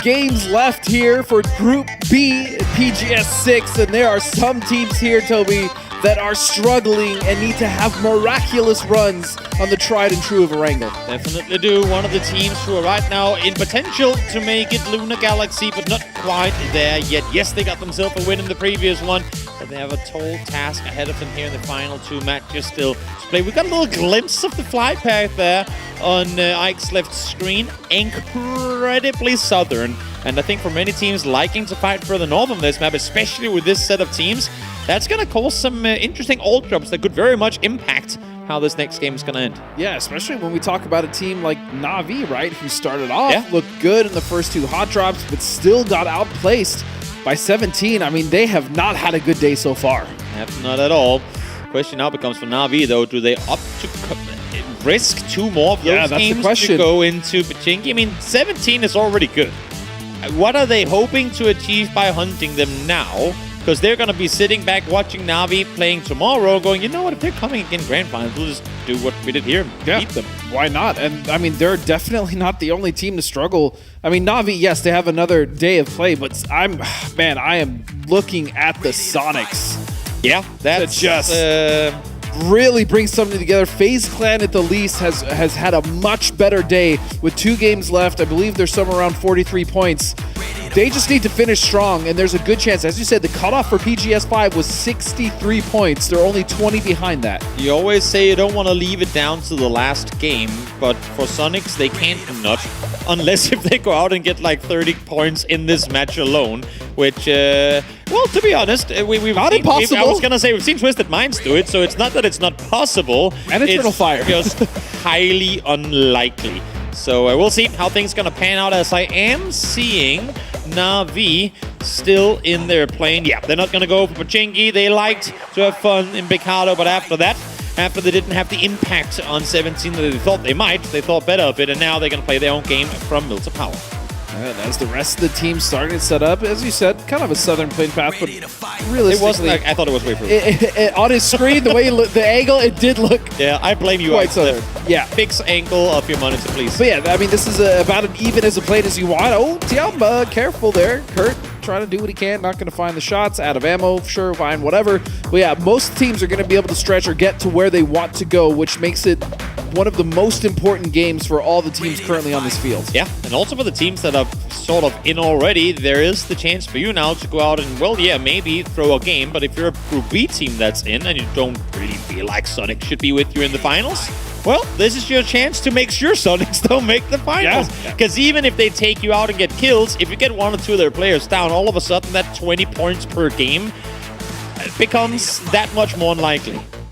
Yeah, we'll see what they can put together here, as this is going to be a Yachts Naya circle and not one of the ones that splits too much with Yachts Lake. So yeah, 4AM going to be very happy about that, and they have all of Yachts to themselves. They'll be able to loot up and then really take the pick of the litter as far as where they want to play on the circle. You know what I really love about East Side circles? And again, everyone have the map open while I explain this, everyone, because you might learn a thing or two. Or not, but that's for you to decide. Learning. You know what I love about Eastern circles? When there's a ton of team that has landed on the western side of the map. Because that opens the opportunity for maybe we wrap all the way north, George. Like if you're Gen G right now and you don't find an E pickup, how do you approach this circle? Do you commit Stolpa way? Do you go all the way south side? Because you only really, like, you don't want to go through Pachinki. So do you go towards Potato, knowing that there's 4 teams in front of you that might do the exact same thing? Do you backfill north, knowing there could be traps everywhere? This is, I mean, I think these circles are some of my favorite because you really get into the brains of the players, as we now get to listen to Haven and hear what he has to say coming into the final 2 games. Welcome to the interview, and now we're having Haven from Luna Galaxy. Congratulations on your chicken dinner, and you are getting back on your feet now. How did you change from yesterday to today's performance? Qual é a mudança de ontem para hoje que vocês fazem? Bom, a mudança começou nesse campeonato em si todo. Não foi de ontem para hoje, foi desde o início que a gente trocou o capitão para essa PGS6, que antes era o Vini e agora é o Zekrak. We changed the team captain from yesterday to today. We changed from Vini to Zekraken. We want to get more closer to PGC. Great, of course, switching in-game leaders always paid off. Okay, then we're getting back to the 2 handsomes. Aww. That was kind of nice. I didn't expect that throw. Very sweet. I'm used to getting throws from James. And now over to the 2 weird guys with the headsets on. But look at that. Thank you so much. It's very kind of you. Very, very kind. Thank you. Undeserved, but very thankful. Yeah, thank you. But you know what I also thought was interesting? Going off of the compliment as we... Oh, you know what? Oh, no. They have a Panzerfaust. I'm just going to wait and let this unfold. Chat, you can't see it right now. Toby's hands are up in the air on his head, but fortunately the timing could not have been better for FW as that Panzer was coming in hot and ready. This did not get anywhere near as hype as I thought it might, but you know what? I thought we were going to see a Panzerfaust locked in just the bulge of all of them. That would have been a disaster for FW. Gigantic. Or just shoot down the helicopter. They just all fall back to the ground. You know, I don't think. I'm curious Yeah, if I they know, yeah. will ever add that. Maybe one day. But anyways, to back to the interview. To go back to the interview, a mid-group stage IGL change. That's a risk. That is incredibly dangerous. But you know what? Seeing as how Luna was playing yesterday, I don't fault them. They know they have the backs against the wall. They know PGC is out of reach if they don't do something phenomenal here at PGS6. So if you feel like that's what you need to do, if you've tried everything else and it just does not work, maybe a new set of eyes on the leadership role in the team could be what needs to be done. So Kraken now taking over IGLN on the roster. We'll see if that's going to make changes. Well, at the end of the day, it's been working. They're currently in 7th place. It's a much better day than it was yesterday. True. So I think, yeah, the gambit has so far paid off. Now, they still need more points. I don't think they're safe at 50, but... No, they won't be. They still have 2 games, right? So definitely. It's very, very much within reach. It's really just on them to bring it home as we continue this long rotation from FW. We've stuck with them all the way from Georgia Pole. We're going to keep the cameras on them, seeing as they're going to... I mean, they will see the rotation below them of Luna Galaxy and realize, great, we're going Lipo with no vehicles available. So back to the beginning of the game when you learned me something, right? I learned you something. You didn't mention an e-pickup, which is the option I would have taken. Yeah, well, I mean, I did say that you can find one. And guys, you just saw Luna Galaxy below you. What are you... Wait, Haven's still down there, though? They saw them. One of them saw them. FW. Go south. Oh, look at this. What is... They saw them. They must have seen them. They were driving 4 cars right below them. You seem upset. We spent 35 seconds watching them fly, and this is what we get? Maybe the observers just knew that something fun was about to happen. And, well, you know what? That's the first kill of the game. Yeah, Banana Brought to you by OPGG. And Novotel Hotel. That's... Yeah. Okay. It is it's a head scratcher. No, it's a head scratcher. It's like, you know how you get a really good dish and then you get a bite of ginger just to reset your mind onto the next thing. This was the reset. This was the reset we needed to now move on to what action lies ahead, which is, at least for now, going to be Na'Vi trying to keep Luna modest in the amount of space they try to take on their splits. They will try and wrap below them. I like the willingness to, despite being shot at a couple of times, still go out and test and see what you can get off it. Here we once again see the cut-off points, the amount of points needed in order to qualify. And right now, Luna sit, I would say, 7 points out of potential, 15 points out of guaranteed. Yeah. I agree with that. Gotta highlight. Gotta see it again. Yeah. They really just want to press this on you, Toby. Can we also see their reactions when they landed? Just since we're committing to it anyway. Oh, we actually did get to see it. His eyebrows went up like, wait. Observers. Huh? I thought I was rude sometimes. That was, wow. FW is not having an easy time, but at least you know what? They got Lipovka. There's a chance the circles keep going their way, and I've seen teams win with 3 players alive before. So maybe, just maybe that will be the case here too. Sololsi gets looted on up. Phenomenal start here for Cerberus. 27 points on the day. I mean, we know they're capable of more, but still, 2 games left to play on the day. I think they're somewhat satisfied considering how weird the day has gone in terms of circles. And to give them more love, that was an impressive hold in the center of the circle we saw in Tego, right? And the fact that he came away with a good amount of kills, not bad from FW, even though that, arguably a mistake. Yeah, day trade Norin's 20 grenades used, 436 damage, and they have just been so fun to watch.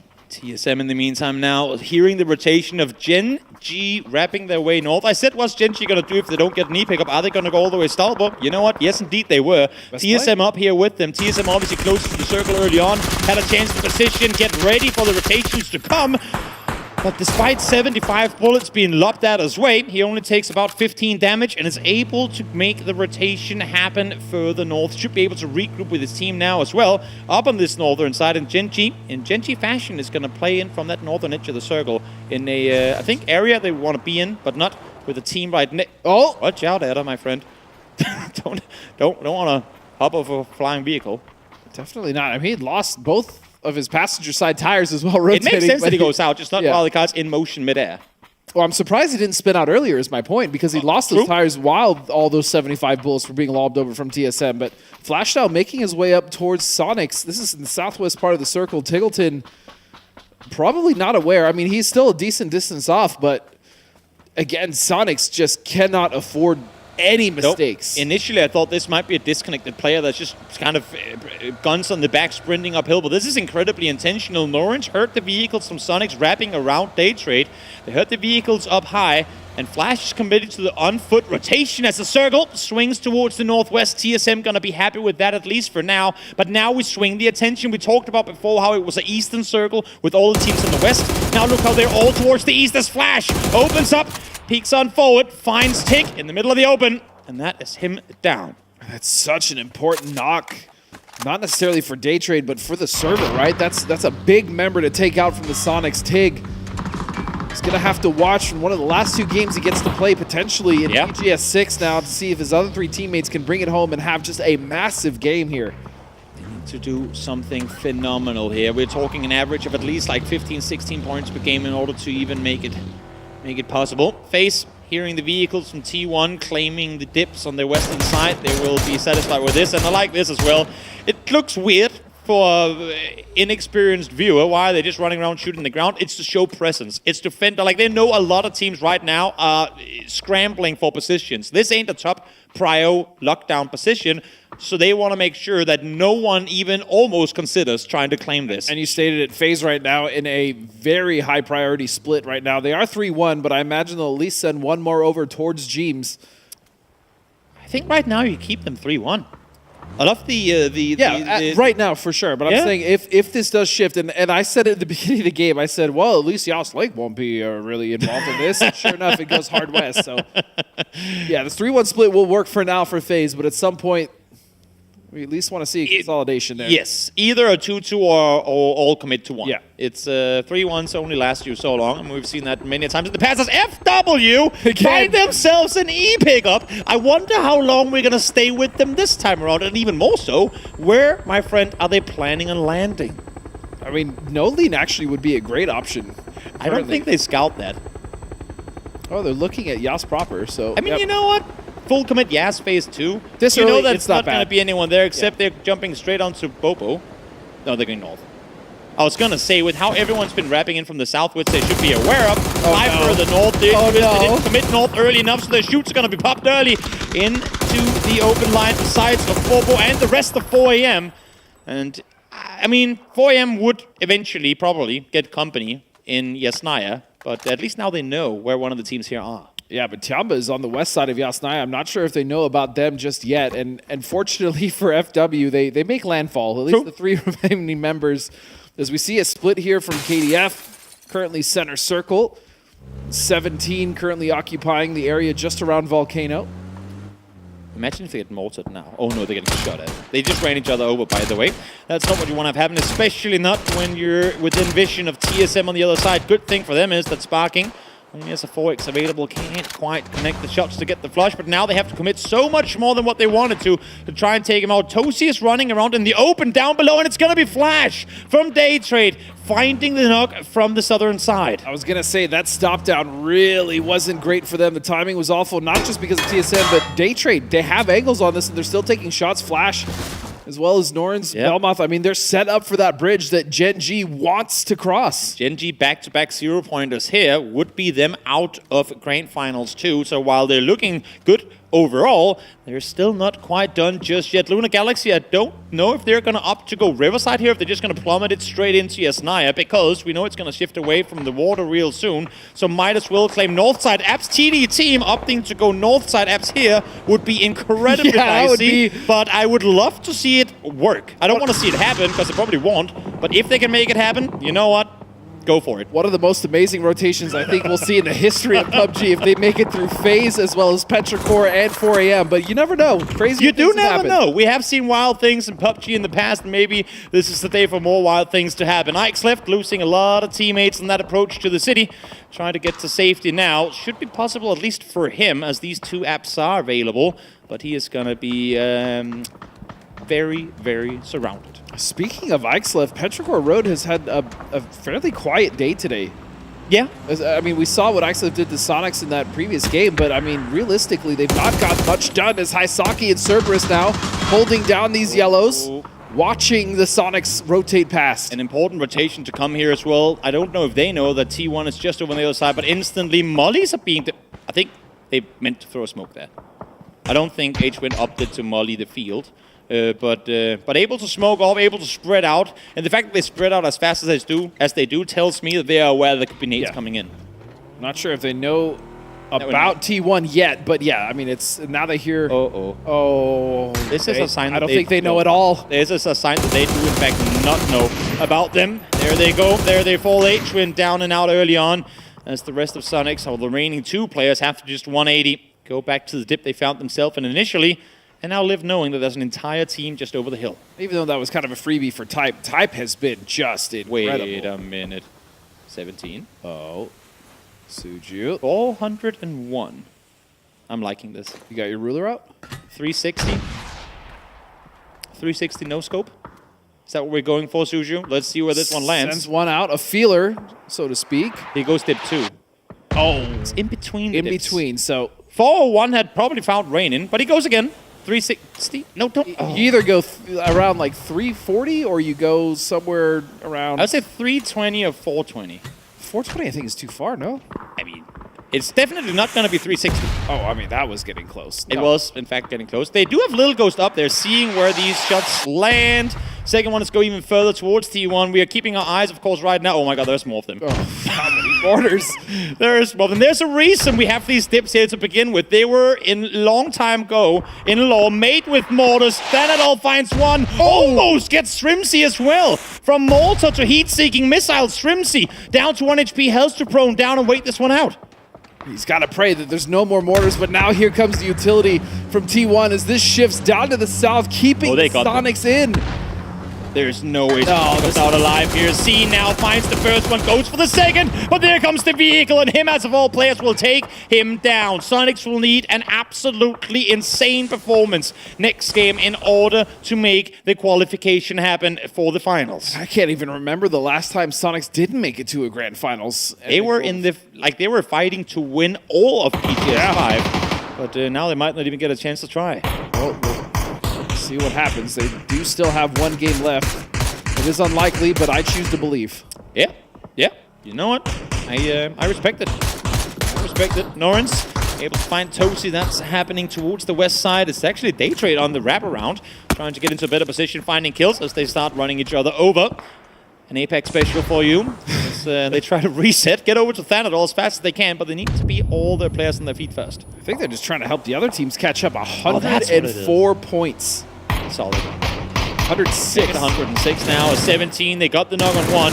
They were able to reset fast, though. I assure you, able to get Xiaobei down now. Oh, nice spray from June, able to take Little Ghost 2. 2 players down on entry. Suju needs to make magic happen in order to reset this fight. TYU, though, TDT still making this push happen, and again, they've just been so good either in their splits or even their crashes. They've just been so effective. ZYU will get Suju as well. A lot of success off the positive results from TDT must come off of CYU as he now finds one more. Opting to lob a blue zone inside the building. Should keep isolation bound. Nice reaction play. Hurt him inside. Finds the triple and shuts down 17. Man, TDT's just so efficient right now. Unbelievable. But Cerberus is falling to T1, and they will get the better of them. We have the numbers. Just keep sending people over the hill. Over the hill. Eventually, we will get them down, is the plan for T1. Unfortunately for them, they're taking casualties, trying to do just that. Daytrade now, off of the knock they got onto the Gen G player, trying to make a play happen here themselves. Thanadol has been knocked. The rest should be possible, though.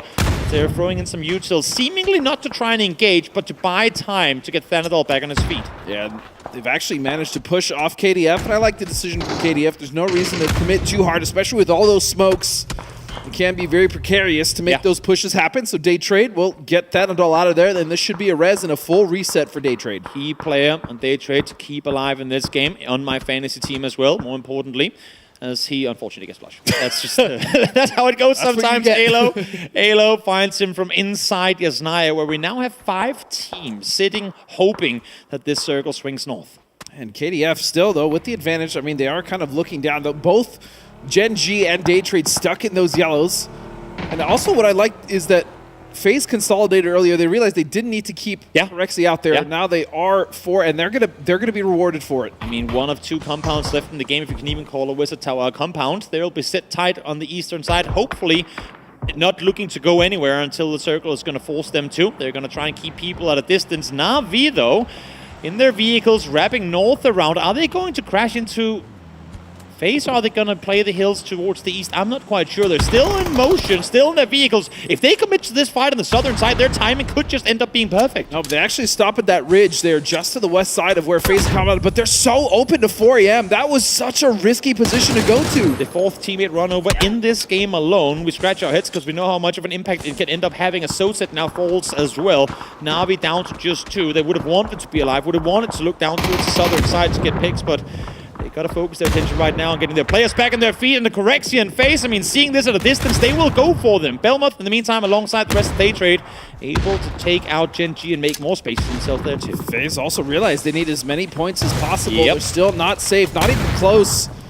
They're on the cusp, but they still need to push forward. 46 points is not going to be enough. I can almost guarantee it. Meanwhile, Na'Vi doing whatever they can to survive. It just looks like it's going to be Ferris now, with his teammate Soset trying to get the res. And this is only possible, and I hate to double down on it, but because they run each other over. It's an unfortunate mistake to make at a very, very crucial time, because they have to commit to the res. Now, if FaZe knows this, there's no one going to be peeking on over at the time. They get 2 points because of it. In the meantime, now back to T1 we go. 26 points on the day so far. Of course, they have a day to play tomorrow as well. Trying to, at least for now, fend off against TD Team, but eventually we'll have to push on forward. But Ian waiting for Zenith to come join him. But TDT has just been so difficult to get rid of. I mean, their resets, their ability to play off each other, their trades really are what just makes me so excited about them right now in PGS 6.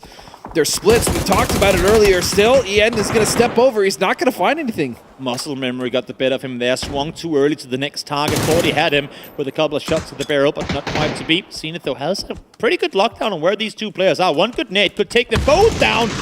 Damage done to both, but no kill confirmed. Ian down now. Zenith, you know what? I think at this point you just full commit to it. There's his teammate died. He's solo, right? Yeah, exactly. Try and see what you can make of it. As now Quantum Freaks say, well, if one Korean team can't take down TDT, maybe the other can. But Zenith, not done just yet. Able to find Ranji. We'll see if he can get more.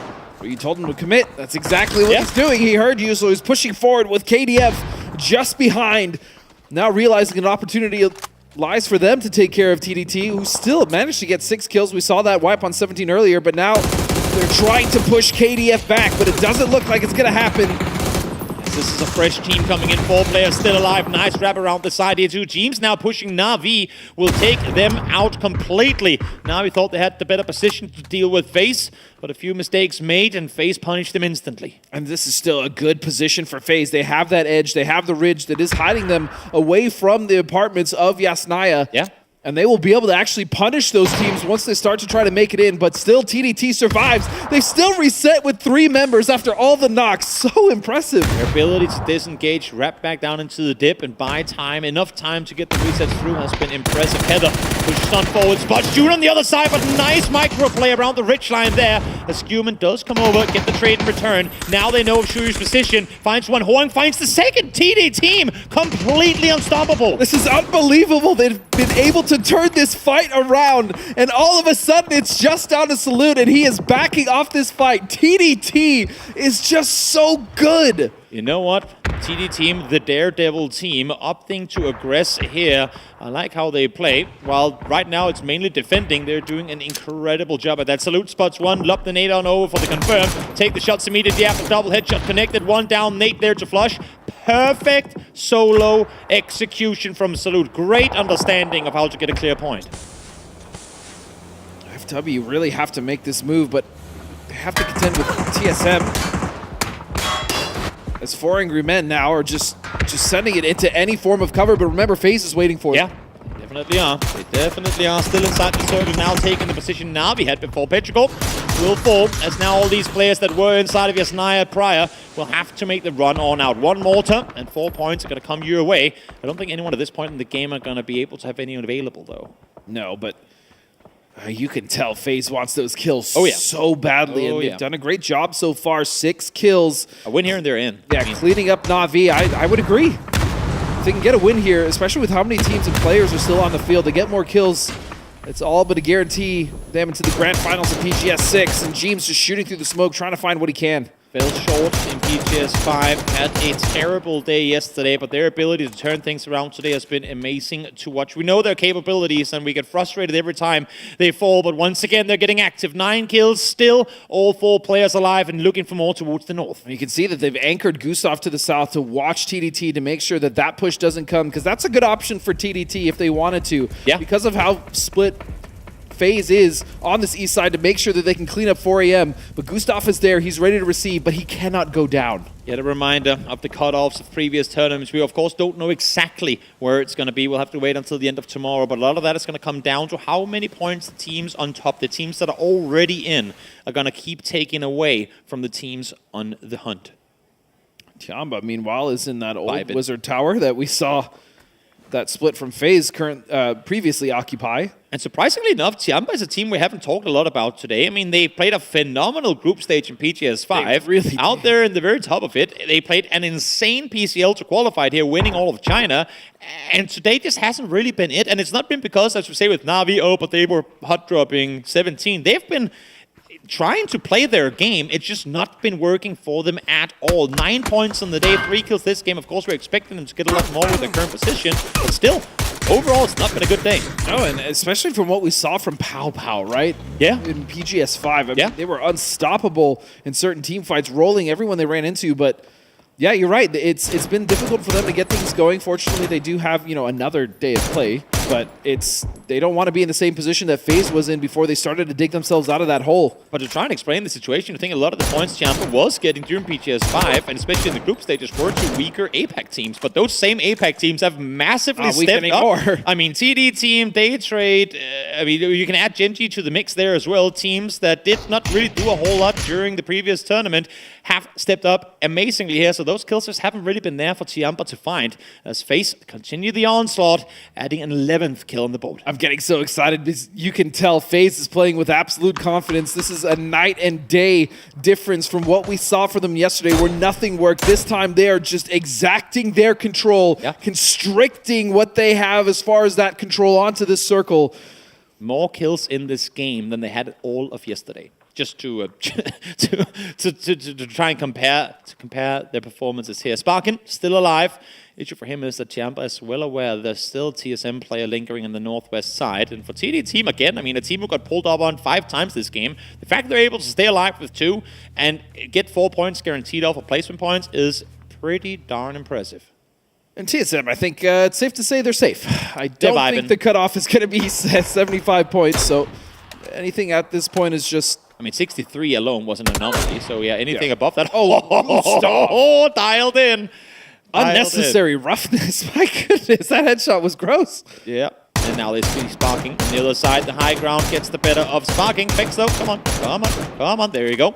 Able to get him in the end. 12th kill as we continue on forward. I think they're well... I mean, they should know where the rest of the players are. The issue is they don't know for sure. I like the fact that even though they maybe have a hunch of, yep, there's players in there, we have them on the southern side, still you commit one. Because you have 4, you can do it. You commit one to see if there's anyone you've missed. Well, earlier as well, Gustav got a knock onto the 3-man of TDT, and he got the flush, right? And he's still keeping tabs. So they know where one team is absolutely, and they know where the other team. So at this point, they know where Tiamba is as well. And now this just comes down to cleaning things up. I mean, Gustav getting the knock and the rest coming through is a guarantee. The thing is, are they aware that there's 4 and maybe not 3 of Tiamba inside the tower? They haven't really been fighting Tiamba early on in the game. Tiamba, with only 3 kills, haven't really done a whole lot to be active in the kill feed. So are they aware that there's a 4-man they're going into, or do they think there might be a solo still in the open? Now shots coming through from Tiamba as Linshu finds Gustav. Rest should be possible on the backside of that hill, though. But with this final circle, Tiamba is going to be the only team inside, and they're now starting to flex out. But this is where James' off angle could come out and mean the win. None of them are expecting a play on the northern side. He's been spending all this time wrapping it up here. We want to see James' POV. Where is it? When does he opt to engage? Because here's all of Tiamba looking the other way. Things are starting to now look dire for FaZe. As you said, James needs to come in clutch like he never has. If he wants to save FaZe here, he's going to take the shots, but he doesn't get a knock. And now he's spotted. His position is given away. then he will fall, and it is falling apart for FaZe. Shoots before throwing util forward, couldn't come in dearly. It's just Vex now left alive, trying to stay put. Linshu again knows exactly where he is. FaZe needs to make magic happen to bring this one home, and it ain't gonna happen as now the push comes through for Tian by a team again we've said struggled so far today, but they're trying to clean it up here in the final 2 games. But in the end, this has come down to a 1 versus 2. Yeah. TDT could win this game if Hwang F... Nope, never mind. I spoke too soon. The angle was there, but still, TDT surviving as long as they did. So impressive. Tianba, sitting in the Wizard Tower, also got theirs, but FaZe earned those points that they got. They have really turned the day around, and I am so happy to see after such a horrible day yesterday. That's what I love and hate about these boys. They can make you smile and they can make you cry, and you never know which one you're going to get. This game, though, for them was an incredibly important one that I'm pretty sure will boot them through to the grand finals of PGS6. Tianba, though, out with the win. Solid performance. Now let's go back to the desk and the breakdown of the second to final game of the day.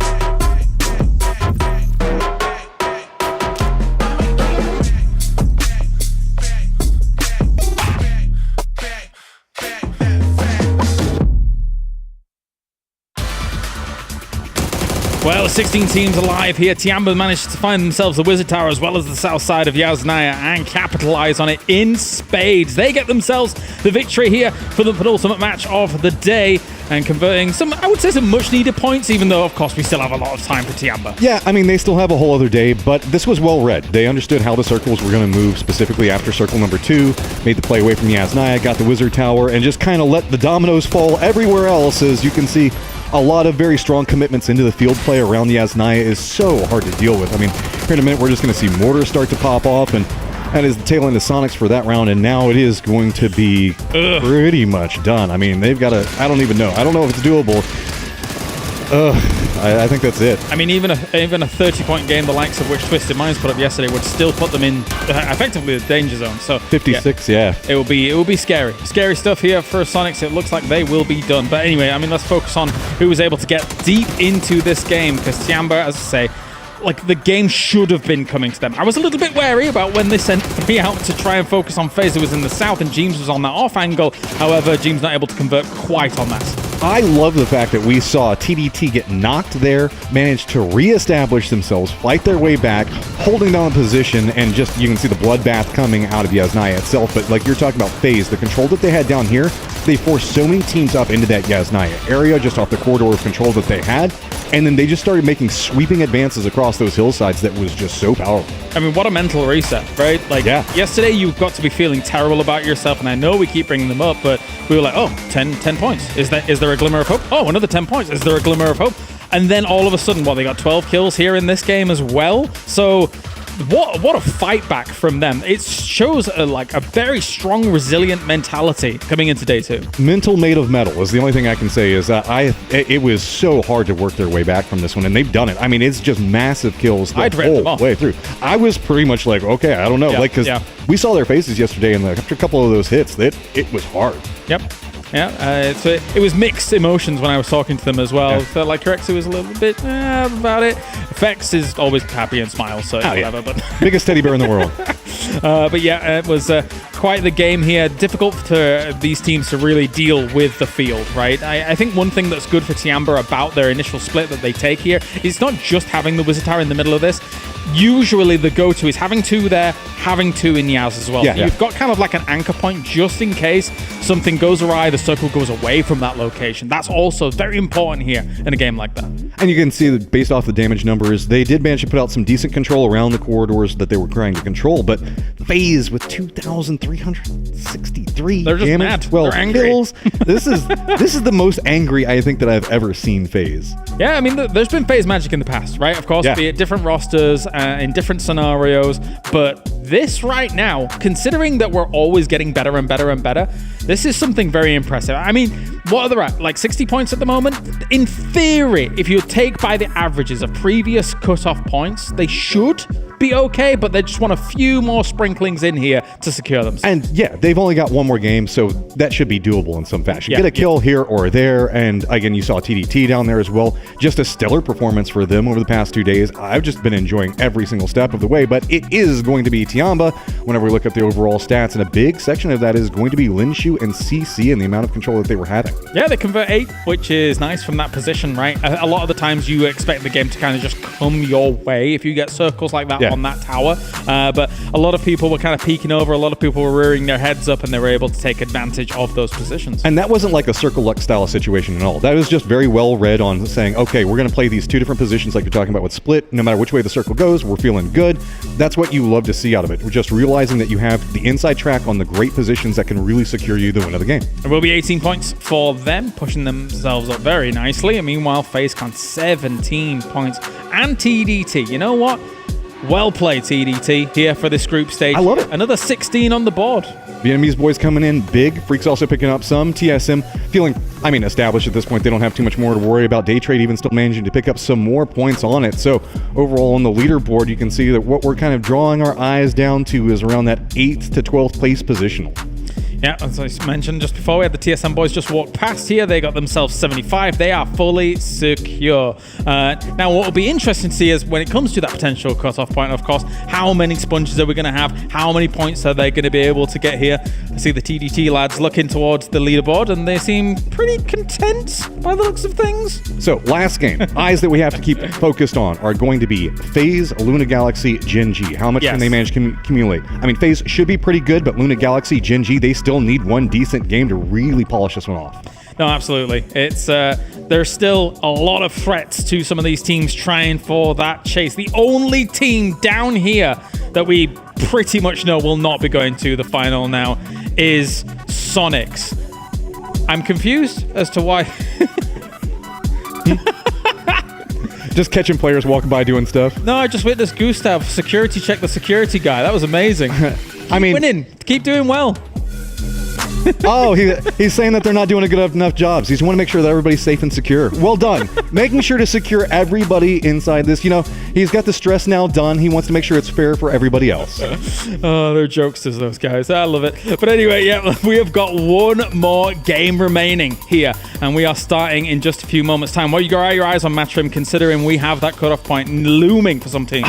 Luna has been having a pretty decent day today. They've been scrapping together points yesterday. Can they manage to secure a decent position in this last one? Because that's a big question mark for me. FaZe, you got to get 1 or 2 more points, man. Can you manage to do it? I think that they're okay, but they want to feel safe. Yeah, definitely feeling safe is of the utmost importance here for one last time for this group. How will they fare? There's a few more points to garner for Gen G, for FaZe. Let's get to it. Let's get to the grassy pastures. Toby and Godspeed, take it away.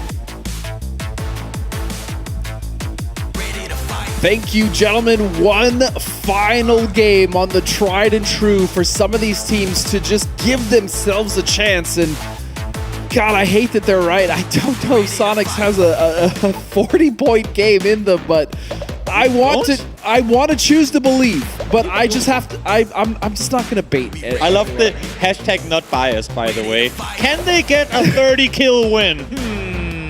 Let's see. Because you're in and we're co-casting this, I will believe with you, just so you don't look like a fool alone. And if they do it, I will look good with you. So, you know what? Sonics, go out and do it. Impress us. Show us what you've got. And also, avoid anyone trying to make sure you don't get what you're looking for. It's just, I don't know. It's just, my heart is telling me yes. My brain is like, hell no. My brain is telling me, what are you doing? Why are you like this? Like, why did you get the breakfast? Something's wrong. Yep, and here we are. Na'Vi up towards the north, of course, their usual Milta power towards the east, pretty much not in reach. Unless if you go hard east towards Kapovka, get vehicles, drive down, it's not really worth the risk. So they have to scrap loot west of Stolper, as Luna Galaxy up there too. I love seeing eastern circles up of the east. This time, though, we'll go west. Sonics, you know what? They get the circle. I'm not sure, though, if that's what they want. That's not what they want, though. If you need 30 kills in one game, you need to land on the edge and just start farming. So sitting center, if the game goes the way that you think, with everyone going towards Gatka, they won't see an opponent before there's only 30 players left in the circle. Yeah, I was just about to say with you when you stated it. I mean, I don't think they want being center circle is not going to help them get the points they need at all. So, I mean, maybe they just leave here and start driving. They know what's ahead of them. They know what has to be done. Right. Might as well go out with 0 points trying to get 40. You know? I mean, it's. I think the worst you can do is sit here and actually win the game, but only get 11 kills. Yeah, exactly. Then it ain't gonna get you nowhere.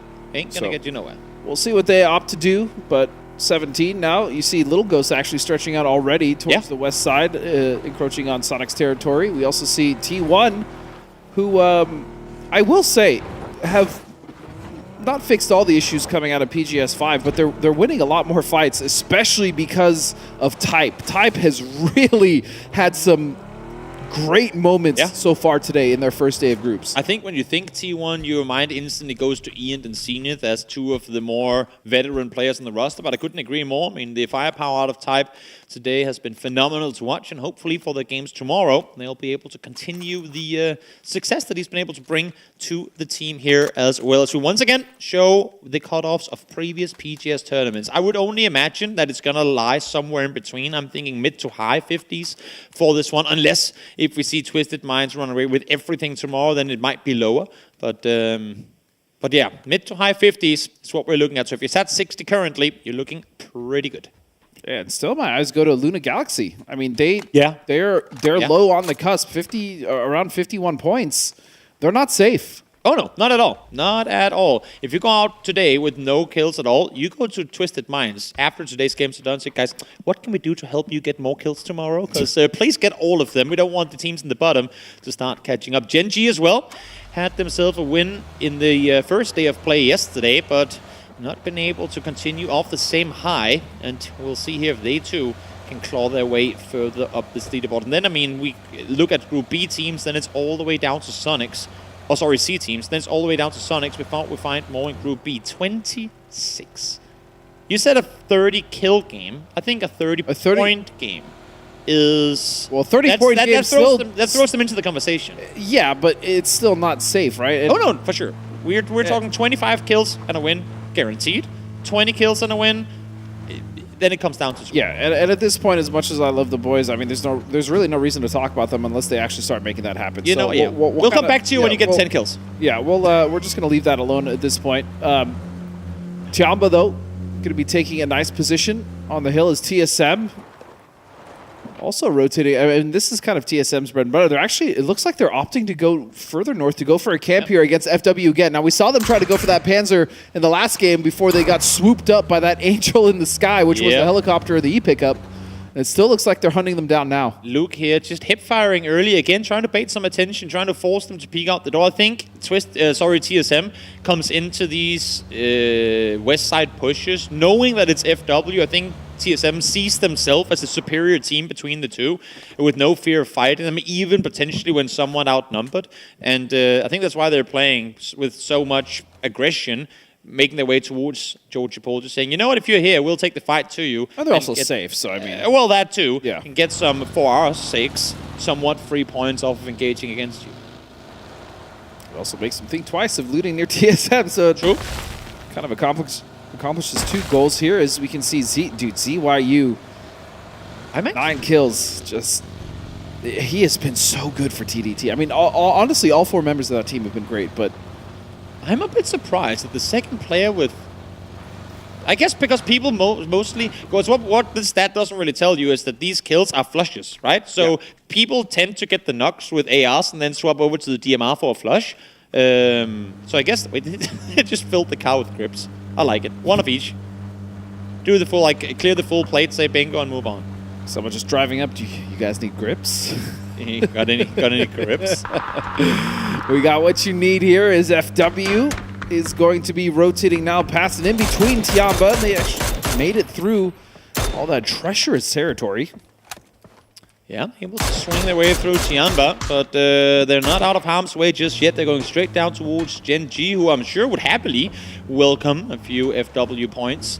Of course, they are still in a split. Gen G, that is, out on that western side. That's how they like to play it early on. So with a full 4-man set very close to them now, I would imagine that that's going to not force them, but at least encourage them to group up to some extent. Tosi, has been able to do really well yesterday. Not a whole lot's happened today, but I think it's because they've been on the receiving end of a lot of damage early on. Rex has fallen early in 2 games, maybe actually 3.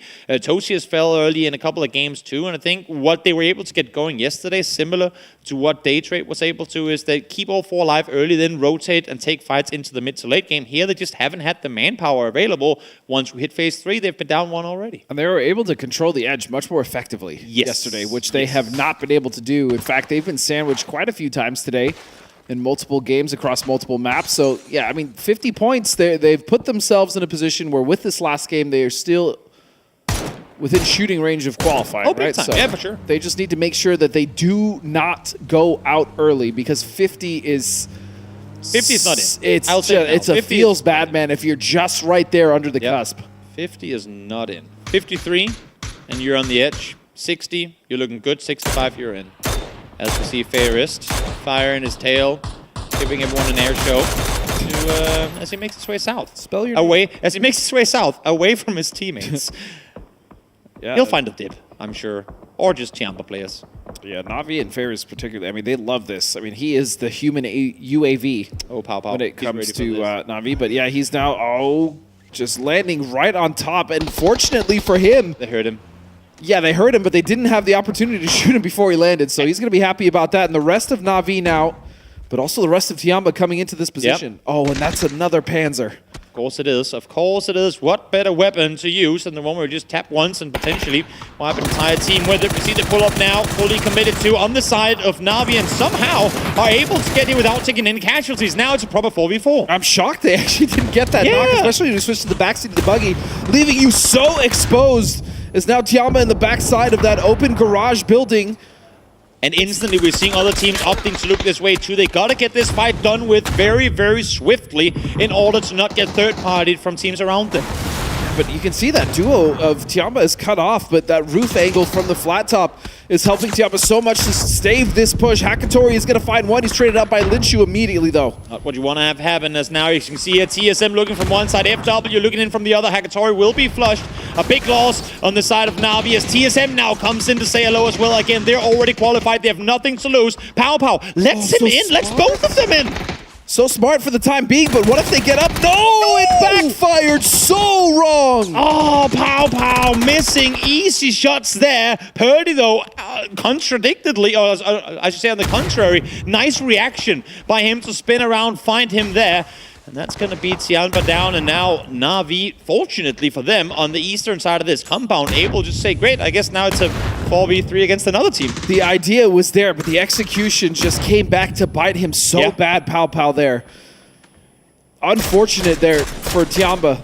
Most interestingly, I think here for TSM, they were looking to engage in this because they wanted to deal with Na'Vi and not necessarily Tiamba. But it's Tiamba they found, and now Na'Vi is starting to punch back. Circle swings south. Daytrade gets it thrown straight towards them.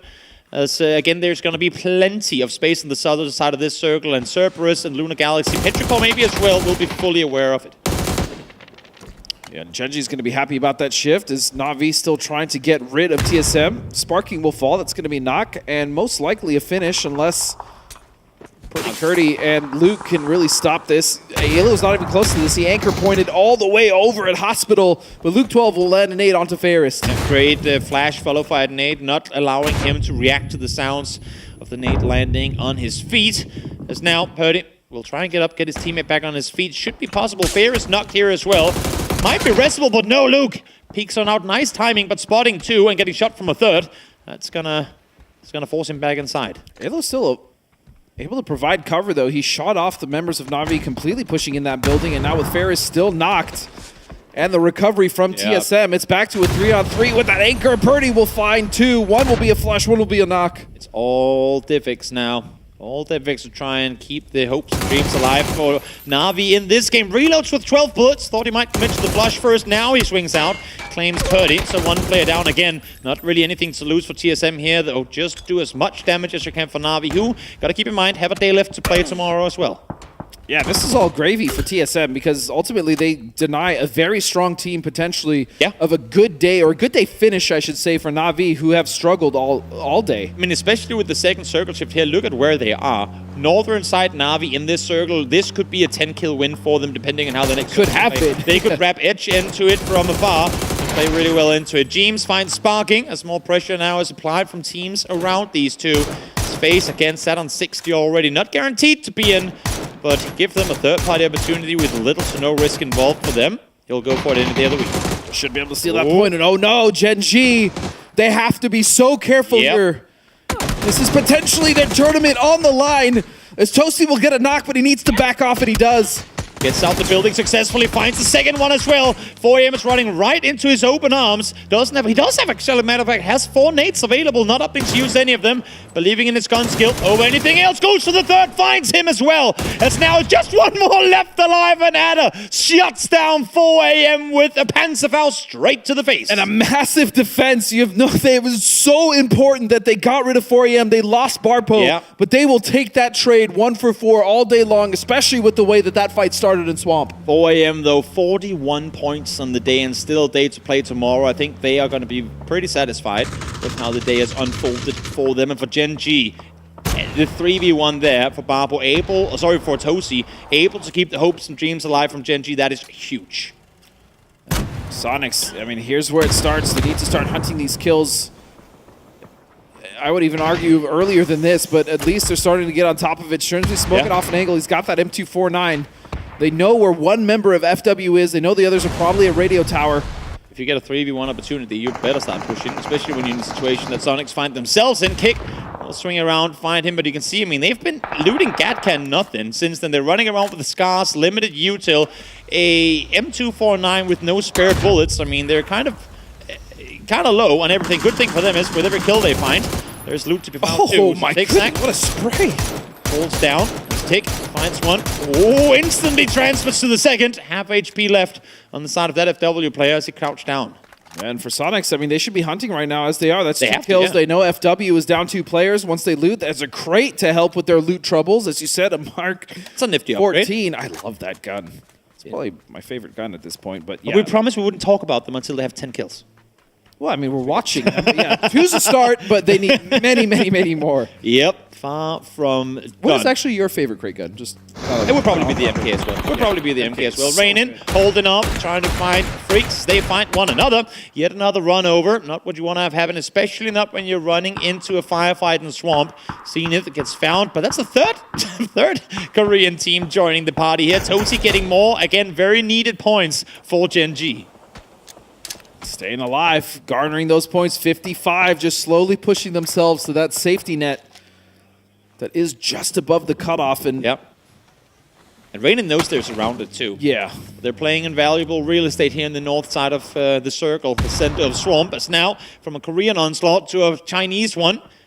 Suju trying to fend off solo, at least for now, against Petrichor. Road gets outside the building, tries to buy more team for his teammates to pull up. I love this reaction play from the 17 Gaming IGL. Get to the side of the building where your team can help. The issue is no one was aware that Ikeslip was swinging in the corner, able to find the double. 2 players down. Now it's just 1 left alive. Can you ever really be ready for Ike's left as Ming now trying to finish off what's left of 17 Gaming? Xiao Bei will be flushed out.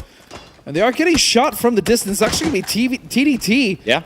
Trying to find some more points here as they currently sit at 77. What a series from them in this group stage. Keep in mind that 17 Gaming, I mean, 65 points looks incredibly promising, but there's an odd scenario where that somehow doesn't become enough points either.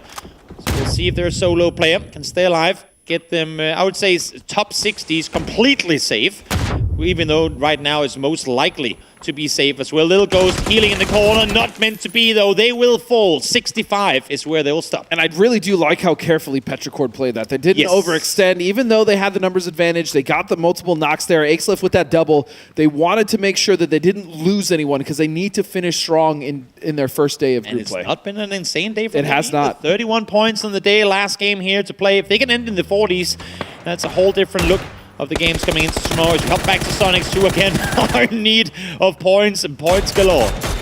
This is, again, the start of their hunt. Still only 2 kills. They opted not to go for FW, and now they're starting to hunt in the swamp where they hear all of this fighting. That's going to be a couple kills now.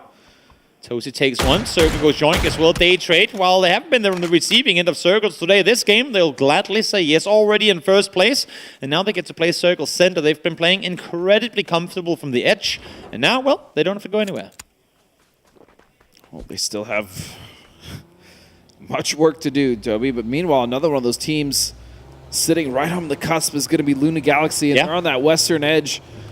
There is a lot that they can play. As long as they control the north side of that mountain, that ridge, they can play that later into the game because everyone else is kind of set up on the south and nobody is on their side west at all. So looking pretty good so far, I'd say, for Luna, as long as they don't make any glaring mistakes. The way they're positioning right now is incredibly cerebral. Like they're looking circles ahead right now, saying we need to make sure no one's coming in from the southwest. We need to deny anyone an opportunity to play on our south, on our direct north. FaZe, you know what? If you want to go play this, Shack, you're more than welcome. Go ahead. We just need to lock down south. We need to deny Cerberus a hill push. We need to deny Gen G, I mean, should they come to be, a push out of Swamp towards us. We need a place to play for Circles to come. Yep, and I agree. Very cerebral for that team as we look back onto the fight between Tiamba as well as TSM and Na'Vi.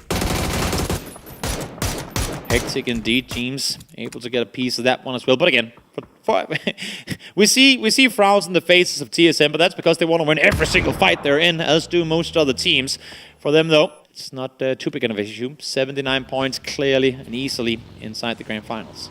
Cerberus also, I mean, we really haven't talked about it, sitting at 28 points for the day. Not great. Nope. Not phenomenal start for the Vietnamese PGS winning team of PGS3. We'll see here now if TD team can stop this Sonics team who is seeing one thing and one thing only. We need kills, and we need them right now. Well, the other issue for Sonics is a lot of those kills are starting to diminish, right? The amount of players on the field, it's starting to become not impossible, but even more and more unlikely than it already was, and that's going to be Kickstart going down. So if they're going to make this happen, they're going to have to do it with just 3. And it's Chuyu again, able to find a solid off angle. Every time again that we see TD team having successful plays, making things happen against teams who on paper might look stronger, it has oftentimes been with Chuyu out there able to perform. June and Van Yi are usually the players you'd go to for like the big play guys, but in today and yesterday's games, I feel like CYU, Chuyu, call him what you want, has been the player that's been able to make big things happen, or at least carry momentum in fights their way. So Luna Galaxy, as we talked about earlier, setting up for this next circle beautifully. But the question is, where's the circle going to go? If it shifts too far east, Toby, that's going to actually leave them way less options that they would have wanted to have. Unfortunately, it gives them what they wanted. But then again, exactly. Let's keep our focus here for a second as H-Win tries to take on the damaging role of the team as Shrimsy finds one more. It's just Chuyu now left alive. This one should be very winnable for Sonics, but has the loss of Kickstart cost them too dearly in order for them to try and bring home this insane when they do get the kills. And under normal circumstances, 4 kills with 1 player lost, you take that any day of the week. But knowing not enough. What they need in order to bring that home, it could be them not making it. It's not enough, but also looking at the amount of players left alive, there's only 24. Yeah. And they need as many of those kills as humanly possible just to even be considered to be on the cusp. They're in a winning position, getting 9 more placement points, but we're looking at least another 9 kills with those 9 placement points in order for them to be anywhere near comfortable. So doable, definitely doable, but far from done just yet. Halo just kind of chilling, just cruising. Still in the blue on the north side. That's a freebie. And a freebie it is. He'll take it. Teams will get the knock on to Adder. Gen G with 57. I mean, still 2 members alive. It's not where they want to be, but they have to feel much better about it, even if they do get wiped. Oh, definitely. Definitely. Also because a lot of the kills they found today have been somewhat simple. I mean, outside, you know what? I take that back. I just completely, my brain got wiped off of Tosi 1v3ing all of 4am. They had to fight for the 6 kills that they were able to get in this game. They did. And yeah, I mean, solid. If they can make it happen, if those 57 or whatever they end up becomes enough, I think you pat Tosi on the shoulder and go, good job, bro. Especially Tosi coming in PGS5 as their newer IGL, right? I mean, he has really turned Gen G around because early in the year, they looked even worse. Ooh. That nade is perfect. Flash will get Shrimsy. That is most likely going to be a flush, and now Tiggleton, at this point, I'm just going to have to say it, I think Sonic's dreams of making it to this grand final of PGS 6 are gone.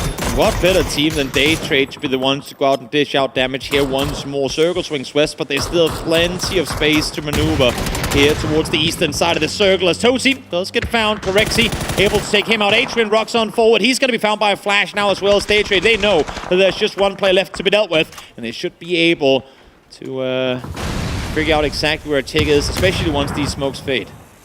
Let's be honest, their chances were most likely done much earlier on, but we just chose to believe, and I've never seen Tig lose these, but yeah, this is the first grand final Sonics will not make in a long, long time. From making it to the grand finals, almost winning the grand finals, or at least putting them in a solid position to do so in PGS 5. This is not a tournament to write home about if you're Sonics at all. But now our focus shifts. Petrichor Road, 34 points on the day. Would love to finish at least in the mid-40s.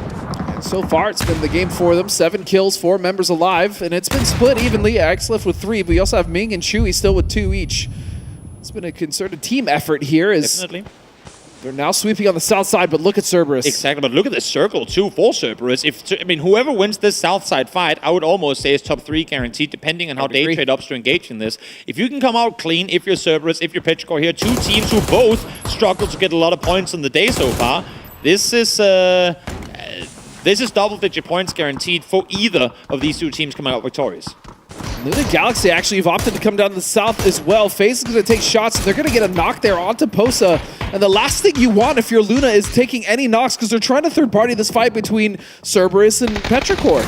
See the fight now here at hand. Cerberus pushing on forward. It's going to be them getting the first. Chewy there instantly, though, to trade it in return. But Ixlift down as the first player. Big loss on the side of Petrichor as Chewy, Ming, and Mill will now have to see if they can make this happen. Haisagi squeaking further forward. Trying to get something going, but he's actively just buying time as Himas is wrapping around the side. But now here comes Belmoth and Daytrade again. So much more proactive in this tournament than what we've seen from the Daytrade boys in the past. I love this so much, stretching out of that compound, making sure that they're third-partying the fight while still keeping at least 1 to 2 anchors there. Yeah. Daytrade, like you said, it almost looks like we're watching shades of Twisted Minds. Oh, they're playing incredibly well. Incredibly well. I think Petrichor is starting to feel the fear of the team from Thailand coming in from that northern side. They help them out. They take out both of Cerberus, but now they're starting to dish damage on towards them too. Ixif did get rest, but Ming falls in return of that. Norrens able to get one, goes down right after, but here comes Luna Galaxy from the other side. Kraken hits one, missing crucial shots right thereafter though, as Ixlift is now the solo player left on his feet for Petrichor Road. All 3 I should say, sorry, on their feet, and he will fall too, but the circle is closing in, and I don't think you can get the reses here if you're Vinny. No, and Vinny kind of hesitated. I saw him on the map try to go back for that res first. Instead, he left the other 2 members of his team stranded. They got in that fight, and he's just solo now, and Luna with 59 points, you'd argue are somewhat safe, but that was kind of a misplay. There's a conversation to be had here as well about how Rex was able to get around FaZe, take their shack while they pushed north into Swamp to clear Gen G. They swapped positions. Yeah. And somehow Rex has made top 4, make that top 3 now, guaranteeing Gen G qualification. They effectively swapped spots. Rex took their south side position and is just running away. He just wants to stay alive, claiming top 2 here. Well, if there was any question for FaZe coming into this day and now into the final game, Toby, they have punched their ticket to the grand finals in one of the most impressive turnarounds I've seen in recent memory. This has been a lights-out performance from FaZe. 11 points is all they could accrue yesterday. 10 kills and a single placement points. And here they are, 60 points later, saying, you know what? Why did you even doubt us to begin with? We're dumb. Why? I guess so. I guess so. Rex, solo player again. Now he's getting blue zone flashed, and the zone is closing in on him. I think Vanadol really wants this point just for bragging rights, and he's going to get it for too. Posterity. The Molly is going to get him down, and here we have it. The 2 teams that has been performing the best today, FaZe and Daytrade, find themselves in a 3v2. Here we go. It's going to be Corexi stepping up, taking the first shots there at Thanadol. Belmoth will bleed out. This north side fight is going to be important too. While this is happening on the south side, Thanadol is able to find the first. Corexi Able to get the one, and James up on the north, but happened off screen, but he was in a solo fight against Flash there as well. FaZe able to get a win. Finally, we see some smiles on the faces of these European boys who haven't exactly been overly excited coming off of yesterday, but we said it, if there's a team turn around a day of tough games, it would be them. The experience on the roster allowed for them to reset their minds coming into. And we talk about FaZe, we talked about Day Trade with just an incredible performance. Gen G finding the points they need to maybe secure themselves, but also Luna Galaxy somewhat turning it around. We'll have to wait and see as we head into tomorrow, but before we do, we go back to James and Matt one more time.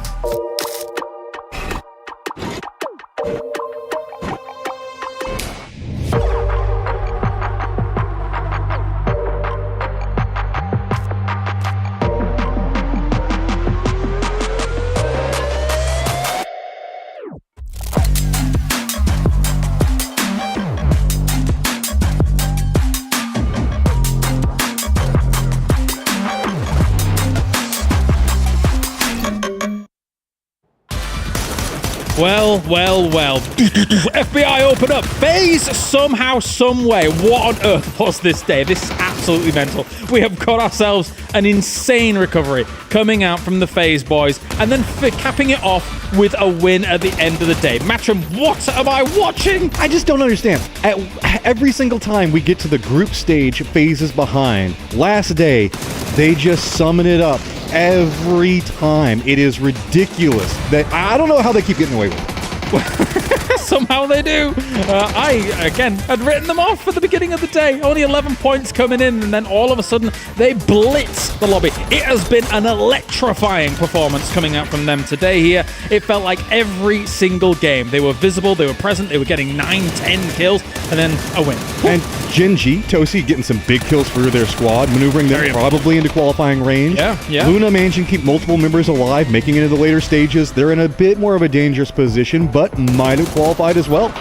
James left behind there, as you can see him just trying to find a pick here, a pick there, knowing that a point or two could have been the deciding factor, and then they reinforced against Gen G up towards the top. He was like hunting players. Yeah. It was like everybody else was playing PUBG, and he was just doing a hunting simulator. He was like, I know that there's somebody over here, and I'm just going to wait the whole time until he reveals his head. And just all around so cleanly played. Day Trade looked like they had a lot of this under control, but that sweep down to the south kind of came apart for them, and FaZe just exploited it so well. Unbelievable. You can see the happiness on their faces there just briefly at the very end. And I think that, as you brought up just earlier, one team to keep our eyes on really is Gen G as well. It does feel like they should have done enough to try and get there. The cutoff point, we don't know it just yet, but as time goes on, it's only been getting higher and higher. But also at the same time, for the day as a whole, we've seen teams like Day Trade look unbelievable here, Matcham. I mean, group stage was just the beneficiary of this. I don't know what ever changed with Day Trade, but their play style feels way cleaner. They feel more comfortable. They managed to exploit the lead and really just started to come into their own with it. Well, without further ado, let's hear from Day Trade, who is #1 on the leaderboards right now.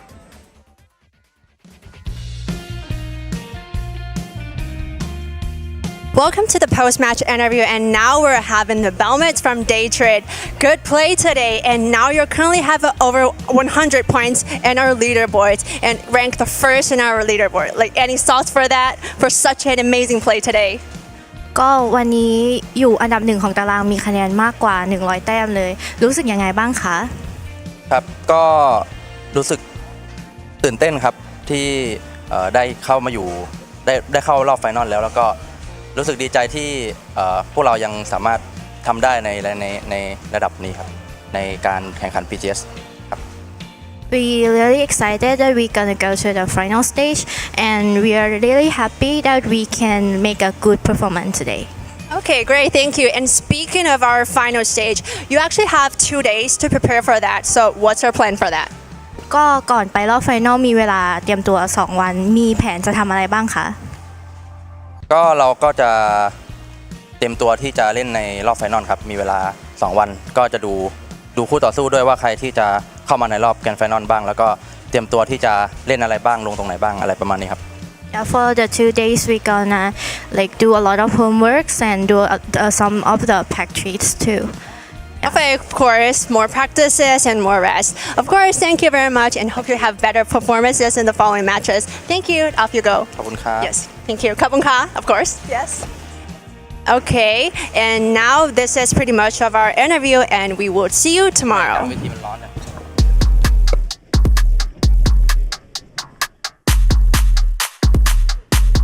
All right, and with that here, we have got ourselves Day Trade looking fantastic going into that grand finals here.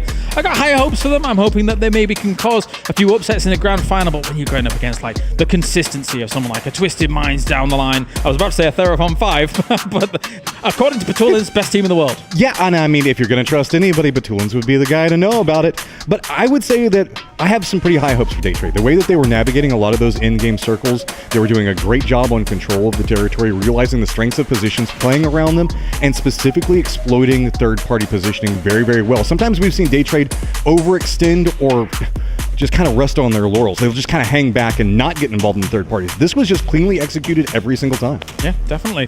I'm excited to see how it's going to go down. Of course, though, we still need to figure out which other teams are going to be making it through into that grand final. But let's break down what we just saw, because FaZe pulled a miracle out of the hat, out of the bag here. 9 kills for this game and a chicken dinner. But again, it wasn't just this game. It was all day. They were relentless in some of their plays and some of their aggression. It was a night and day difference compared to yesterday. I mean, FaZe up. These guys were just bloodthirsty today. Massive damage counts, massive kill counts, making it late game over and over again. Also, big game for Petrichor Road. It's been kind of silent here or there, but Ixla popping off, 13 kills for them. Big all around for them. Day Trade, we just got done talking about, but Gen G, that's where a lot of my attention is going to be going over to. If you're a Gen G or Luna Galaxy fan, I think that you're going to be really rooting for those squads that are going to be at the top of the leaderboard, maybe trying to make the cutoff a bit safer, because 63 was the last one and sitting at, 61 and 59 between those two squads right now. Setting the doubters to rest, as here are the numbers coming in from FaZe Clan. As I can understand why people would have major concerns yesterday with only 11 points on the board, but it looks like James is going to be able to push this team on forwards here with the 4 kills and the almost 600 damage, but it has been an absolute team effort across the board today. We have checked in with the mid games when they've got themselves 10 kills, as James will be taking that man of the match, and it's been every single one of them that's been getting 4 kills, 5 kills, 3 kills, 4 kills. I do agree with that, but I also will say that James has been taking on a lot of responsibility, playing very separated positions from his squad, and really trying to make sure that they secure points, anchor positions. So big respect to the man himself, who is going to be walking away with man of the match. Damage kills, I do agree, very well spread across the whole roster, but I mean, it does feel like he took on a lot on himself on this. I mean, it's astute, because there's very few players in this game, especially EMEA, I would say, that's been like the one that's gone forward and scouted like James, or the one that's been left elsewhere like And James. to do it when you're behind, as bad as they are, that is, again, just absolutely great mental. Total kills, 58 on the day, but 74 for Day Trade. I mean, 58 not for the day, well, pretty much for the day, but 74 altogether. But TDT, man, TDT, I love these guys. I've loved watching them. I've loved their growth, specifically just since their only other international, which was a week ago. I'm going to say it once, as Toby informed me later on, yesterday, I think it was, the Daredevil team. Anyway, we're going to... No, I know. I don't want to ruin it too much. Oh, the Daredevil team, did they hit the bullseye? This is another Toffees thing. No, it's a comic book joke. Okay, it's fine. Is it? Yeah. Rubbish. Anyway, 19 points going the way of FaZe here to secure themselves an all right spot. Good job, Fex. Well done, lad. That was pretty good. Did it? Yeah, give him a big thumbs up there. Petrichor Road as well, 16 on the board. It did feel like they had a slow start at the beginning of the day, and they kind of really ramped up as the day went on. I mean, that is kind of a Petrichor Road thing. We have seen that happen before in the past, where it's a bit slow, but overall, I think is going to be where a lot of our attention is going to be drawn with this overall leaderboard together. I know that it's the big factor is going to be, did we manage to get enough? Is Gen G or Luna Galaxy there? I mean, with 121 points for Day Trade, and then we still have T5, Twisted Minds sitting at 70 and 67 together playing tomorrow, you have to assume that maybe that 63-point cutoff is going to come down a bit. Yeah. I don't know how much. Yeah, we'll see. We'll see. Of course, Twisted Minds was able to put up 130-some points in our PGS 5 group stage. And considering that they were 50 points ahead or something like that, ridiculous, from the second place team, I don't think we're going to get quite an extreme difference this time around. However, there is still potential for huge sponges. You're right. It could happen, and I feel bad for everybody that's still going to try to get in the qualifications tomorrow with T5 and Twisted Minds the way that they're playing. Yeah, now as we take a look through 13th through 24th as well, obviously there are some concerns around the fact that teams like Na'Vi, of course, only 10 points on the day. It was very clear coming into a tournament scenario, they changed game plan from what they would normally go for. It didn't quite pay off fundamentally here, but tomorrow it's unlikely that that's going to be the same scenario, I would say. Na'Vi is just 1 point less than FaZe had yesterday. No big deal, right? Technically, you are factually correct there. Actually fine, yeah. It's a little bit difficult to pull off something like this today. I couldn't. I'm still flabbergasted. And that's the problem with Na'Vi for tomorrow is T5, Twisted Minds back in the lobby, and now you got to make 50-something points? Man, that is... I will say as well, though, like you've got teams there, like Cerberus, for example, on 30 points as we take a look at the overall schedule. I thought Cerberus had a phenomenal start. Obviously, they did. They got themselves a victory. Yeah. But then from there, we didn't actually see as much of Cerberus as I guess we would have liked. Yeah, my fantasy squad having Hamas as captain definitely noticed that. It was a bit painful. So? He kind of teetered off at the end, but they still managed to pick up some kills there right in the last round. But it felt like the middle of the day was just kind of not where they wanted to be at. But you can see for tomorrow, we're going to be making our way into Erangel to kick everything off for the last day of the group stage. Yep, and then of course we finish things off with Miramar for groups A and C. We have some big heavy hitters coming back in, of course, tomorrow with Twisted Minds. I say big heavy hitters again. We actually have to pay lip service to Theraphon 5, who got themselves 70 points on one day. They looked spectacular against some of the very best. So I'm excited to see if they can continue that. I don't know if they can, but I would like to see it. I mean, we also are going to have teams like PET now stepping out, so there's going to be higher kill count potentials that are going to be coming in. I'm just curious to see how whenever we get Twisted Minds, T5, Cerberus all together, and then you still have squads like Na'Vi that are going to be on the hunt for every single point that they can get, because you know Na'Vi can pop off any given time. We saw it. We saw it with the Deagle, so we know it is doable, but ooh, tomorrow's going to be fun. Deagles only. Let's go. Let's go. Deagles only. Go. Hot drop. Commit.